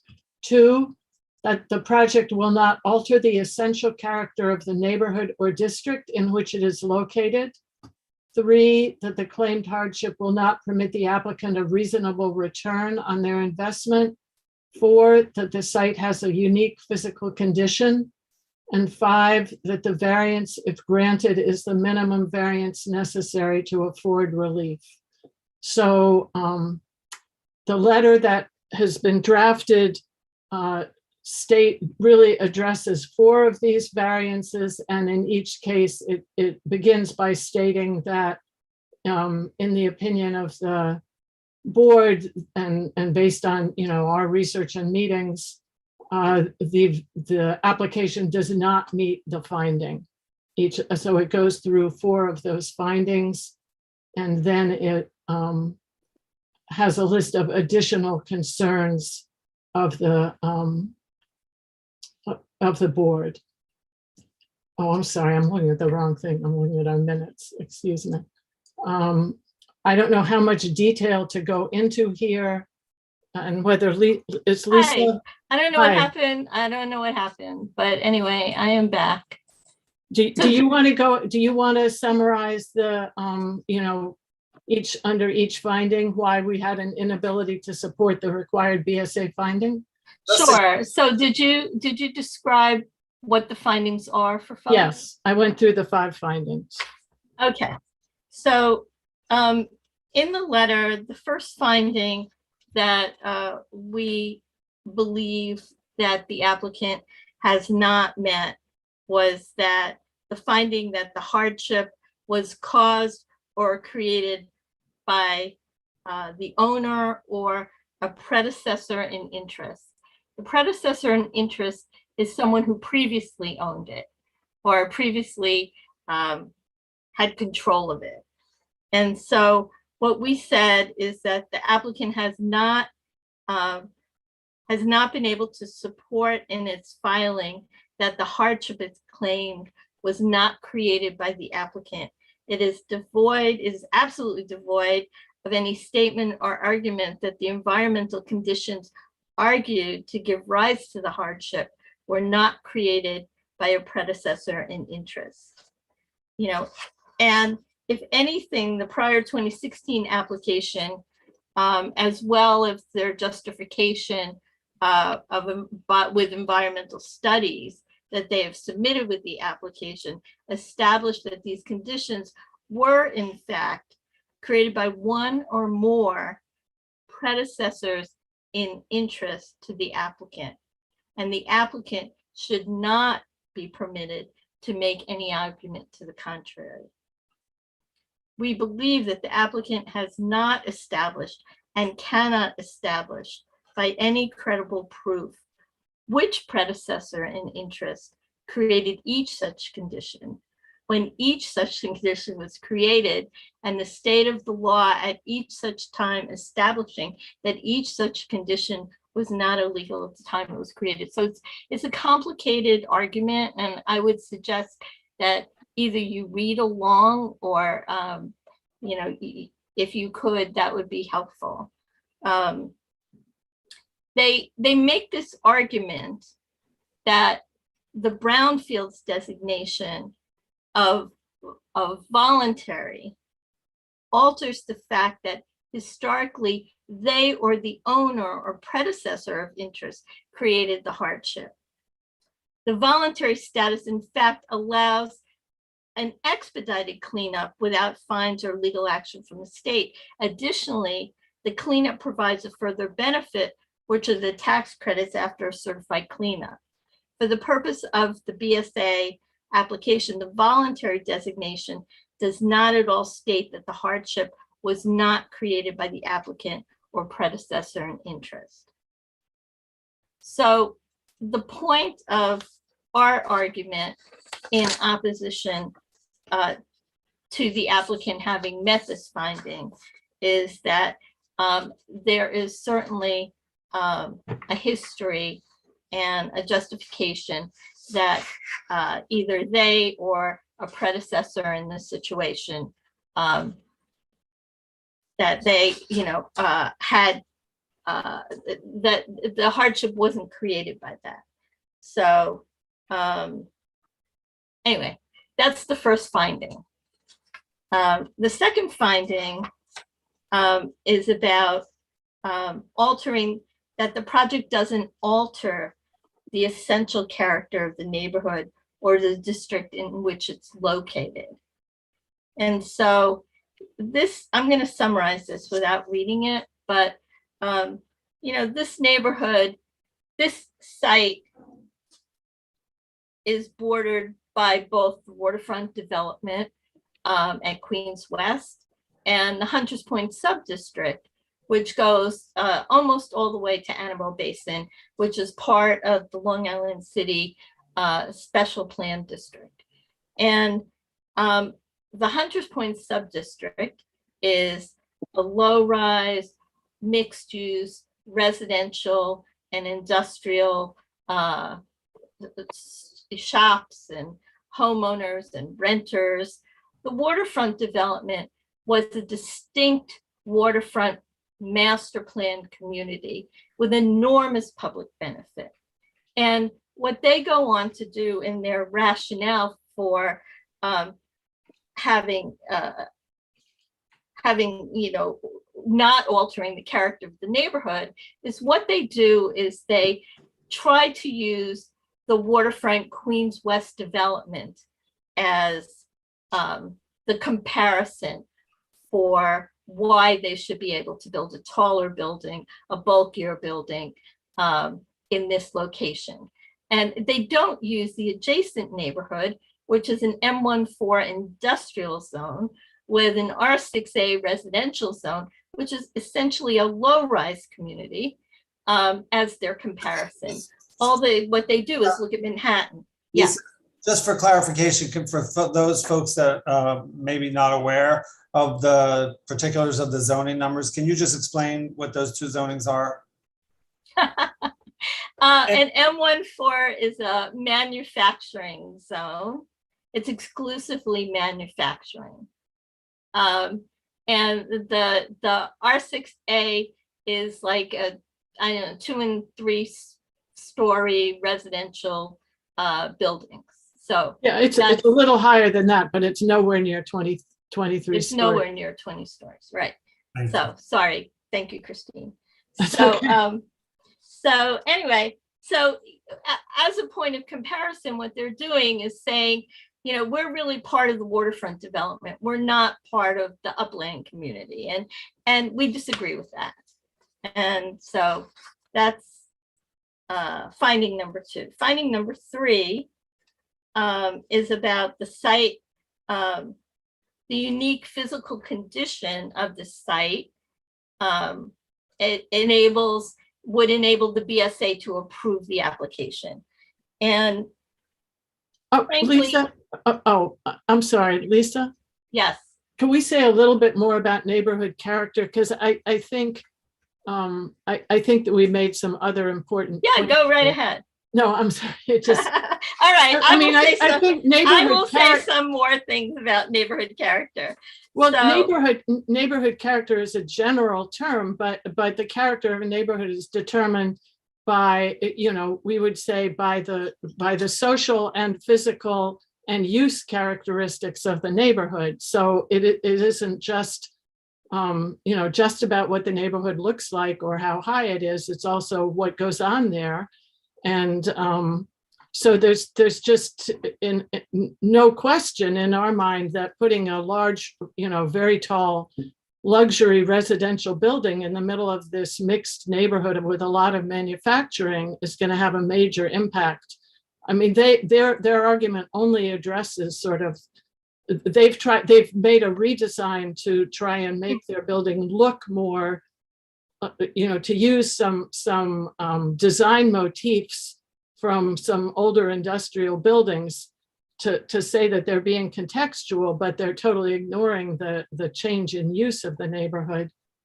Also, we would say that part of the neighborhood character is its, you know, are its challenges, which include a very weak and already overburdened infrastructure and its situation in the floodplain, which this development will only exacerbate. What am I? So Kenny, do you want to add anything?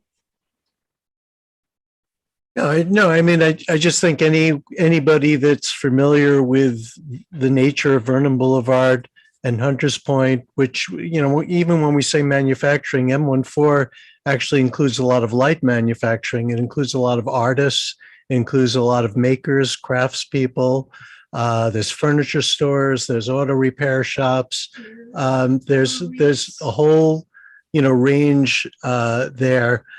And it's very, I mean, anyone who argues that this is the same thing as the waterfront Queens West is just making a false comparison. It's not. And they want to bring a building like what's on Queens West and plop it down on Vernon Boulevard. And it just doesn't make sense. And, and add to that, the community is completely left out of any kind of asks or any kind of benefits because, that you would normally have in a ULURP process where the community is engaged and involved. In a BSA, it's just whatever they are asking for, and they don't have to at all negotiate with the community. And so in that regard, there's no chance to even suggest to them what we believe community character is. And just one And other thing. I would just add that, we recognize that the city has an urgent need for housing. Yeah. We don't debate that. But we feel that it's really important to this community board for housing to be developed in a comprehensive way in the context of the people who currently live in this community.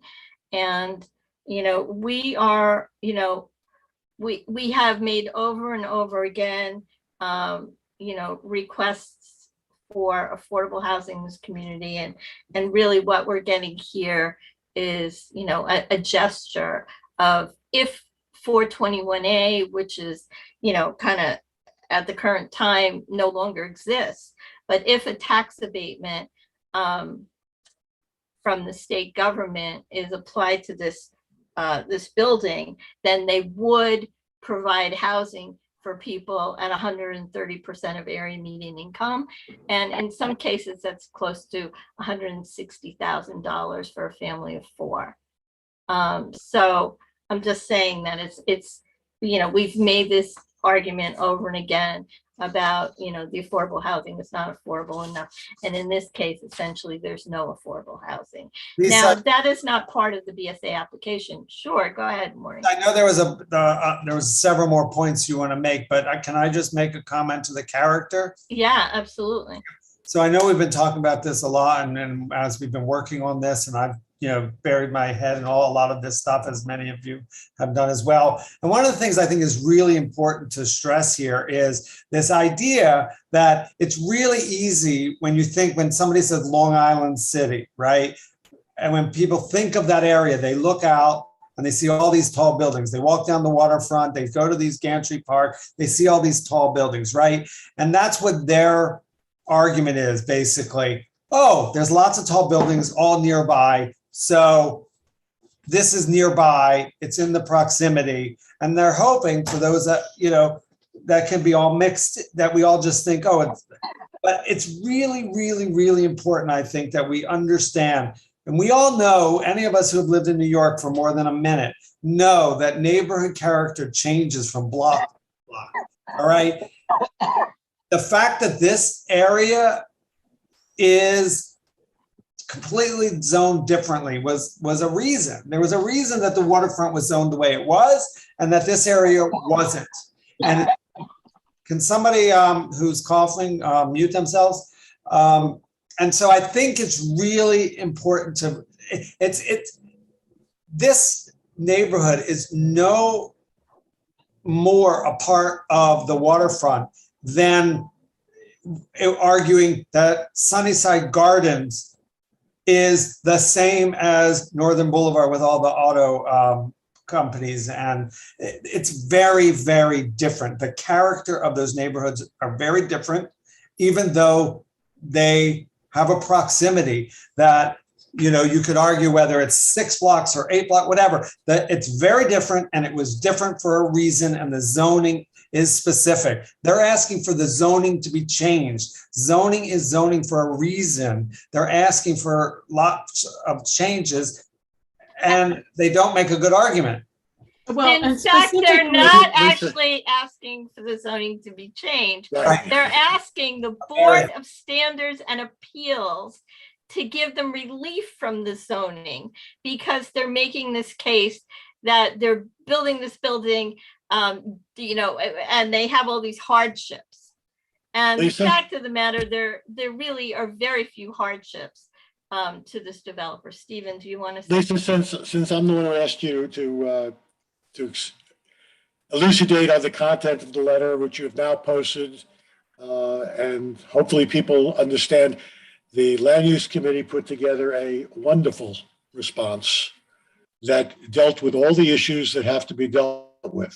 Specifically, what the community board has to do is, if they're going to reject a BS application, is respond to the 5 criteria. The community board, the land use committee letter does in fact respond and declines or denies the reality of 4 of those criteria, which is exactly what we're supposed to do if we wish to deny this BSA application, which is, as Lisa just said, an end around a zoning application, which was supposed to happen, but didn't for God knows how many reasons. I have read the letter at this point. I'm prepared to make a motion, Lisa, with the exception of a random number 1 appearing on both page 4 and page 5. I'm not sure why. I would vote, I would make a motion that we approve the letter as written by the land use committee and vote to deny the application of Paragon regarding the Paragon site. Does somebody want to second that? I'd like to second that. Right. Okay, any discussion? I assume you know where those 2 ones are.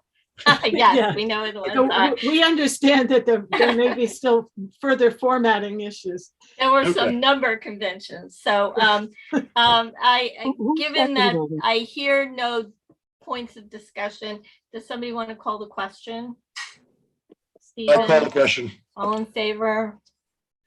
Debbie, this is a roll call vote. Can I ask who seconded this motion? Who seconded to call the question? Yeah, well, no, who seconded Steve? Made the motion, I think, wasn't it Maury who seconded it? No. Penny? Penny, It did was you Tom. second? Tom Tom Matusik. Matusik. Oh, thank you. Good, all right. Okay, it's a roll call vote. Carol Appleby, Yes. John Bahia,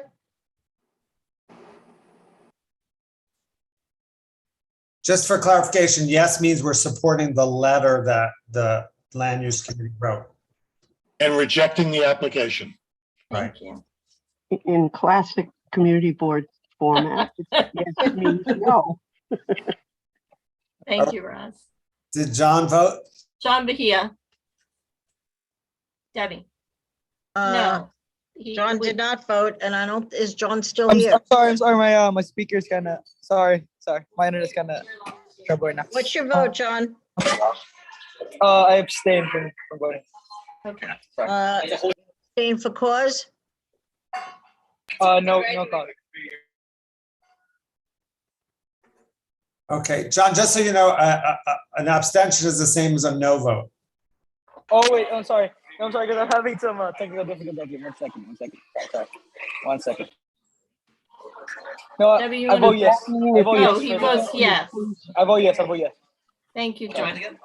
Arisha, Yes. Sandra Begishka, Yes. Kat Bloomfield,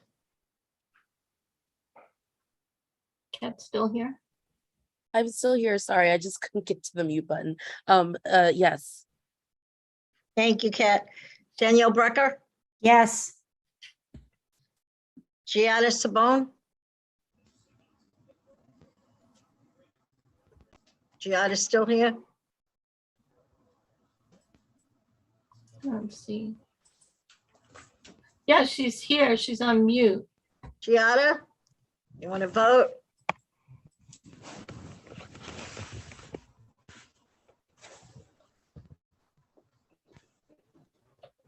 Tanya Shavis, Yes.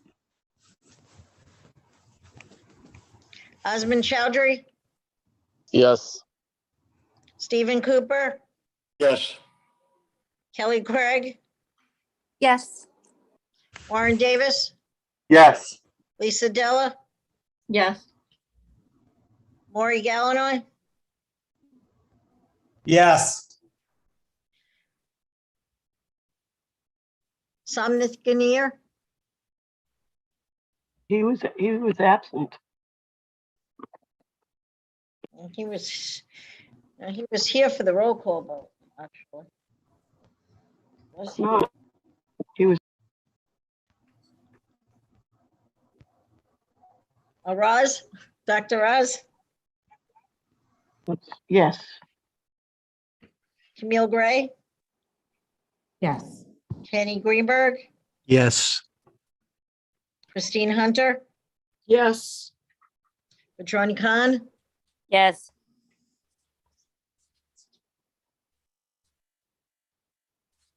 Sheila Lewandowski? Yes. Benjamin Lucas? Yes. Patrick Martinez? No. Kristen McGowan? Yes. Tom Matusitz? Yes. Riley Owens? Yes. Clara Oza? Yes. Elliot Park? Yes. Carla Perez? Yes. Stephen Raga? Is absent. Selena Romero? Absent. Roberto Saldana? Yes. Laura Shepherd? Yes. Ryan Smith? Yes. Caroline Spitzer? Yes. Lauren Springer? Yes. Punsak Tashi? Yes. Thank you. Agnello Thomas? Yes. Mary Torres? Abstaining. Anthony Chudella? Yes. Okay, motion carries, 1 no and 1 abstention. Thank you, everybody, and thank you, letter writers. Because I know that was a huge undertaking for us all. I just want to take a moment and thank Christine and Lisa and Kenny for really the amazing work they did on this. And especially, I want to, so grateful for your expertise to both Lisa and Christine. You're both veterans in your fields and your careers. Christine in architecture and related topics. Lisa working in housing for many, many years, for your whole career, I guess. So we don't take any of these things lightly.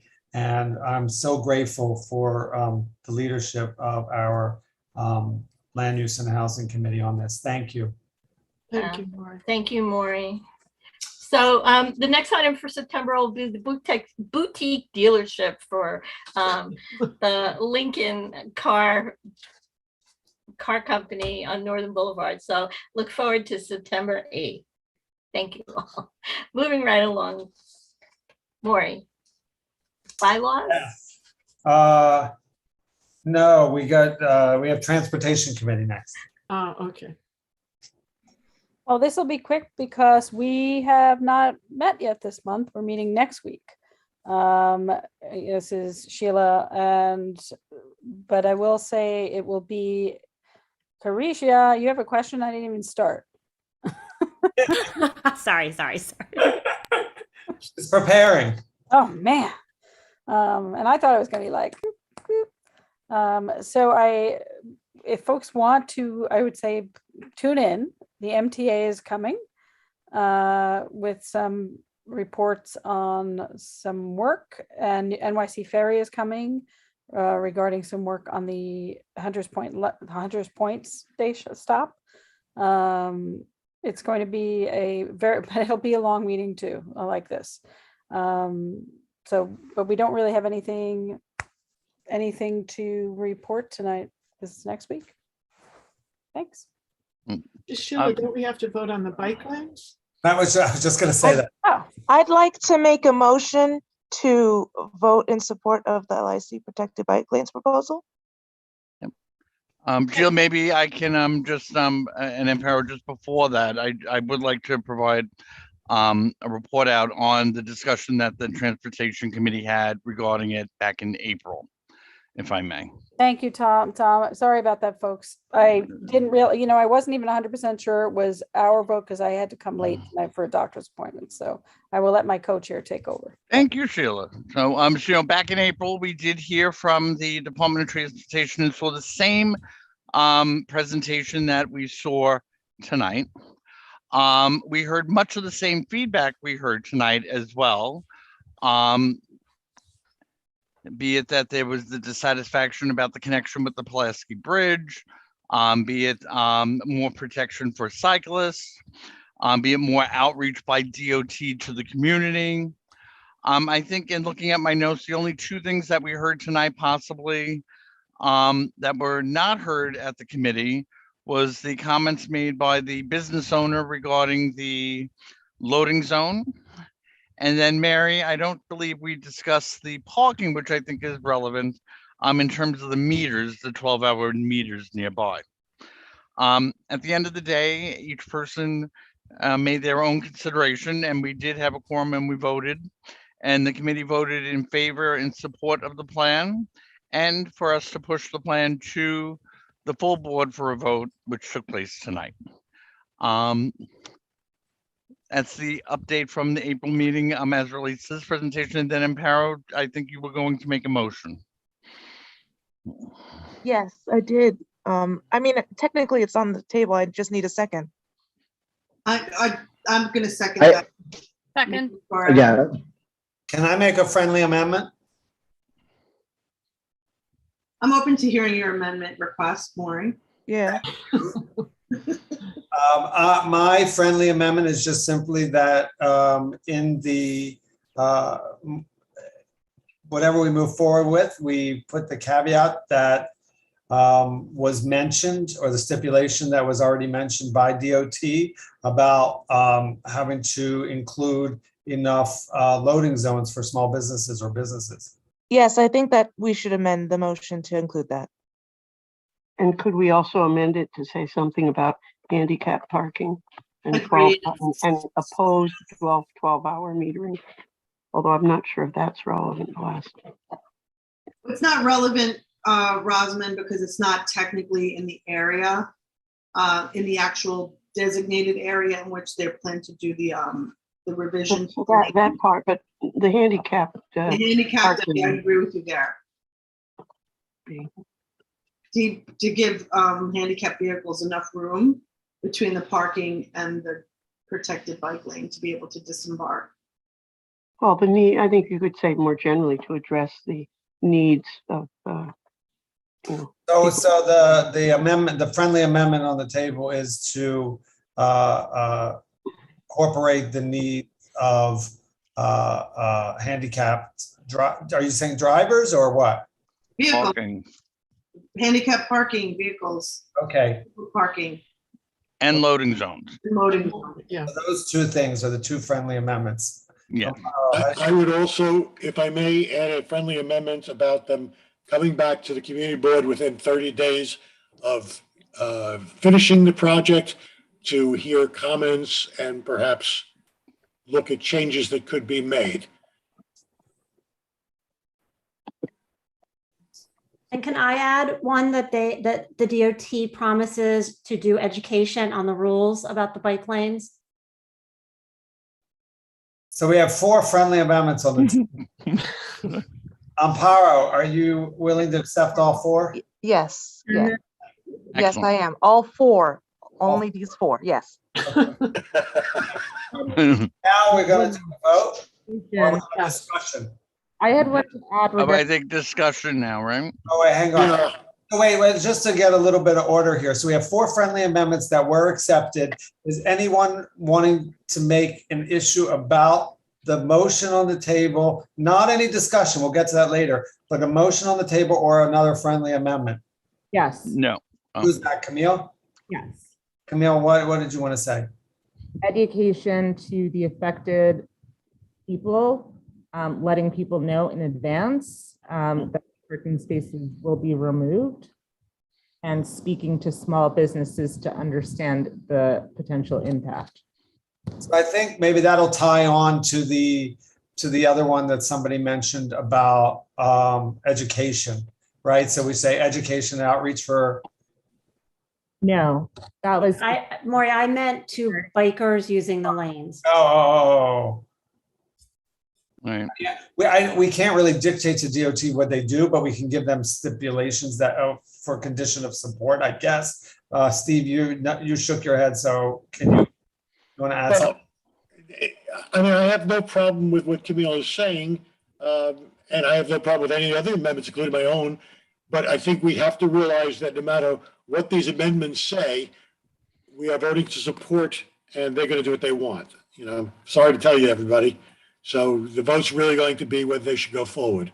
I have made my amendment, and I think Camille's amendment and any of the others are all very good. All right, so we've got 5 friendly amendments on the table. We'll basically voting in support of it, but we're going to have these stipulations listed in our support letter, right? Can you call the question? Yeah, I was gonna just say, call the question, but I'm on the second, so I don't know that I can call.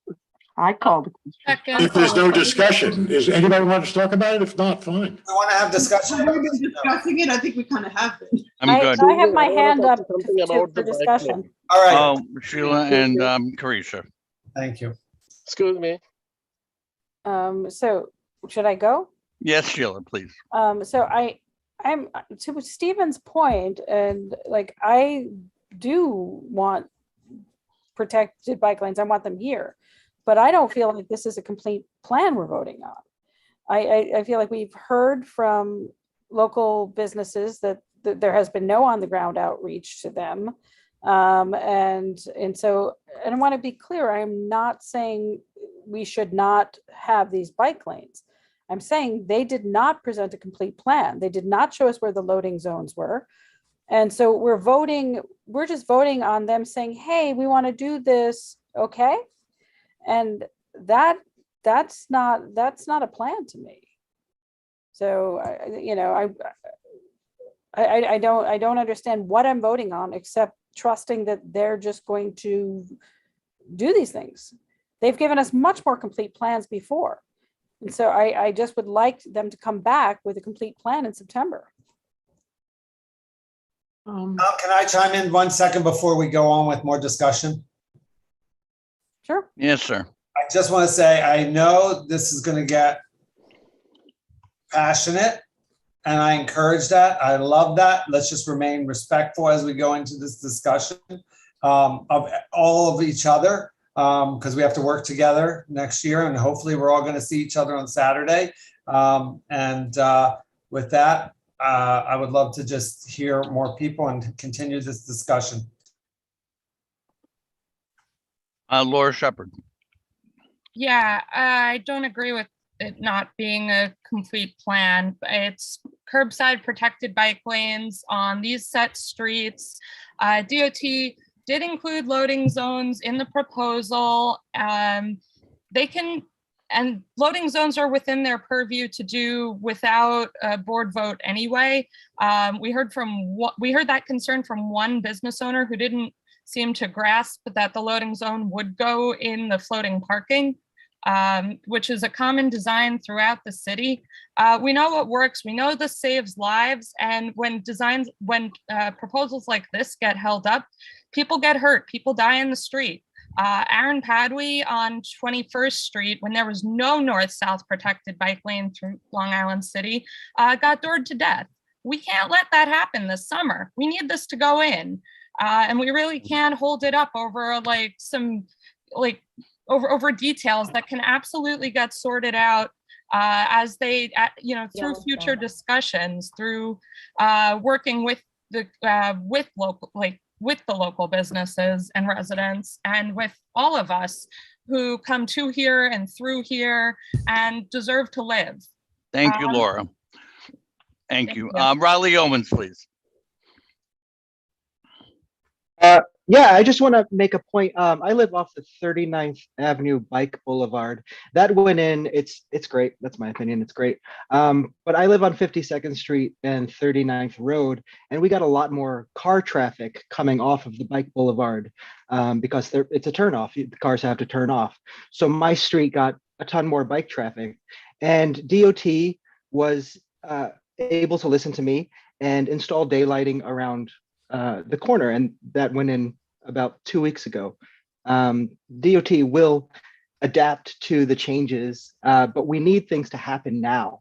We can't keep delaying things. Like this is inevitable. People are going to ride their bikes and people are going to drive the cars, and they're mixing together and people are getting hurt. I've been doored. I have a lifelong injury because I was doored. We can't keep delaying things that need to happen. Thank you, Riley. Thank you. Thank you. Camille Gray, please. Great, thank you. I want to concur with what Sheila said earlier. I don't feel like this is a complete plan. I don't feel like this addresses the concerns of me, a person in the community who is predominantly a pedestrian, who is also a driver, who is also a cyclist. I would like to see a lot more details included and a lot more thoughtfulness. And overall, I was really disappointed by what was presented tonight. Thank you, Camille. Christine Hunter. Yeah, I guess, Sheila, I do think, I actually got the sense tonight of a little more detail here than they actually, I remember when they presented 39th Avenue, that bike boulevard, there was a lot that they seemed unaware of, even say the crossing at the park and stuff. And, and they went ahead and did it anyway. I mean, I think they're going to do this, and what I heard was really a great need for this in Long Island City. So I feel like our friendly amendments or giving them their concerns is about as effective as we can be at this point in terms of both working with DOT and expressing our concerns. And I feel that we should do both. Thank you, Christine. Benjamin Lucas. Thank you. I just wanted to say a couple of things. Number one, my understanding of the people who are saying it's an incomplete plan seem to be revolving around things that are already included in the plan, like, for example, safety for people with handicaps, safety for senior. That's exactly what the plan is proposing by shortening the traveling path of pedestrian and making pedestrians safer than before. And then the other problem is of the loading docks, or the loading spaces, which seems, to my understanding, to be something that is easy to adapt.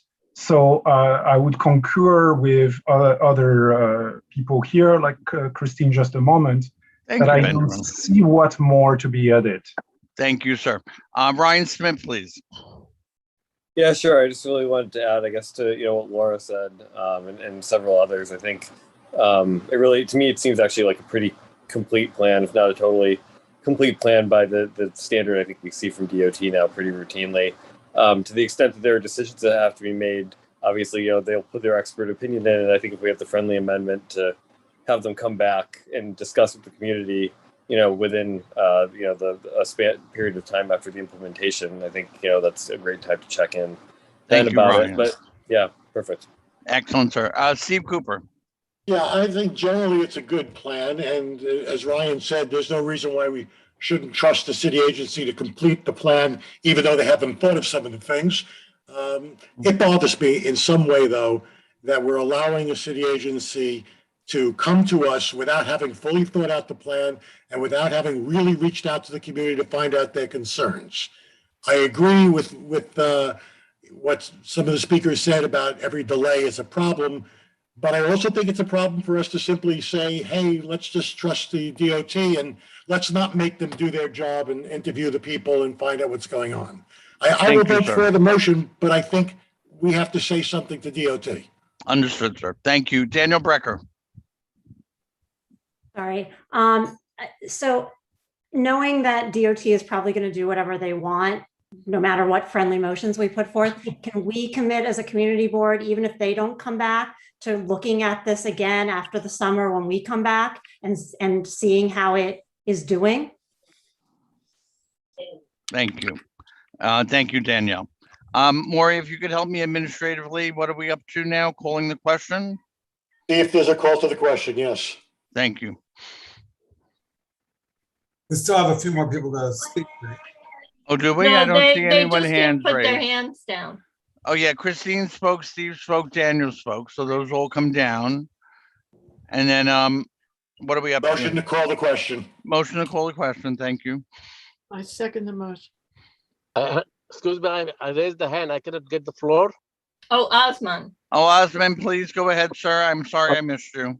I'm the protected mile and I have two questions. One is the posted limited, they said the 25 miles. How can I control the bike? They don't have a mile meter. They can, how many miles is he running? And I'm second not thing, sure. and when it's going to posted limited 25, they're going to drive another 7-8 mile over. This all the time I see that there's nothing going to happen. There's supposed to be the bike have a 20 mile limit. They can drive another bonus 6-7 mile speed. And second thing, and bike need the belting system, because on the people walking, they don't go without knowledge, anything knowing he's going short. That's why need a bike. Every bike have the belt system. So when they crossing, they put the belt. People knows the bike is something's coming. This is my question. Thank you, Ms. Osman. Can I just follow up? I just want to clarify with Osman, when you were saying that the speed limit, are you talking about a speed limit in a bike lane and the bikes have to go a certain speed limit? Yes, 20 mile speed. Is that right? I don't even know that. Because if you get 25, they're gonna drive another 6-7 miles. Never gonna happen. I driving 25 Okay. years. All right, I thank see all the you. things. Thank you, thank you. You're welcome. Next step, Wait, I just want clarification, Tom. Do we know if it's correct the speed limit for the bike lanes? Yes. It's the same speed limit as for the road. The road. right, Yeah, if DOT it's 25 miles did per answer hour. that, yes. Yeah, which they should have. It's 25, if it's 25 miles per hour, it's 25 miles per hour. If it's 20 miles per hour, it's 20 miles per hour. If it's, if there are signs that say 5 miles per hour, it's 5 miles per hour. And that's not to be confused with the document she shared with us on the website that showed the speed max. Those are the document. Wait, Laura, I know. I'm trying to clarify for everyone No, else. my understanding, Maury, is that that's the capacity of the vehicle that could drive or not drive in a bike lane. Right, exactly. Period. Yeah. Not how Like on fast that- they could go. On that chart, like a Toyota Camry would say 120 miles per hour. Right, Like yeah. that's the max Right. speed the vehicle goes, Yeah. not like. Okay, what I'd like people- to draw our attention back to the issue at hand, though, please. All right, next step, please. Does anybody object to the call of the question? No. Okay, so then let's vote. Do we have a second on the call to question? Yes. Yeah, Christine. I seconded.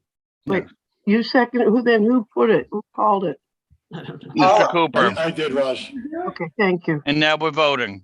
Debbie, You're muted. Sorry. Sorry about that. It's not required for a roll call vote, so you can do it by a show of hands, your choice. So should I we use the defer to reaction our buttons? chair. Can we do a show of hands of against the motion? So if we're against the motion, you raise your hand. With the little icon hand, right? Right. Yes. All right, go. Anyone against, raise your hand. Can we restate the motion, please? The motion. Does anyone remember? Can we? I was gonna say the motion is Empero's motion, which is to motion was support made- the lanes. Right, Mary second. and then there were 4 friendly amendments, 5 friendly. 5, 5 friendly amendments. yes. Which had to do. Mine was to get them to report back to us within 30 days so that we could suggest changes, et cetera. There was another one. Can I just say, 30 days seems ridiculous. I mean, these projects don't have a final end date anyway. Yeah, they do. They do. Well, I mean, with the oh, they Sunnyside put- bike lanes, it was all accomplished within about 2 weeks. And after that was done, nothing has been changed since then. So they should come back and talk to us. I'm not opposed. If we I'm have not anything to opposed. say to them. Right, and I'm just I'm saying, not I don't, opposed, I'm I just think the saying- discussion is done. The Order. discussion is done. Order. One person at a time, please. Well, Maury, I'm just trying to establish that there shouldn't be any discussion at this point. No, it was just supposed to be reading back what the, Reading back the motion and then voting. That's all we're up to right now. So who would like to read the motion with the 5 friendly amendments, and then we're So gonna cast Debbie, the do you vote? have the notes, Debbie? I have some. Well, why don't you read what you have? The motion is to approve with five friendly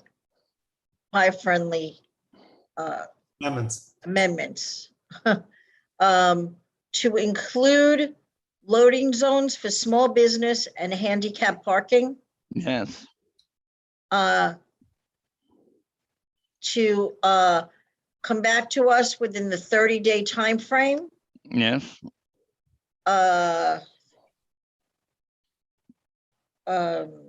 It was the education one. That was third. I Yeah. think. It was an Education and education outreach. one but it was just education. That's my only note on it. I And don't then have there any- was Well, it's the also- outreach to the Right. community. Thank you. Yes. Education and outreach to the community. Okay, thank you. And then there was a handicapped access. Yeah, well, we had the handicap in the same motion actually with need for handicap and loading zones. Yeah. Handicap parking and loading zones, Yes. not just handicap loading zones. Right, handicap parking and Yeah. loading zones.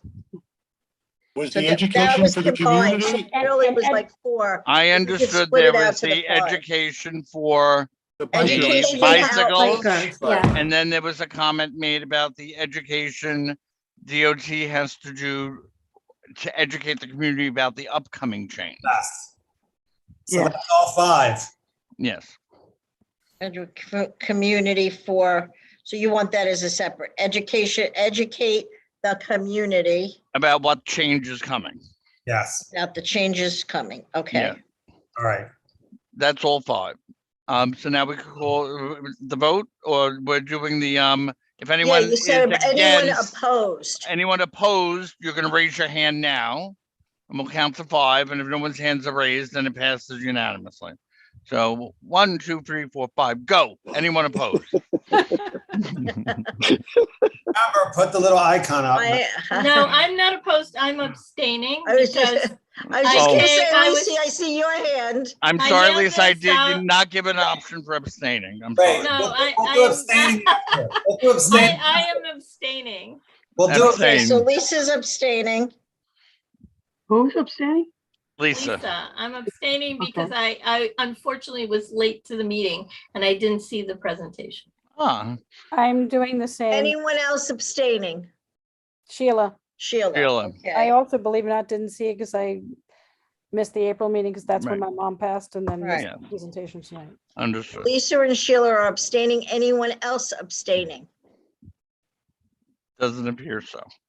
And Okay, no one is voting no. And Yes. okay, so motion carries with 2 abstentions.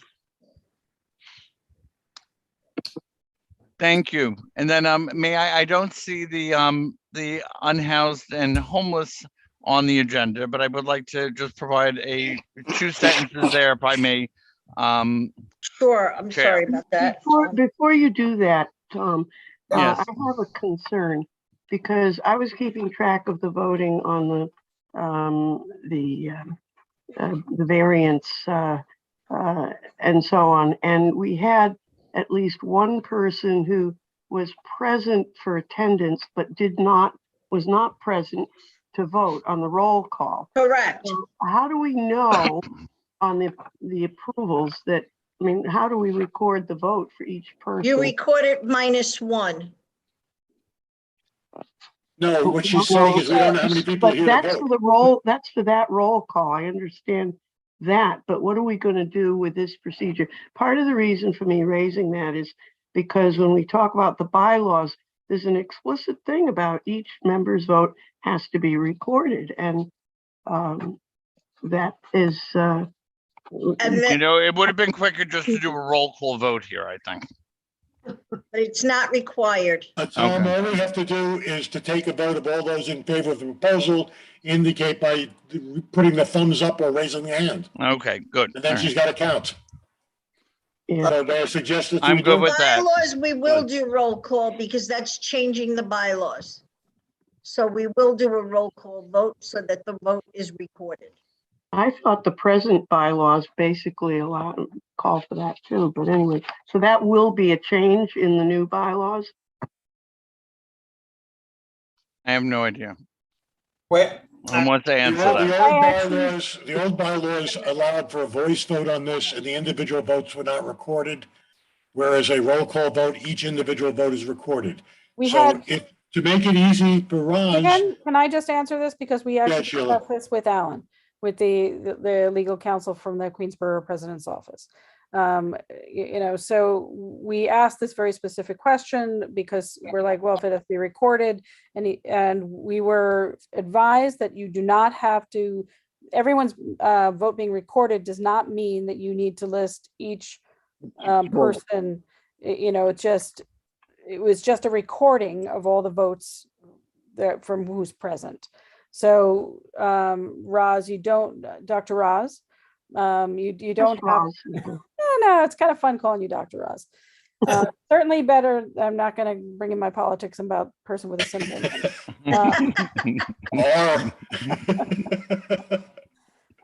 But you don't have to.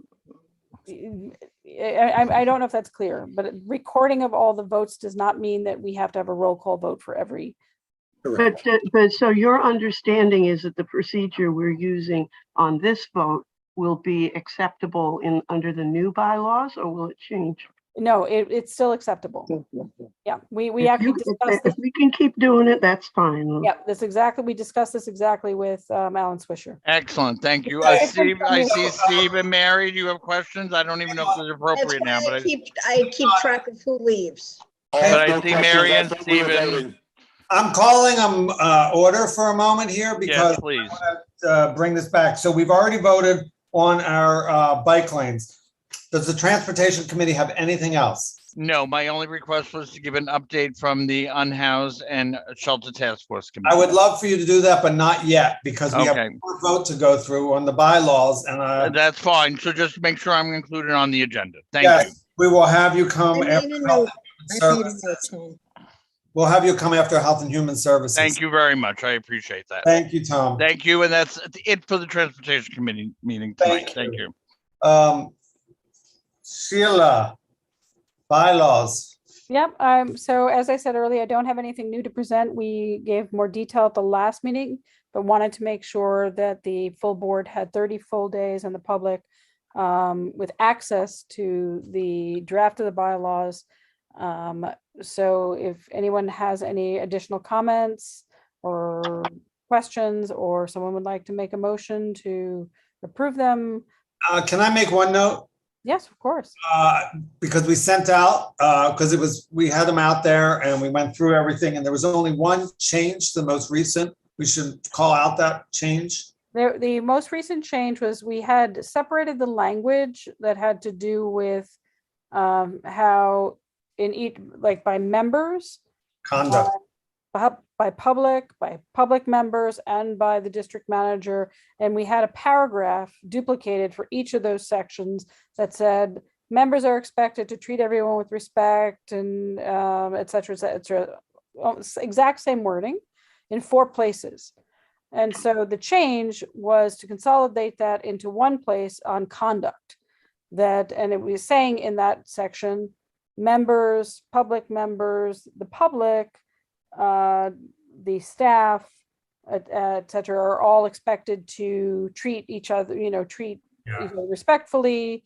And so that was the one change, was to not have it separated out into 4 in each area, but to have it in one place as a code, kind of a code of conduct. And we made it affirmative without any negative language. So all of them just said, treat with respect, according to laws of the city and the state, blah, blah, blah. Right, exactly. That was the one change. And that was what came out. And that was from having the month of feedback. And Maury, I have a comment. Oh, yeah. So I just want to say that according to our existing bylaws, ratification of an amendment shall be by 2/3 vote of the members of the board present and voting. So I just want to put that out there. So not that anybody's going to be opposed, but it's a vote of 2/3. Okay. So what is the 2/3 vote? It's how many do we need? How many people shall be by 2/3 vote of the members of the board present. Oh, present. So we don't even need a quorum. We have to have a quorum to have a meeting. So we But have. we have to have a You quorum. only have to have a quorum, you only have to have a quorum to start the meeting, and unless someone objects to a lack of quorum, it continues therefore throughout the meeting. So we have 28 present right now. Is that correct? Or we had at the start? If you had a quorum to start, unless someone's Full objecting, you still have a quorum. Okay, great. So someone want to call the question? I'll call the question. Did somebody make a motion to approve? Who seconded it? No, we need a motion. I want to make a motion to approve the bylaws. I'd like I to will second second it. Tom, good. I'll call the question. Thank you. And I'm not challenging the quorum. Good night, John Boy. Doing it by roll call? Has to be. Yes. Go for it. And Carol Appleby, Yes. John Bahia, Yes. Carisha Baton, Yes. Sandra Begishka, Yes. Kat Bloomfield, Yes. Daniel Brecker, Yes. Giada Sabone, she left. Tanya Shavers, Yes. Osman Chowdhury. Osman Chowdhury.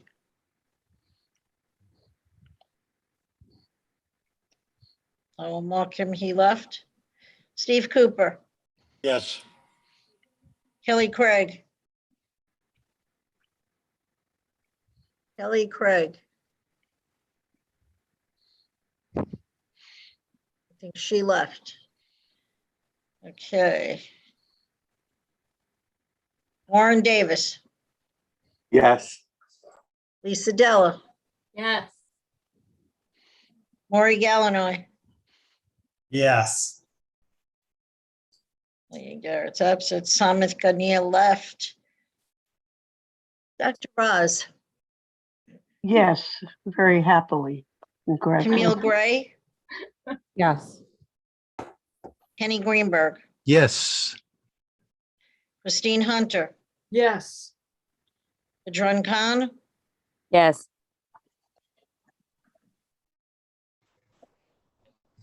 Sheila Lewandowski, Yes. Benjamin Lucas, Yes. Patrick Martinez, Yep. Kristen McGowan. Kristen McGowan. She left. She's here. She's still there. Yeah, she's still there. Kristen. Maybe she went to get coffee. All right, I'll call her. I'll circle back at the end. Tom Matusitz, Yes, please. Thank you. Riley Owens, Yes. Clara Oza, Yes. Elliot Park, Yes. Paula Perez, Yes. Stephen Raga. Absent. Selena Romero, absent. Roberto Saldana, Yes. Laura Shepherd, Yes. Ryan Smith, Yes. Caroline Spitzer, Yes. Lauren Springer, Yes. Unsak Tashi, Yes. Agnello Thomas, Yes. Mary Torres, Yeah. Anthony Tadella, Yes. and Kristen McGowan.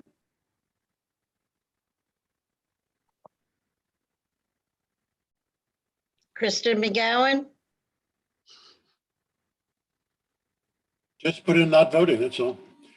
Maury, I think you not only have the unanimous, but you also still have a quorum. yes, he does.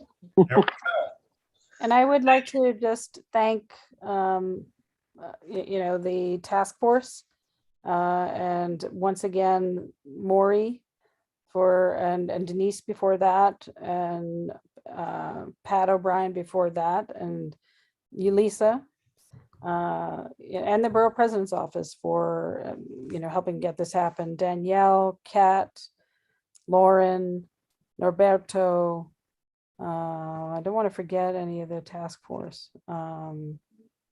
Honorary member, Alan Swisher. Alan Fisher, definitely. you And should get a big box of pretzels or something. I guess we'll have Anyway, pretzels. And Nick too. Budget. Nick, All right.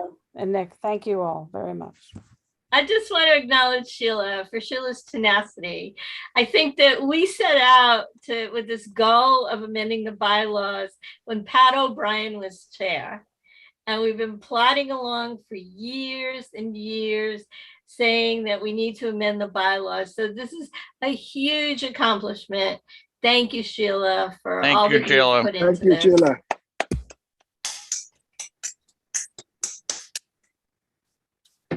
That's about right. Twizzlers for everybody because that fits into the non-conflict of interest law.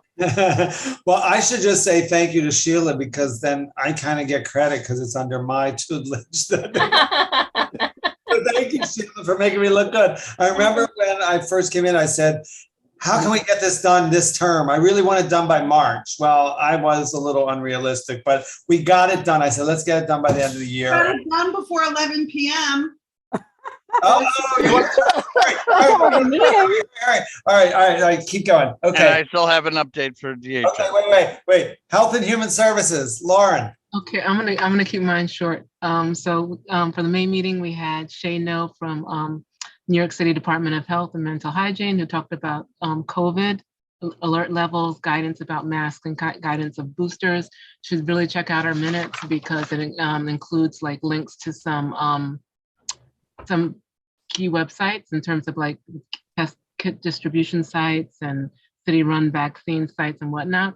When asked how we could be a support to them, Shay said that we could share their information from the social media kit and post to our website. So I'll keep it short. Our next meeting is on Monday, June 13th at 5 p.m.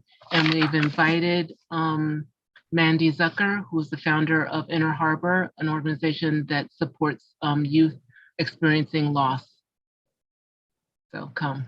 Thank you, Lauren. Okay. Can we hear from the task force that lives under Health and Human Services? I believe that might be Mr. Matoutsis. Thank you, very kind, Maury. And I would like to bring to everyone's attention another first, maybe under your tutelage, which is the quickest response from an agency in the New York City administration that I have ever seen, which is thank you, board, for your support of the letter that was sent to the mayor of the city of New York. Since then, we've had an audience with the commissioner for the Department of Homeless Services. We've had Borough President Donovan Richards attend that meeting. And as Maury alluded to earlier, a CAB meeting that hadn't occurred at the Borden Avenue shelter has occurred. Warren has reached out to the provider at the City View shelter, and lo and behold, we're having a meeting with that provider next week with DHS present and the community board present. So I want to thank the community board for your support of our motion for the letter to the New York City administration. We've been heard and people have responded to us, and we're going to see good things for our unhoused and our shelter populations and community board too. Thank you very much. Thank you, Tom. City Services. You have the minutes. Danielle, is there anything we need to add to that? I think we're good. Okay. So read your minutes, nothing exciting. Our next meeting is next week. Thank you. And you can check the calendar, folks, for the specific agenda and meeting time and link. Okay, moving right along. Arts and Culture, Carisha. Hi, I'm sorry. I had a question a while back for Tom before I do. Can I just ask him really quick? I just wanted to bring to the Transportation Committee's attention that there has been an issue in Sunnyside of one of the tunnels underneath the 7 train, like by the parking, where a lot of our unhoused folks are using that tunnel as a bathroom. So I was wondering if maybe the committee could help get that cleared up. And I don't know if that's a DOT that can assist us or MTA. but it's been a growing problem in the neighborhood. And which street again? It's underneath the train, in like where the parking is, the extended parking, and I believe the closest cross street is 48th. Thank you. We'll make a note of it. Thank you, Carisha. Yeah, thank you. Okay, arts and culture. So, in commemoration of AAPI Heritage Month, in May, we had Topaz Arts speak to us. They are celebrating their 25th anniversary, I believe. They are a gallery and studio space in Woodside. We also had Teen Art Salon speak to us and give us updates about their programming. They are located by PS1. They do a lot of amazing youth programming. They are looking to partner with more middle schools in the area. So folks on the call who would like to have more arts programming with their middle school students, definitely look up Teen Art Salon. And then we had Parks come back and talk to us about a project that they're looking to do at Murray Playground in Long Island City. They're turning the basketball court into a mural. All of the minutes and proposed artwork is, I believe, up on the website. It looks really amazing. It should be up for 1 year. And we will have an ongoing relationship with Parks to keep bridging the gap on how to have more local artists be able to do more public art in our own neighborhood. And then our next meeting is Flag Day, Tuesday, June 14th. We're going to have all 3 Queens Public Library branches attend, speak to us about what's going on with their summer programming, with Pride programming. And we should also be having a lot of other local arts and culturals coming out and telling us about their June programs. So everyone is welcome, and that's it. Thank you, Carisha. Environment Committee Chair is not here. I don't remember if they met last month or not. Debbie, do you know offhand? We met. Oh, do we have a report? Yeah, the report is basically that we heard from the folks at Smiling Hogshead Ranch about what they do. That's it, really. Awesome. Great, thank you. That was the briefest committee report in a long time. Thank you. Tech Committee, Anatole is not here. I don't think they met last month. That one I think didn't meet, right? Does anybody remember? Yeah, no, we didn't meet. Okay. So that's it. The next community board 2 meeting will be Thursday, September 8th. I do want to remind everybody 2 things. 1, Queen's Pride this Sunday, the first one in 2 years. So please consider going to it. And the last thing is, do not forget, if you are a board member and you are in town and you are available, please, please, please come to our first person to person, face to face, outdoor, socially distanced meetup this Saturday at 2 p.m. If you didn't get the email, check your junk mail. If you still didn't get the email, check to make sure it's the email, you're checking the email that you gave the office. If you still can't find it, then email the office or call the office. QN02, that's QN02 at cb.nyc.gov. I have it on my wall because I keep forgetting, or call the office. Thank you all. This has been a long meeting. I won't make it any longer than it already is, but I'm grateful. Some meetings are long and we just get through it. But Make a motion to adjourn the meeting. Thank you. I want to second the motion to adjourn. Accepted. All in favor? All in favor. Roll call, Good roll night, call. everybody. Happy summer.